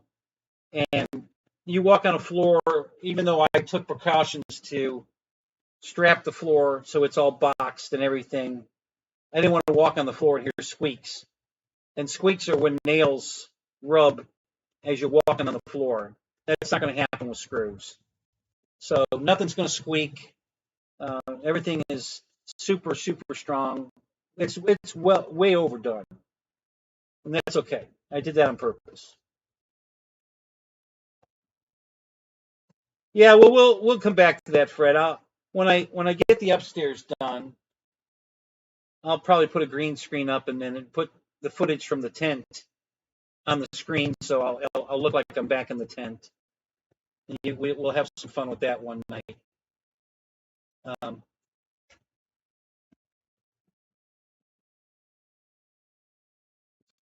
Yeah, that's how I did it. I've had about a total of, I would say, a total of 3 hours of help, and I'll tell you how the help was. After I put the whole structure up with all the joist hangers bolted to the joist hang board, and the board's already lag bolted to all four corners, and everything was squared and cornered. I had a friend come in and help me because he got on one ladder, I got on one ladder, and we set all the joists in the hangers. It took about 20 minutes to put. I think there's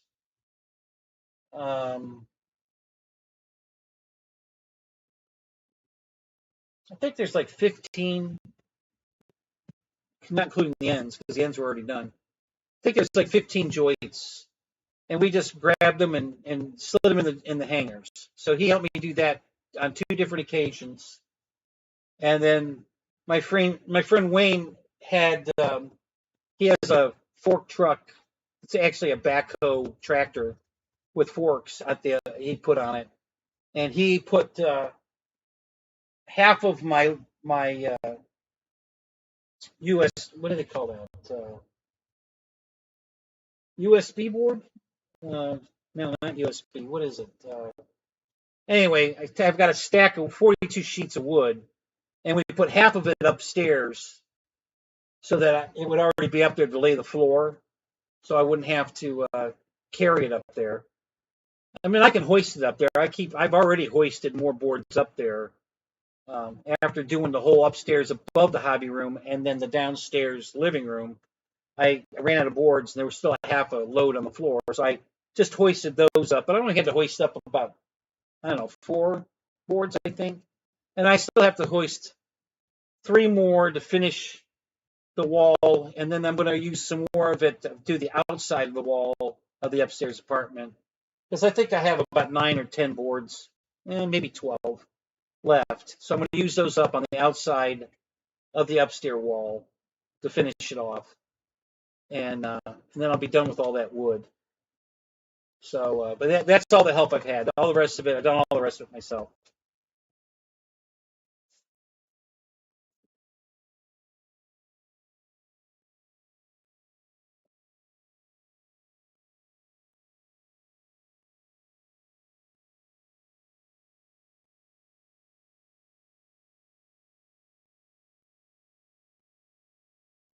Not here. That's exactly my thoughts. Listen, I'm not going to pay somebody else to fuck it up, and then I'm going to have to go back and fix it anyway.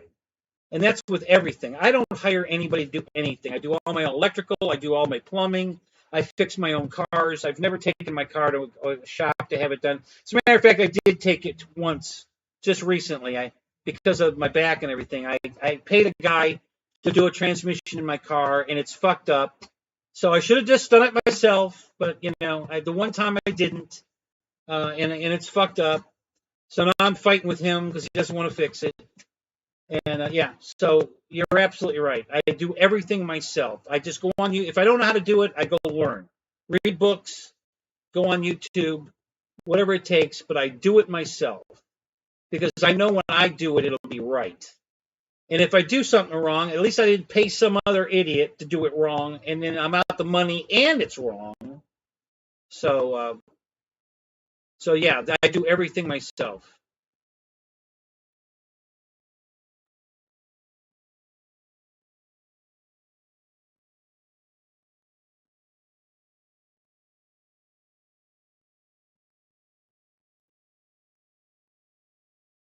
Well, that's pretty cool, Phil. Is that where you're living now? You bought a farmhouse? Is that what's going on? Is this new? Or has this been not an ongoing thing for quite a while?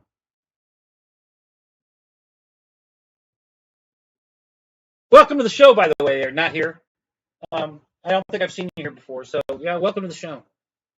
Yeah, so that's my philosophy. It's been my philosophy since I was like 12. I'm just not paying anybody to do anything. I'm going to do it myself. I even cut my own hair. We were talking about that earlier too. Um,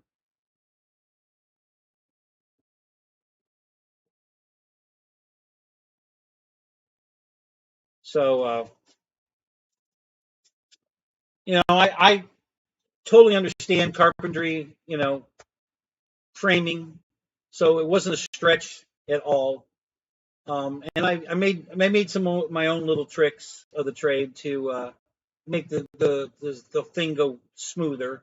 For instance, one of the things I did, I have a chop saw, and since I'm not, this room is not a standard 8 foot tall because I didn't have room for that. So every one of these joists, and there's a shitload of them, a 20 foot room by 28 foot, and 16-inch center is a lot of vertical boards. So I measured off the wall. I put the saw on the floor, measured off the wall, got the saw exactly where I wanted it, and then I Tapcon the saw to the concrete floor. So I could cut every single one of these studs the exact same length. And there's got to be, there's probably 100 studs in here.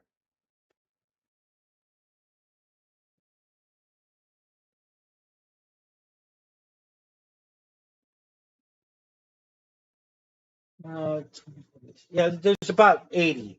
There's at least 80 studs in here. And they were all cut exactly the same length because like I said, I Tapcon the saw to the floor. So there's no way that they could be off even a millimeter. Yeah, 101 if I count myself. Thank you. Well, I'll count you too, so that's 102.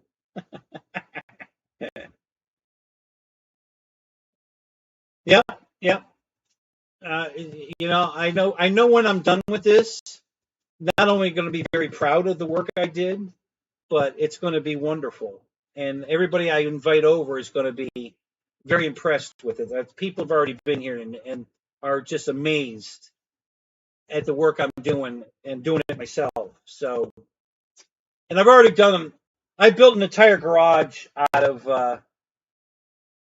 Yeah, Roy. Thank you, boy. I appreciate that. I built an entire garage on my other house back in Holiday out of that walk-on roof, aluminum. It's 4 inches of styrofoam with aluminum skin on both sides. It's hurricane rated. You can walk on it. It's very strong. And I built a 22 by 21 foot garage out of that stuff myself, and hung a double wide, garage door on the back side of it. Did all that myself. Put electricity in it, did all that myself. Had to remove my electrical meter can was on the back of the house the where the garage went.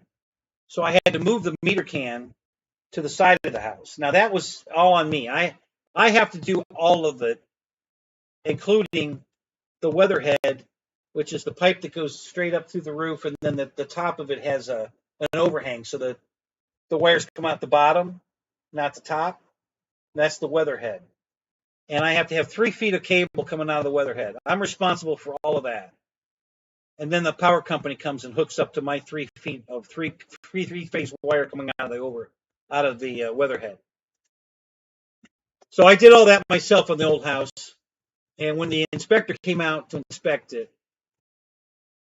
it was hilarious, you know.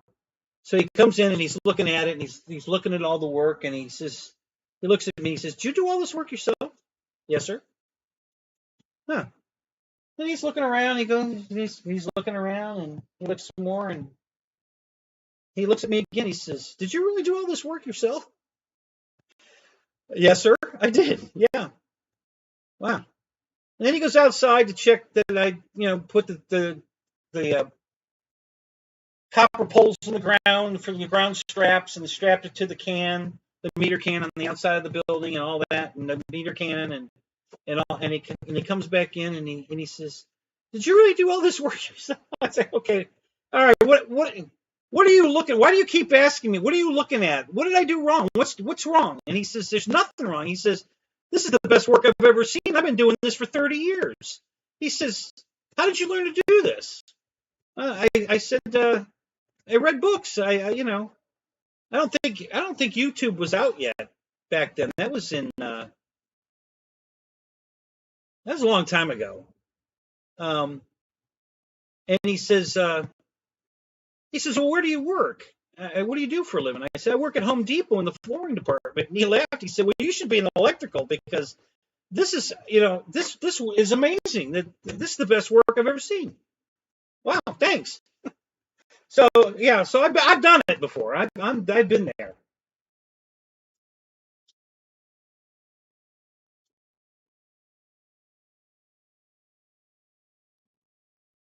Yeah, exactly. Yeah, they want, again, I can't stress it enough.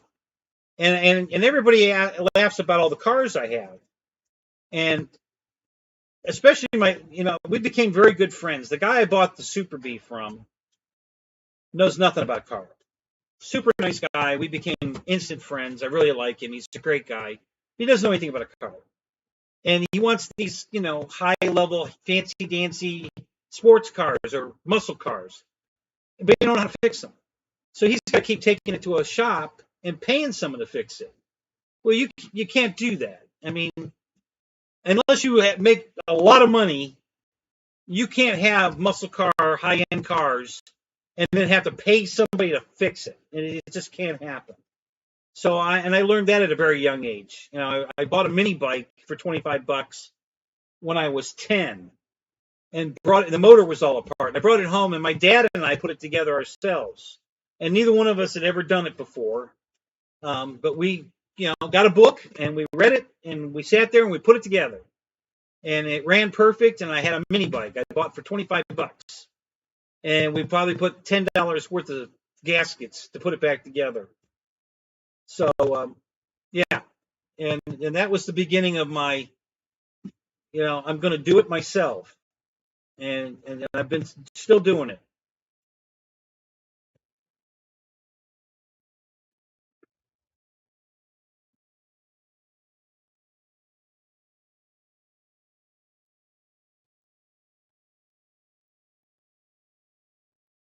So yeah, I could have never afforded. I mean, I had to pay somebody to put this building up. I almost did it myself, but I got a pretty good deal. This same building would be $75,000 today, and I only paid 30. I think I paid 32,000 plus the concrete. That was another 16. So about 48,000 complete. It'd be 75,000 today.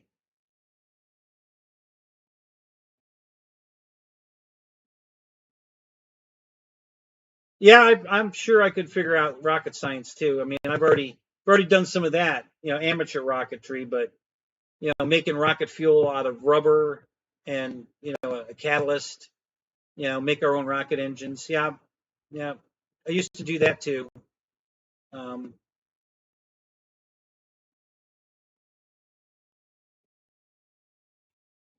well, see, that's the thing. You're right. Most people don't want to put in the time for the work, but if you want what you want on a budget because you can't afford to pay somebody to do it, you just got to suck it up. You got to just put your mind to it that you're going to do this, or you're not going to have it. Same thing with all these cars I own. I couldn't own all these cars if I couldn't fix them myself. There's no way I could do this. If I had to pay somebody to fix these cars, I could never afford them. So yeah. So anyway, yeah, that's just how I roll. It's not going to change as long as I'm still breathing. I'm going to keep doing my own work. Now it's gotten harder, and I've definitely slowed down. There's no doubt about that. I can't move as fast as I used to.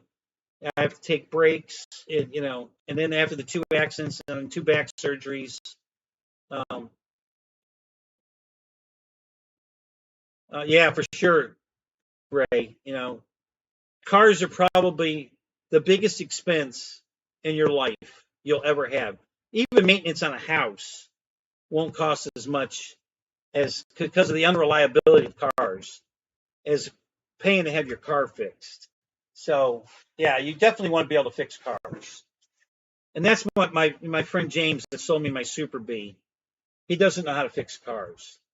And it's a shame. But I already told him, I said, listen, you don't make another move on a car, buying one, having one fixed, whatever, until you talk to me.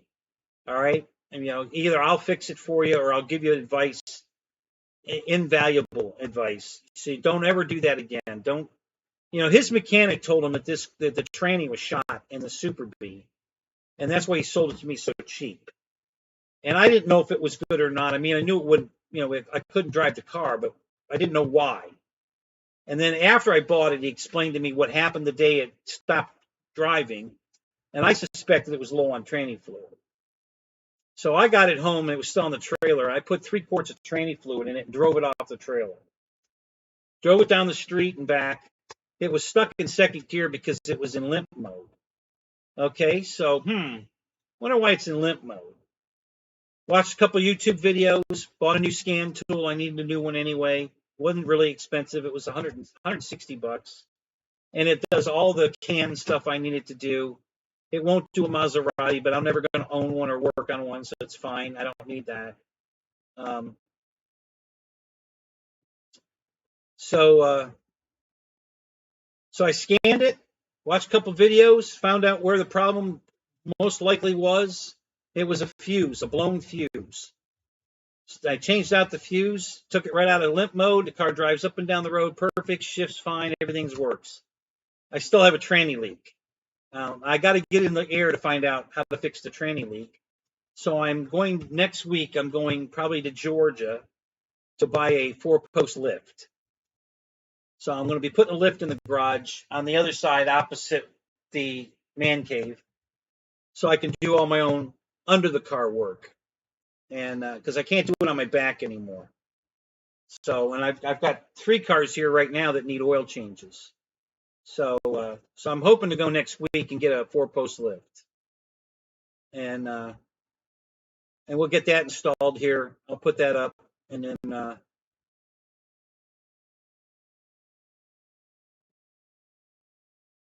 does yours have the ZF trans? I don't know. What's the ZF?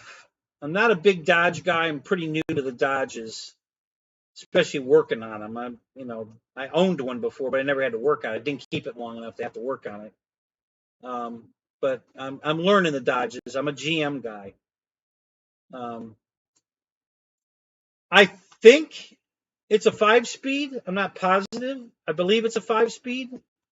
All of them. I think I think the two Daytonas, the RT, the Magnum, and the Super B. I think they all have 5 speeds in them.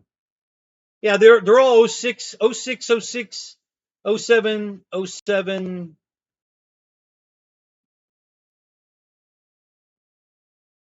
I'm not sure if the RT, the last one I bought is an 07. I think it's an 07. So yeah, they're all there's two 06s and the rest are all 07s. So yeah, they're pretty old. Um,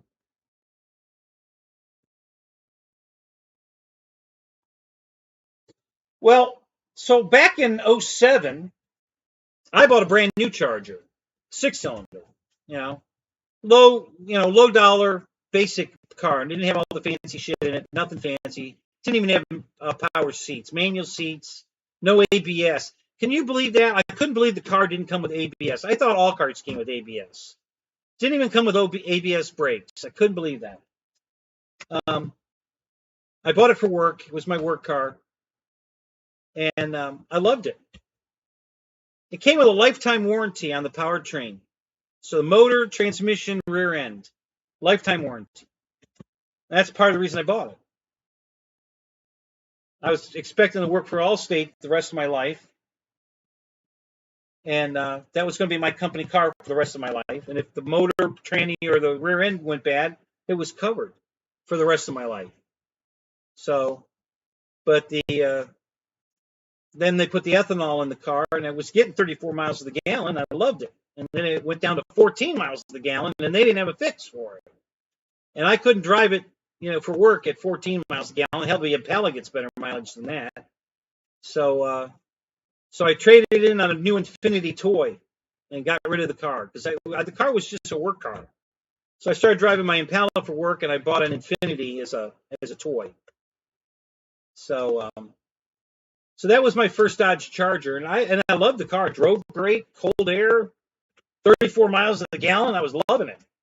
Now today they're back to 34 miles to the gallon. They figured out how to reprogram the ECM so that it would get the mileage back, and now you can buy a 6-cylinder Dodge Charger that'll get 34 miles to the gallon, or a Magnum, or a Challenger, or all those cars.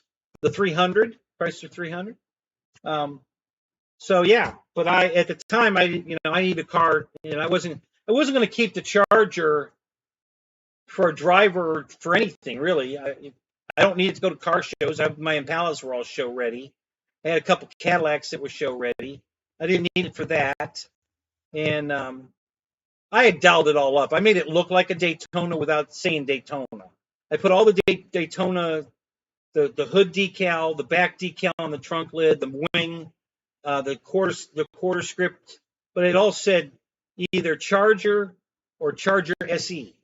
So I was never misrepresenting it as a Daytona, but it looked like it had the same exact scheme as a Daytona, and it looked great.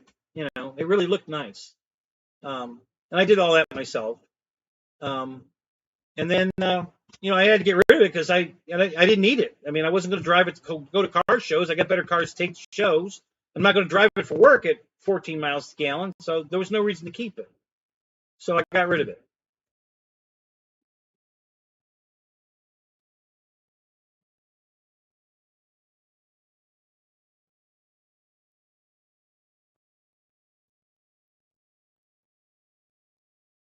Yeah, I was just watching a special on YouTube, a guy going over exactly your issue in oil viscosity and how it works and what it does and why GM's having all these problems with their engines and everything. So it was a very interesting article. So what oil are you running in yours?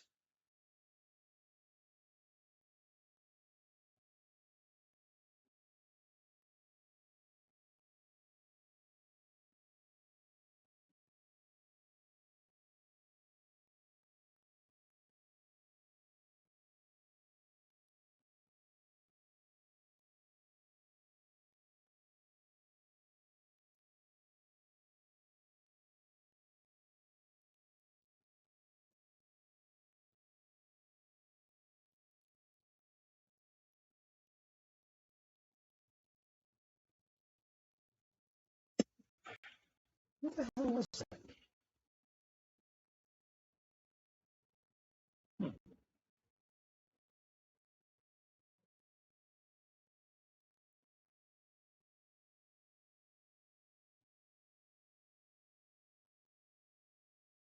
Weird.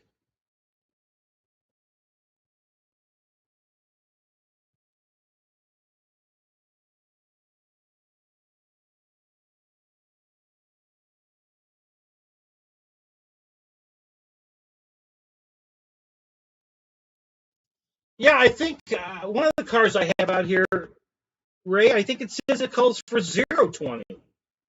Yeah, I'm not putting 020 in it. That's fucking insane, especially in Florida. You know. So, and I run full synthetic. Were you running a full synthetic, Roy? And what brand were you using?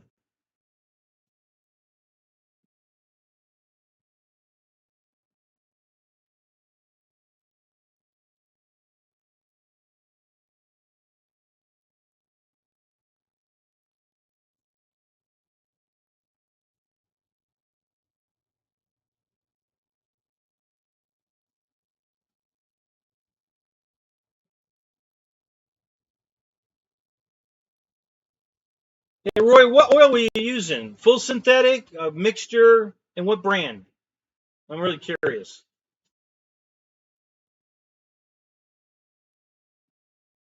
Yeah, I like the Lucas additives too.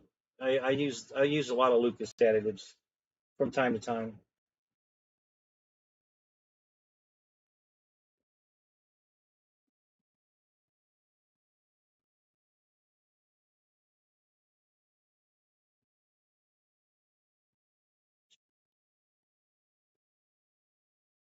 Okay, well there's your problem. You know, don't ever not use synthetic oil, Roy. You by trust me, you got to use full synthetic. There's just so many benefits to it. I can't even go over all of them. Be a whole nother show.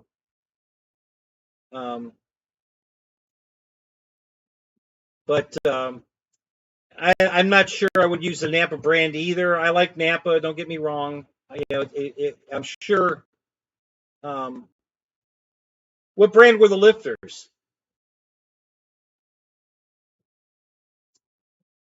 Yeah, I'm sure one of the major oil companies is making Napa's oil, but I use nothing but either AMSOIL or Mobil One.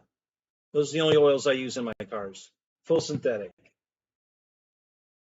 And I don't think I would have gone to 1030, uh, especially in Washington. 530 would have probably been I probably would have gone to 530. Um, I haven't done an oil change in my Charger yet, but when I do, I'm going to put 530 full synthetic in it.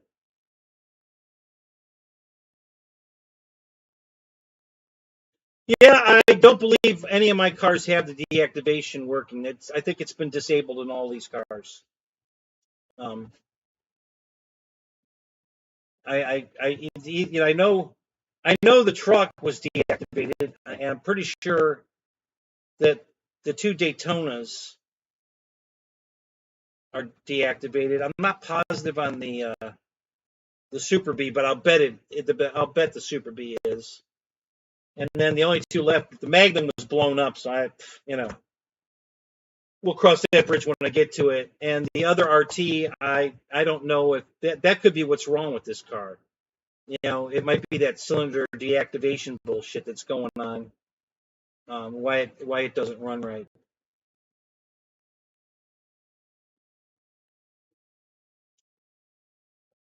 So you can buy a programmer, Roy, to deactivate that. There's several companies that make programmers, and all you got to do is plug it in and program that out and take it out of it, and it won't ever do it again. Money well spent.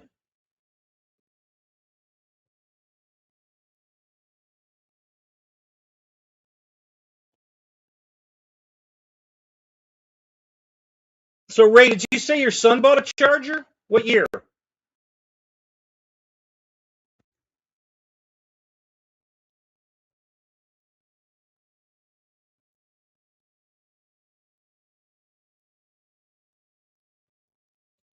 A lot of garages will deactivate it for you too. You pay them for it, but again, I'd rather buy the programmer and do it myself than trust a garage to do it. So.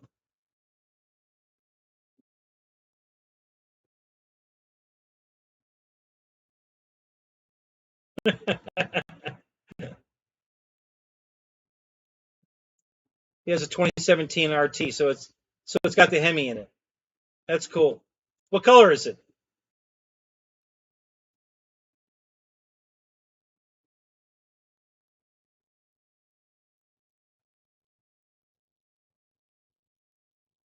White. Okay, cool.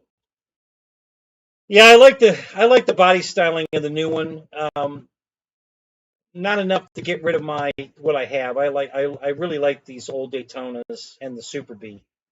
Um, I wouldn't even uptrade for a new Super B because I don't think the new Super B decal and markings wise looks as good as the old one, the one I have. So I'm in no way, shape, or form wanting to trade up. But I do like the new ones though. I like the nose now. I didn't like the nose, but it's really grown on me. I really like it now. I always love the tail of the new one. You know that the surround LED tail light. I loved when it first came out with that. I fell in love with that. When they changed the nose, I wasn't in love with that at first, but it's grown on me. Yeah, I gotta say, my car, my main Daytona, the first one I bought, has a new engine in it, and of course they fixed all those problems. Um, there was a problem with the valve seats coming loose because they were pressed into the head and they would come loose. If you overheated it and then just shut the car off and then let the car cool down slowly, they would pop out of the head, I guess. And then Edelbrock came out with a set of heads for the car to solve that problem. In the meantime, Chrysler, fixed the problem. And so, yeah, my car only has 6,400 miles on it. It's a Chrysler factory refresh engine in my car, so that one runs great. The other two run great too. The Super B sounds perfect. It runs great. And the other Daytona, same thing. It runs great. The last RT I bought, I've got a black RT I bought from one of the girls at my church blew up her car. Well, she thought she blew it up. I have the car. It's not blown up. It might have blew a head gasket, but it's not blown up. So I'm gonna try to check that out tomorrow. But I went ahead and bought this car for $1,200. It's an '07 RT, base model. It doesn't have a sunroof. Doesn't have. I think it's got power seats. Doesn't have the buttons in the steering wheel or any of that. But I only paid $1,200 for it. It runs. It drives, but it doesn't run right. It doesn't run good. So I'm working on that. I already replaced all the spark plugs. He had bought all new coil packs for it, but didn't put them on. Not all of them. He put a couple of them on. I put them all on. And so that fixed that. I think it's got an oil. It's burning oil, I believe. I think I've got an oil consumption problem. Not sure where that's at. So I haven't had any time to really work on the car. As a matter of fact, I've had it for almost 2 weeks now, and I didn't take it off the trailer until yesterday because I had to go get my friend's car so I could bring it home and look at it. So the car cranks over fine. So no none of that. It's nice, smooth, crank over, won't fire. Tries to fire a little bit. So I'm thinking maybe a bad fuel. Maybe she got some bad fuel, or the fuel filter is clogged. And she said it overheated just before it quit running. So there might just be some fouled spark plugs from coolant. So I'm going to pull the spark plugs tomorrow and take a look and crank it over with the plugs out and see if it spits out any coolant or anything. And then we'll go from there. I'll probably change the fuel filter. It's a Toyota Camry. It's got 600,000 miles on it. I couldn't believe it had that many miles on it. Holy shit. But like I said, it cranks fine. So I don't think it's got a bent rod or anything. Um, if it does, it ain't bent very bad. It'll run. It's not making any noises, so it'll keep running with a bent, slightly, very slightly bent rod. Of course, it won't run to maximum, but she's not going to take it to the drag strip, so I don't think we have to worry about that. Um,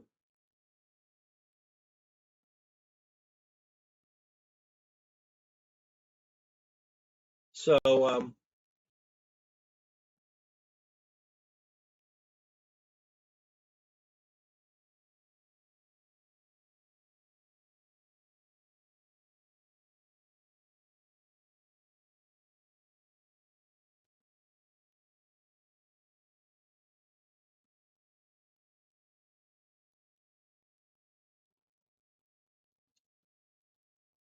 well, okay, Ray, I get the handling part, but I don't know that 22-inch rims were a good idea for handling.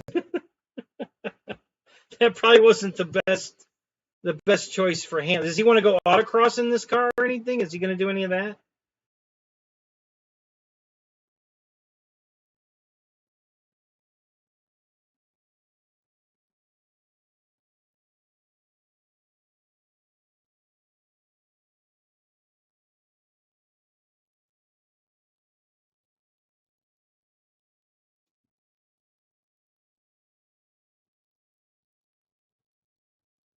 What year was your truck you sold, Roy?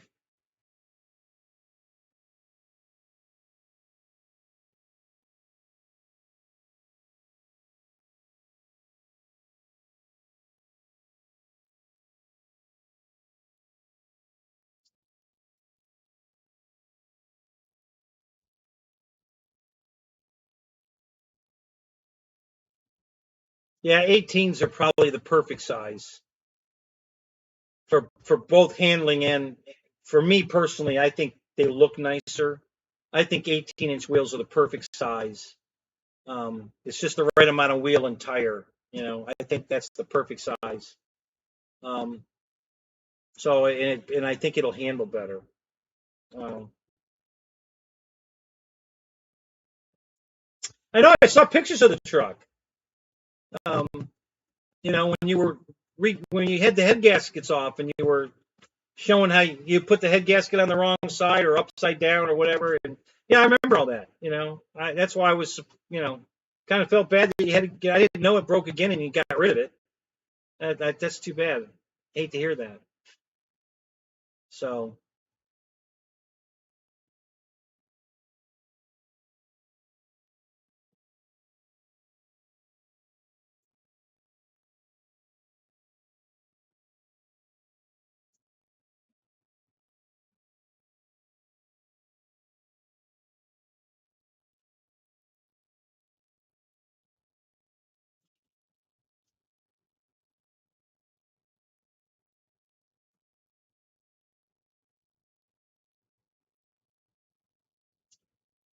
yeah, my Super B is wicked fast. God, that thing is a monster. Holy shit.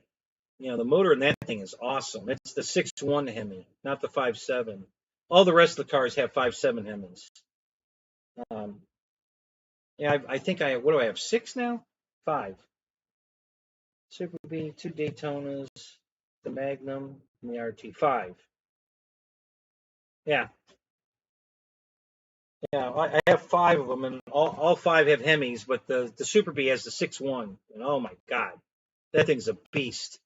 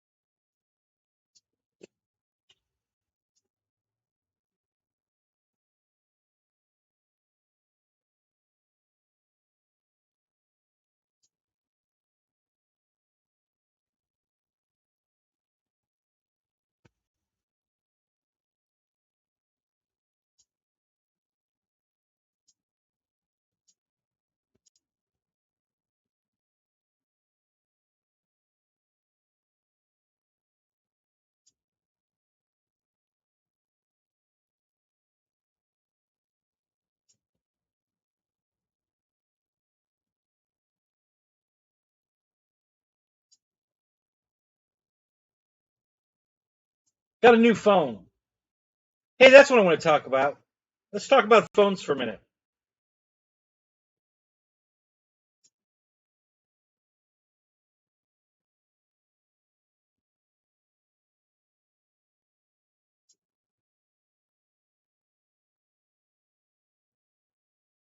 So, so I've been fighting this war for quite a while, and I've never paid for a phone. If my phone breaks or something happens, I just go to another carrier and get a free phone. So, and then what's the free phone? Okay, so I'm going to explain that. So it's been probably, I used to be with Metro PCS, and I've probably been gone from them for like 7 years now. So 7 years ago, I called them direct because I'd go into a store and I'm supposed to get a free phone, and it's a $40 a month plan, and I'm walking out of the store, I have to pay $170, and I'm like, where's the free phone? I thought I was getting a free. Well, it's the taxes, and and I'm like, no, it's not the taxes. Taxes on $130 phone is like $12. I mean, where's the other $150 coming from?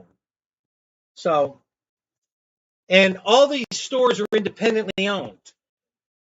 Probably all brands, everything. Maybe Verizon, I don't know for certain, but I know Boost, Cricket, Metro, T-Mobile, maybe not T-Mobile, not positive, are independently owned, and they can do whatever they want. They charge whatever they want. So I needed a new phone. I was on Cricket for 2 or 3 years now. Been paying for phone insurance all this time, and the phone still works great. There's nothing wrong with the phone. It's the charging jack.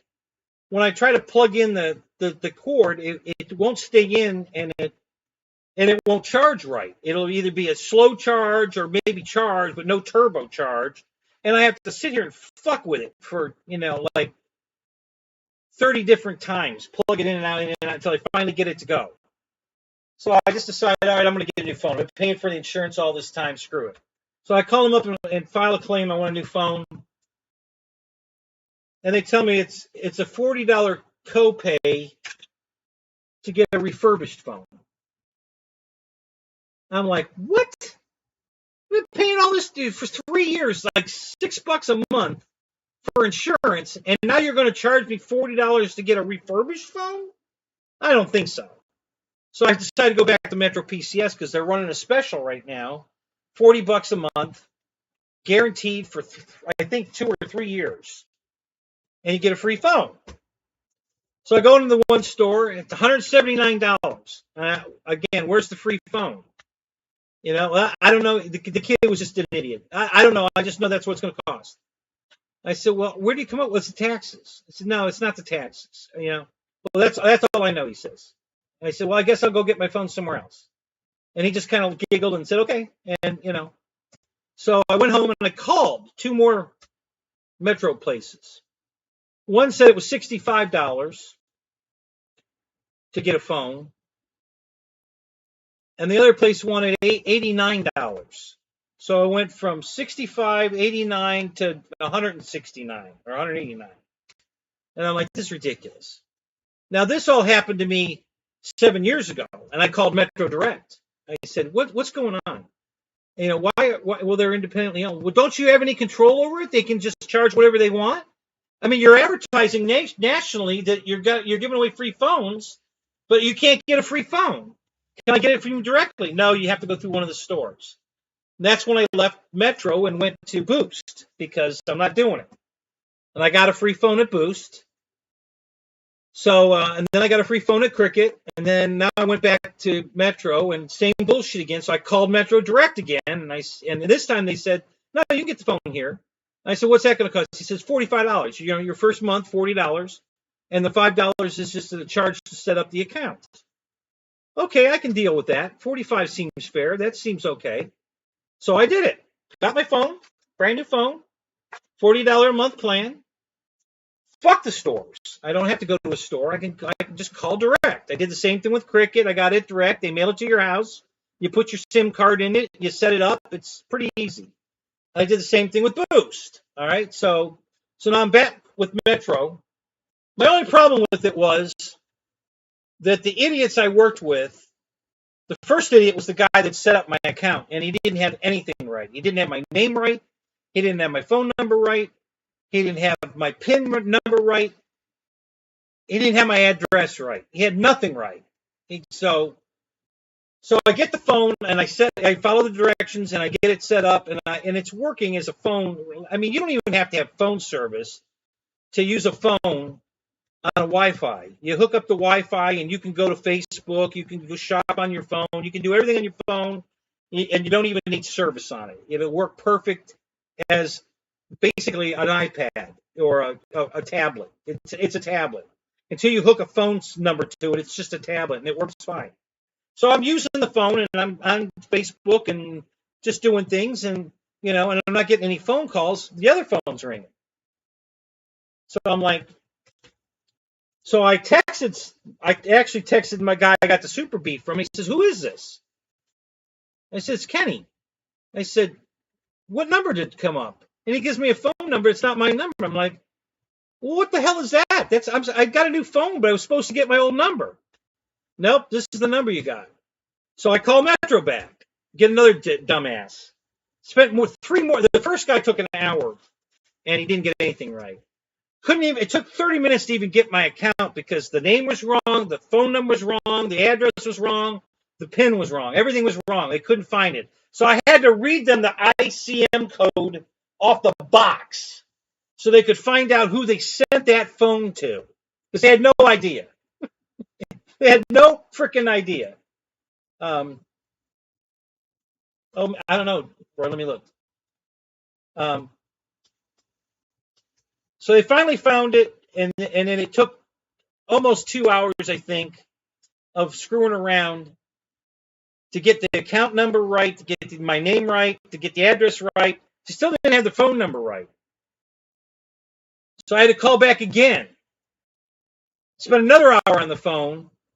They had to call Cricket to get a number, some kind of code to unlock the phone, and I had the capability of unlocking the phone. They just walked me through what I had to do to unlock the phone, to get that, and then they used their code and transferred my number, my original number that I've had for 20 years, over to this phone. So now this phone is finally on the correct number. So maybe going to the $65 store and having somebody there that knew what the hell they were doing might have been a better choice. But certainly not paying $180 for the phone was not going to happen.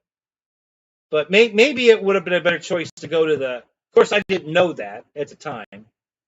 But so that's the ordeal I went with to get my new phone. But I love my new phone. It's a great phone.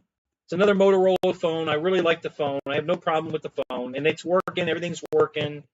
So yeah, I'm good now. But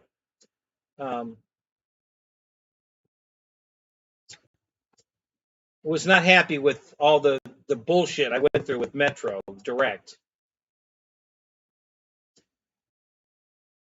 Oh, yeah, okay, I got your picture. So I'm assuming this is the new truck.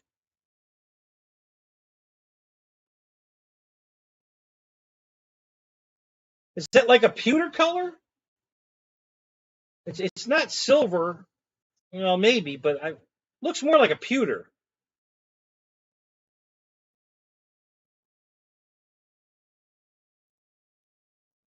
Well, it was probably your notification, but I couldn't find it. I was looking all around different places because I'm still getting used to the new phone. And then I finally went to Messenger and I had a little dot next to your name, so I'm like, oh, he sent me a picture. So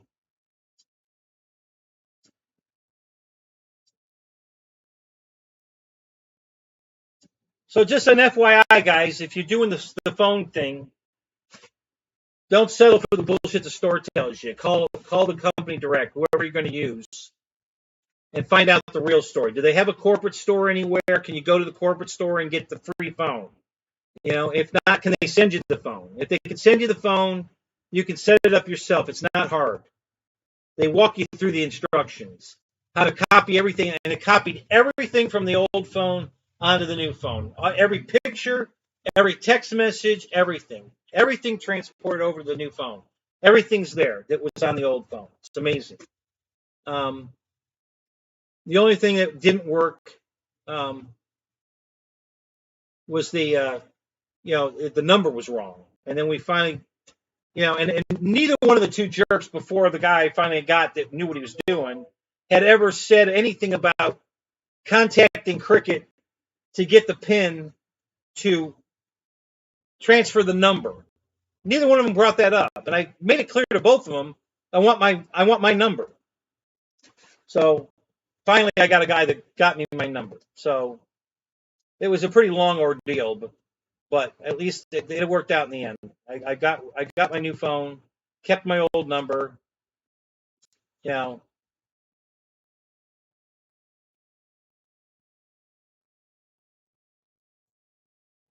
Wow, Roy, whose car is that? That's beautiful.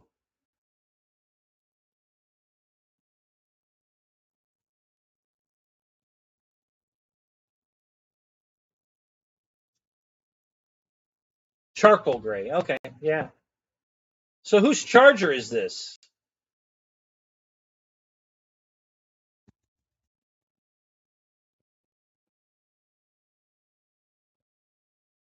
Love that color. That's the B5 blue.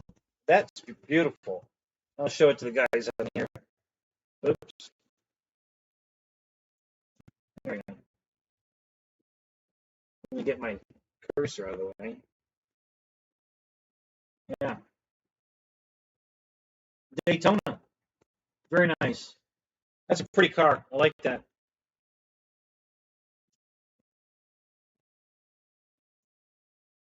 So is this somebody you work with's car, or is it your kid's car? Whose car is this, Roy?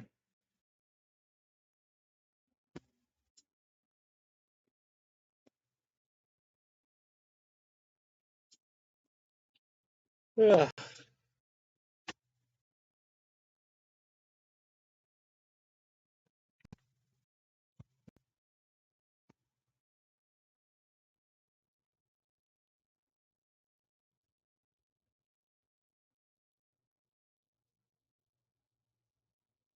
So you four diehards are left. Just to let you know, and not once tonight did I get a streaming warning that it wasn't getting enough data. Nothing. It's worked flawless tonight. This laptop is a pretty damn nice laptop, and it wasn't much more expensive than the cheap one I bought. This was only a few dollars more. It was less than $200. And I used all the parameters that Dave Marshall gave us, 3 years ago. You want to make sure it's got this much memory on the board and this, and I made sure it had all that, and I got it at Staples, and it was under $200, and it's an awesome laptop. That Levelon, whatever it is, works great. Yeah, it's a beautiful car. I love that. That's a nice looking car. Um, I love the color. Don't get me wrong. I really love the color. I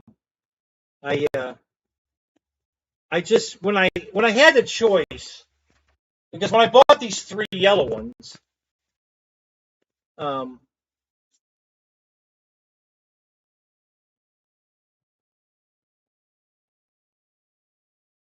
yeah, it's a 392. That's the guy that sold me the Super B.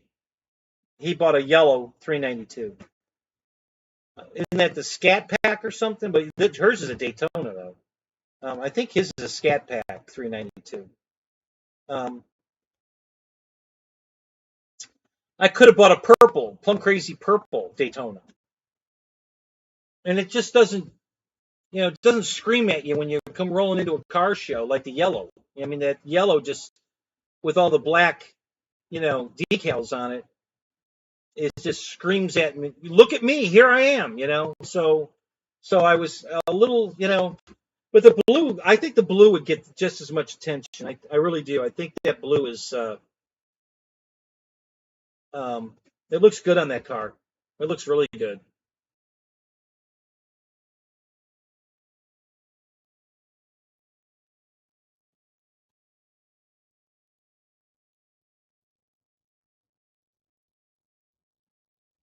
Oh, her car's got an 8-speed in it. Oh, that's cool. Yeah, yeah. So I don't know what, right now the car shifts fine. My Super B. After I fix the, I put training fluid in it and fix the fuse and clear the codes and everything.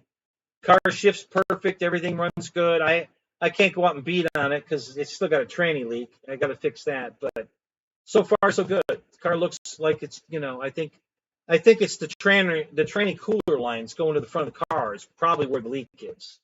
So I'm probably going to have to replace those lines. And if I can replace the lines and that fixes the car, I'm golden. It needs a paint job, but I only paid $4,000 for the car. So, you know, the car's worth 25 to 35 is what they're going for. A clean, nice shape Super B is going for between 25 and 35. While the Daytonas you can buy anywhere from 3,000 to 6,000 all day long. The 5.7 Charger RT, Daytona, non-Daytona. You get them for 3,000 to 6,000 all day long. But the Super B, that's a whole nother story.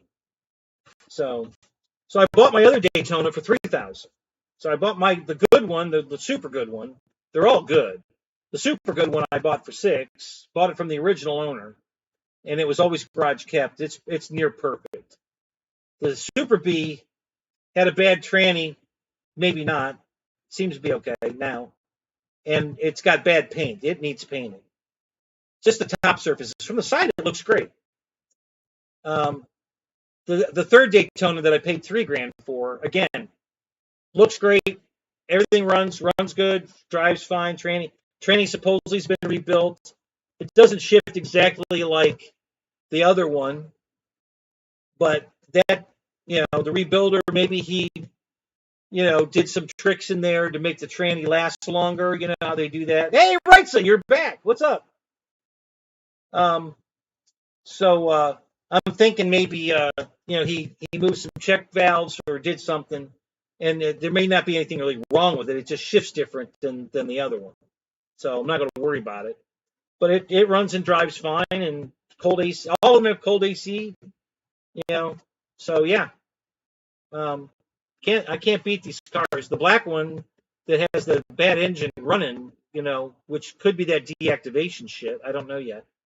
But yeah, that car, even the AC's cold in that one. I only paid $1,200 for that car. So it's good and straight. It's got a couple of little tiny rust spots. It's got a shitty aftermarket paint job on it, but I could wet sand and buff it and it would look good.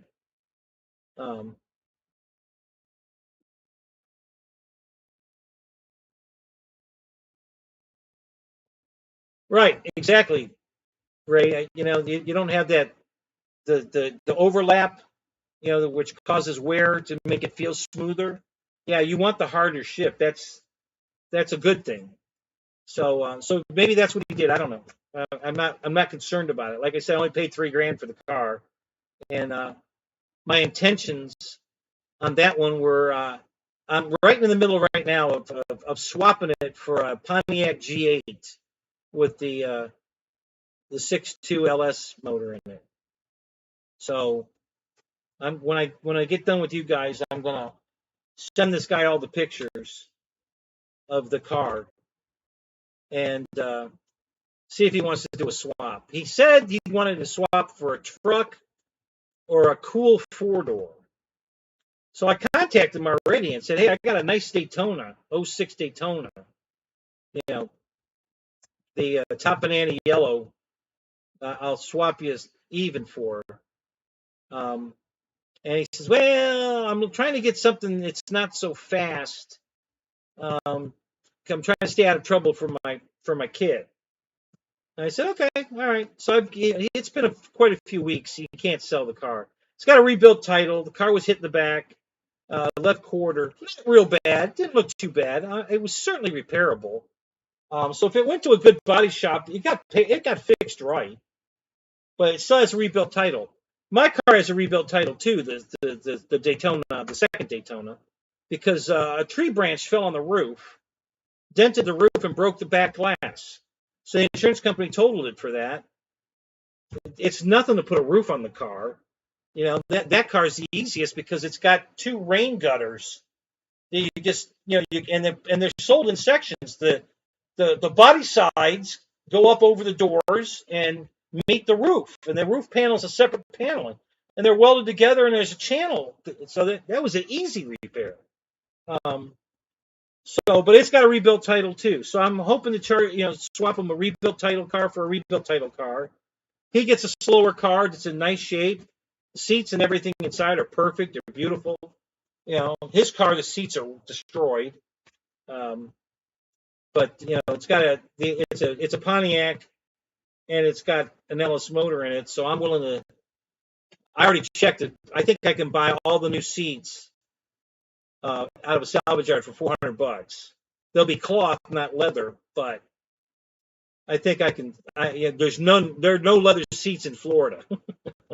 The closest place I could get leather seats was North Georgia, I think. It was over 400 miles away. But the local, there's a place that's only like 30 miles away that has cloth seats that are in perfect condition. So I may just go buy those and put them in it for now and wait for leather seats later. Or I might just leave it. The back seat's got a big rip in it, but the front seats have covers on them. They're nice looking seat covers. So I might just live with those. I don't know. Gotta get the car first. So I'm going to see if the guy wants to swap.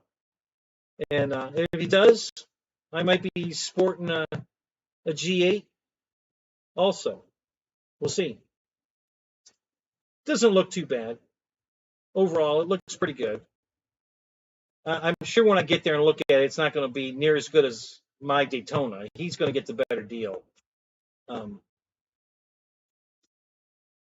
But I wanted G8 for a long time, and I'm not paying $22,000, which is what they're going for still.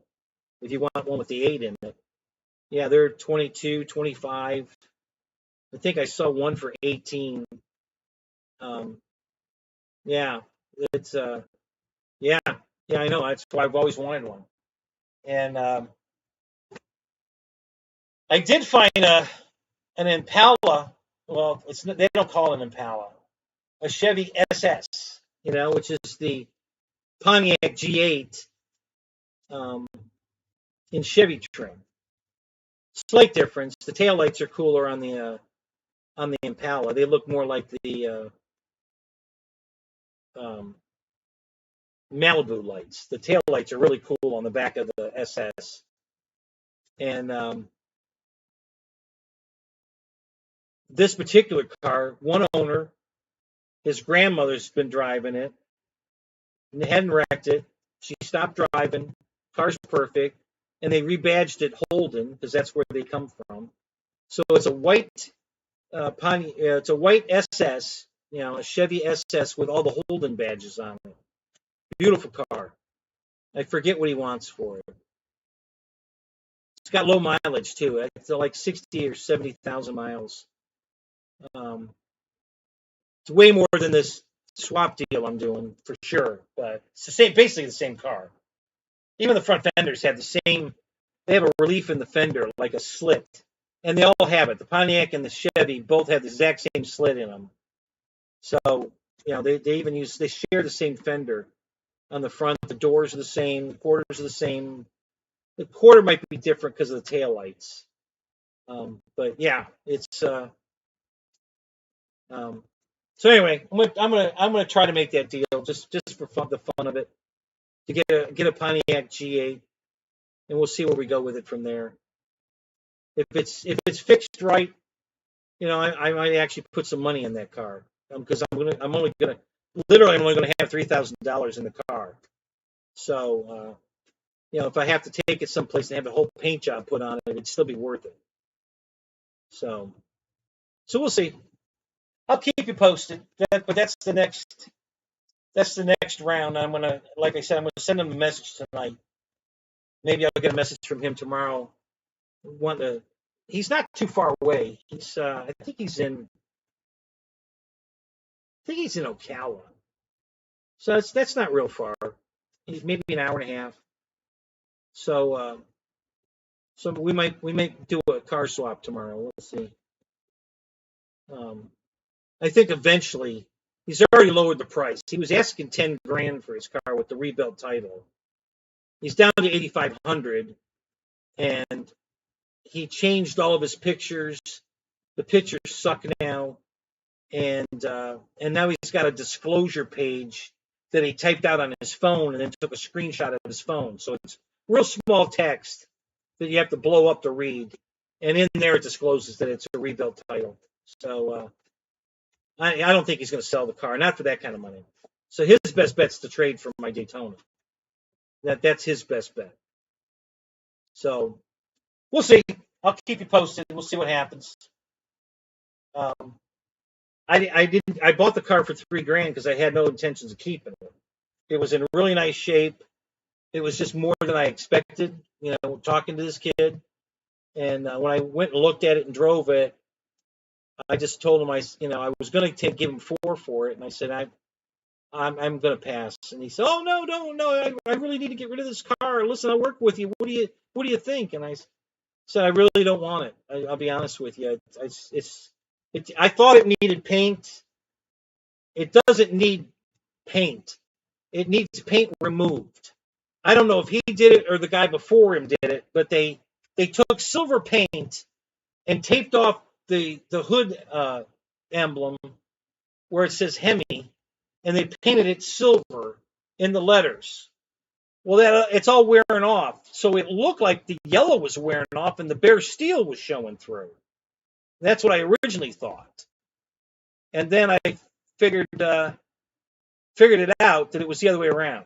So if I can clean the silver paint off, it'll be great, because that's really the main thing wrong with it. Other than that, it's in really good shape. So, yeah, right. I'm going to call it 2. Thanks for coming, guys. I hope you guys had a good time.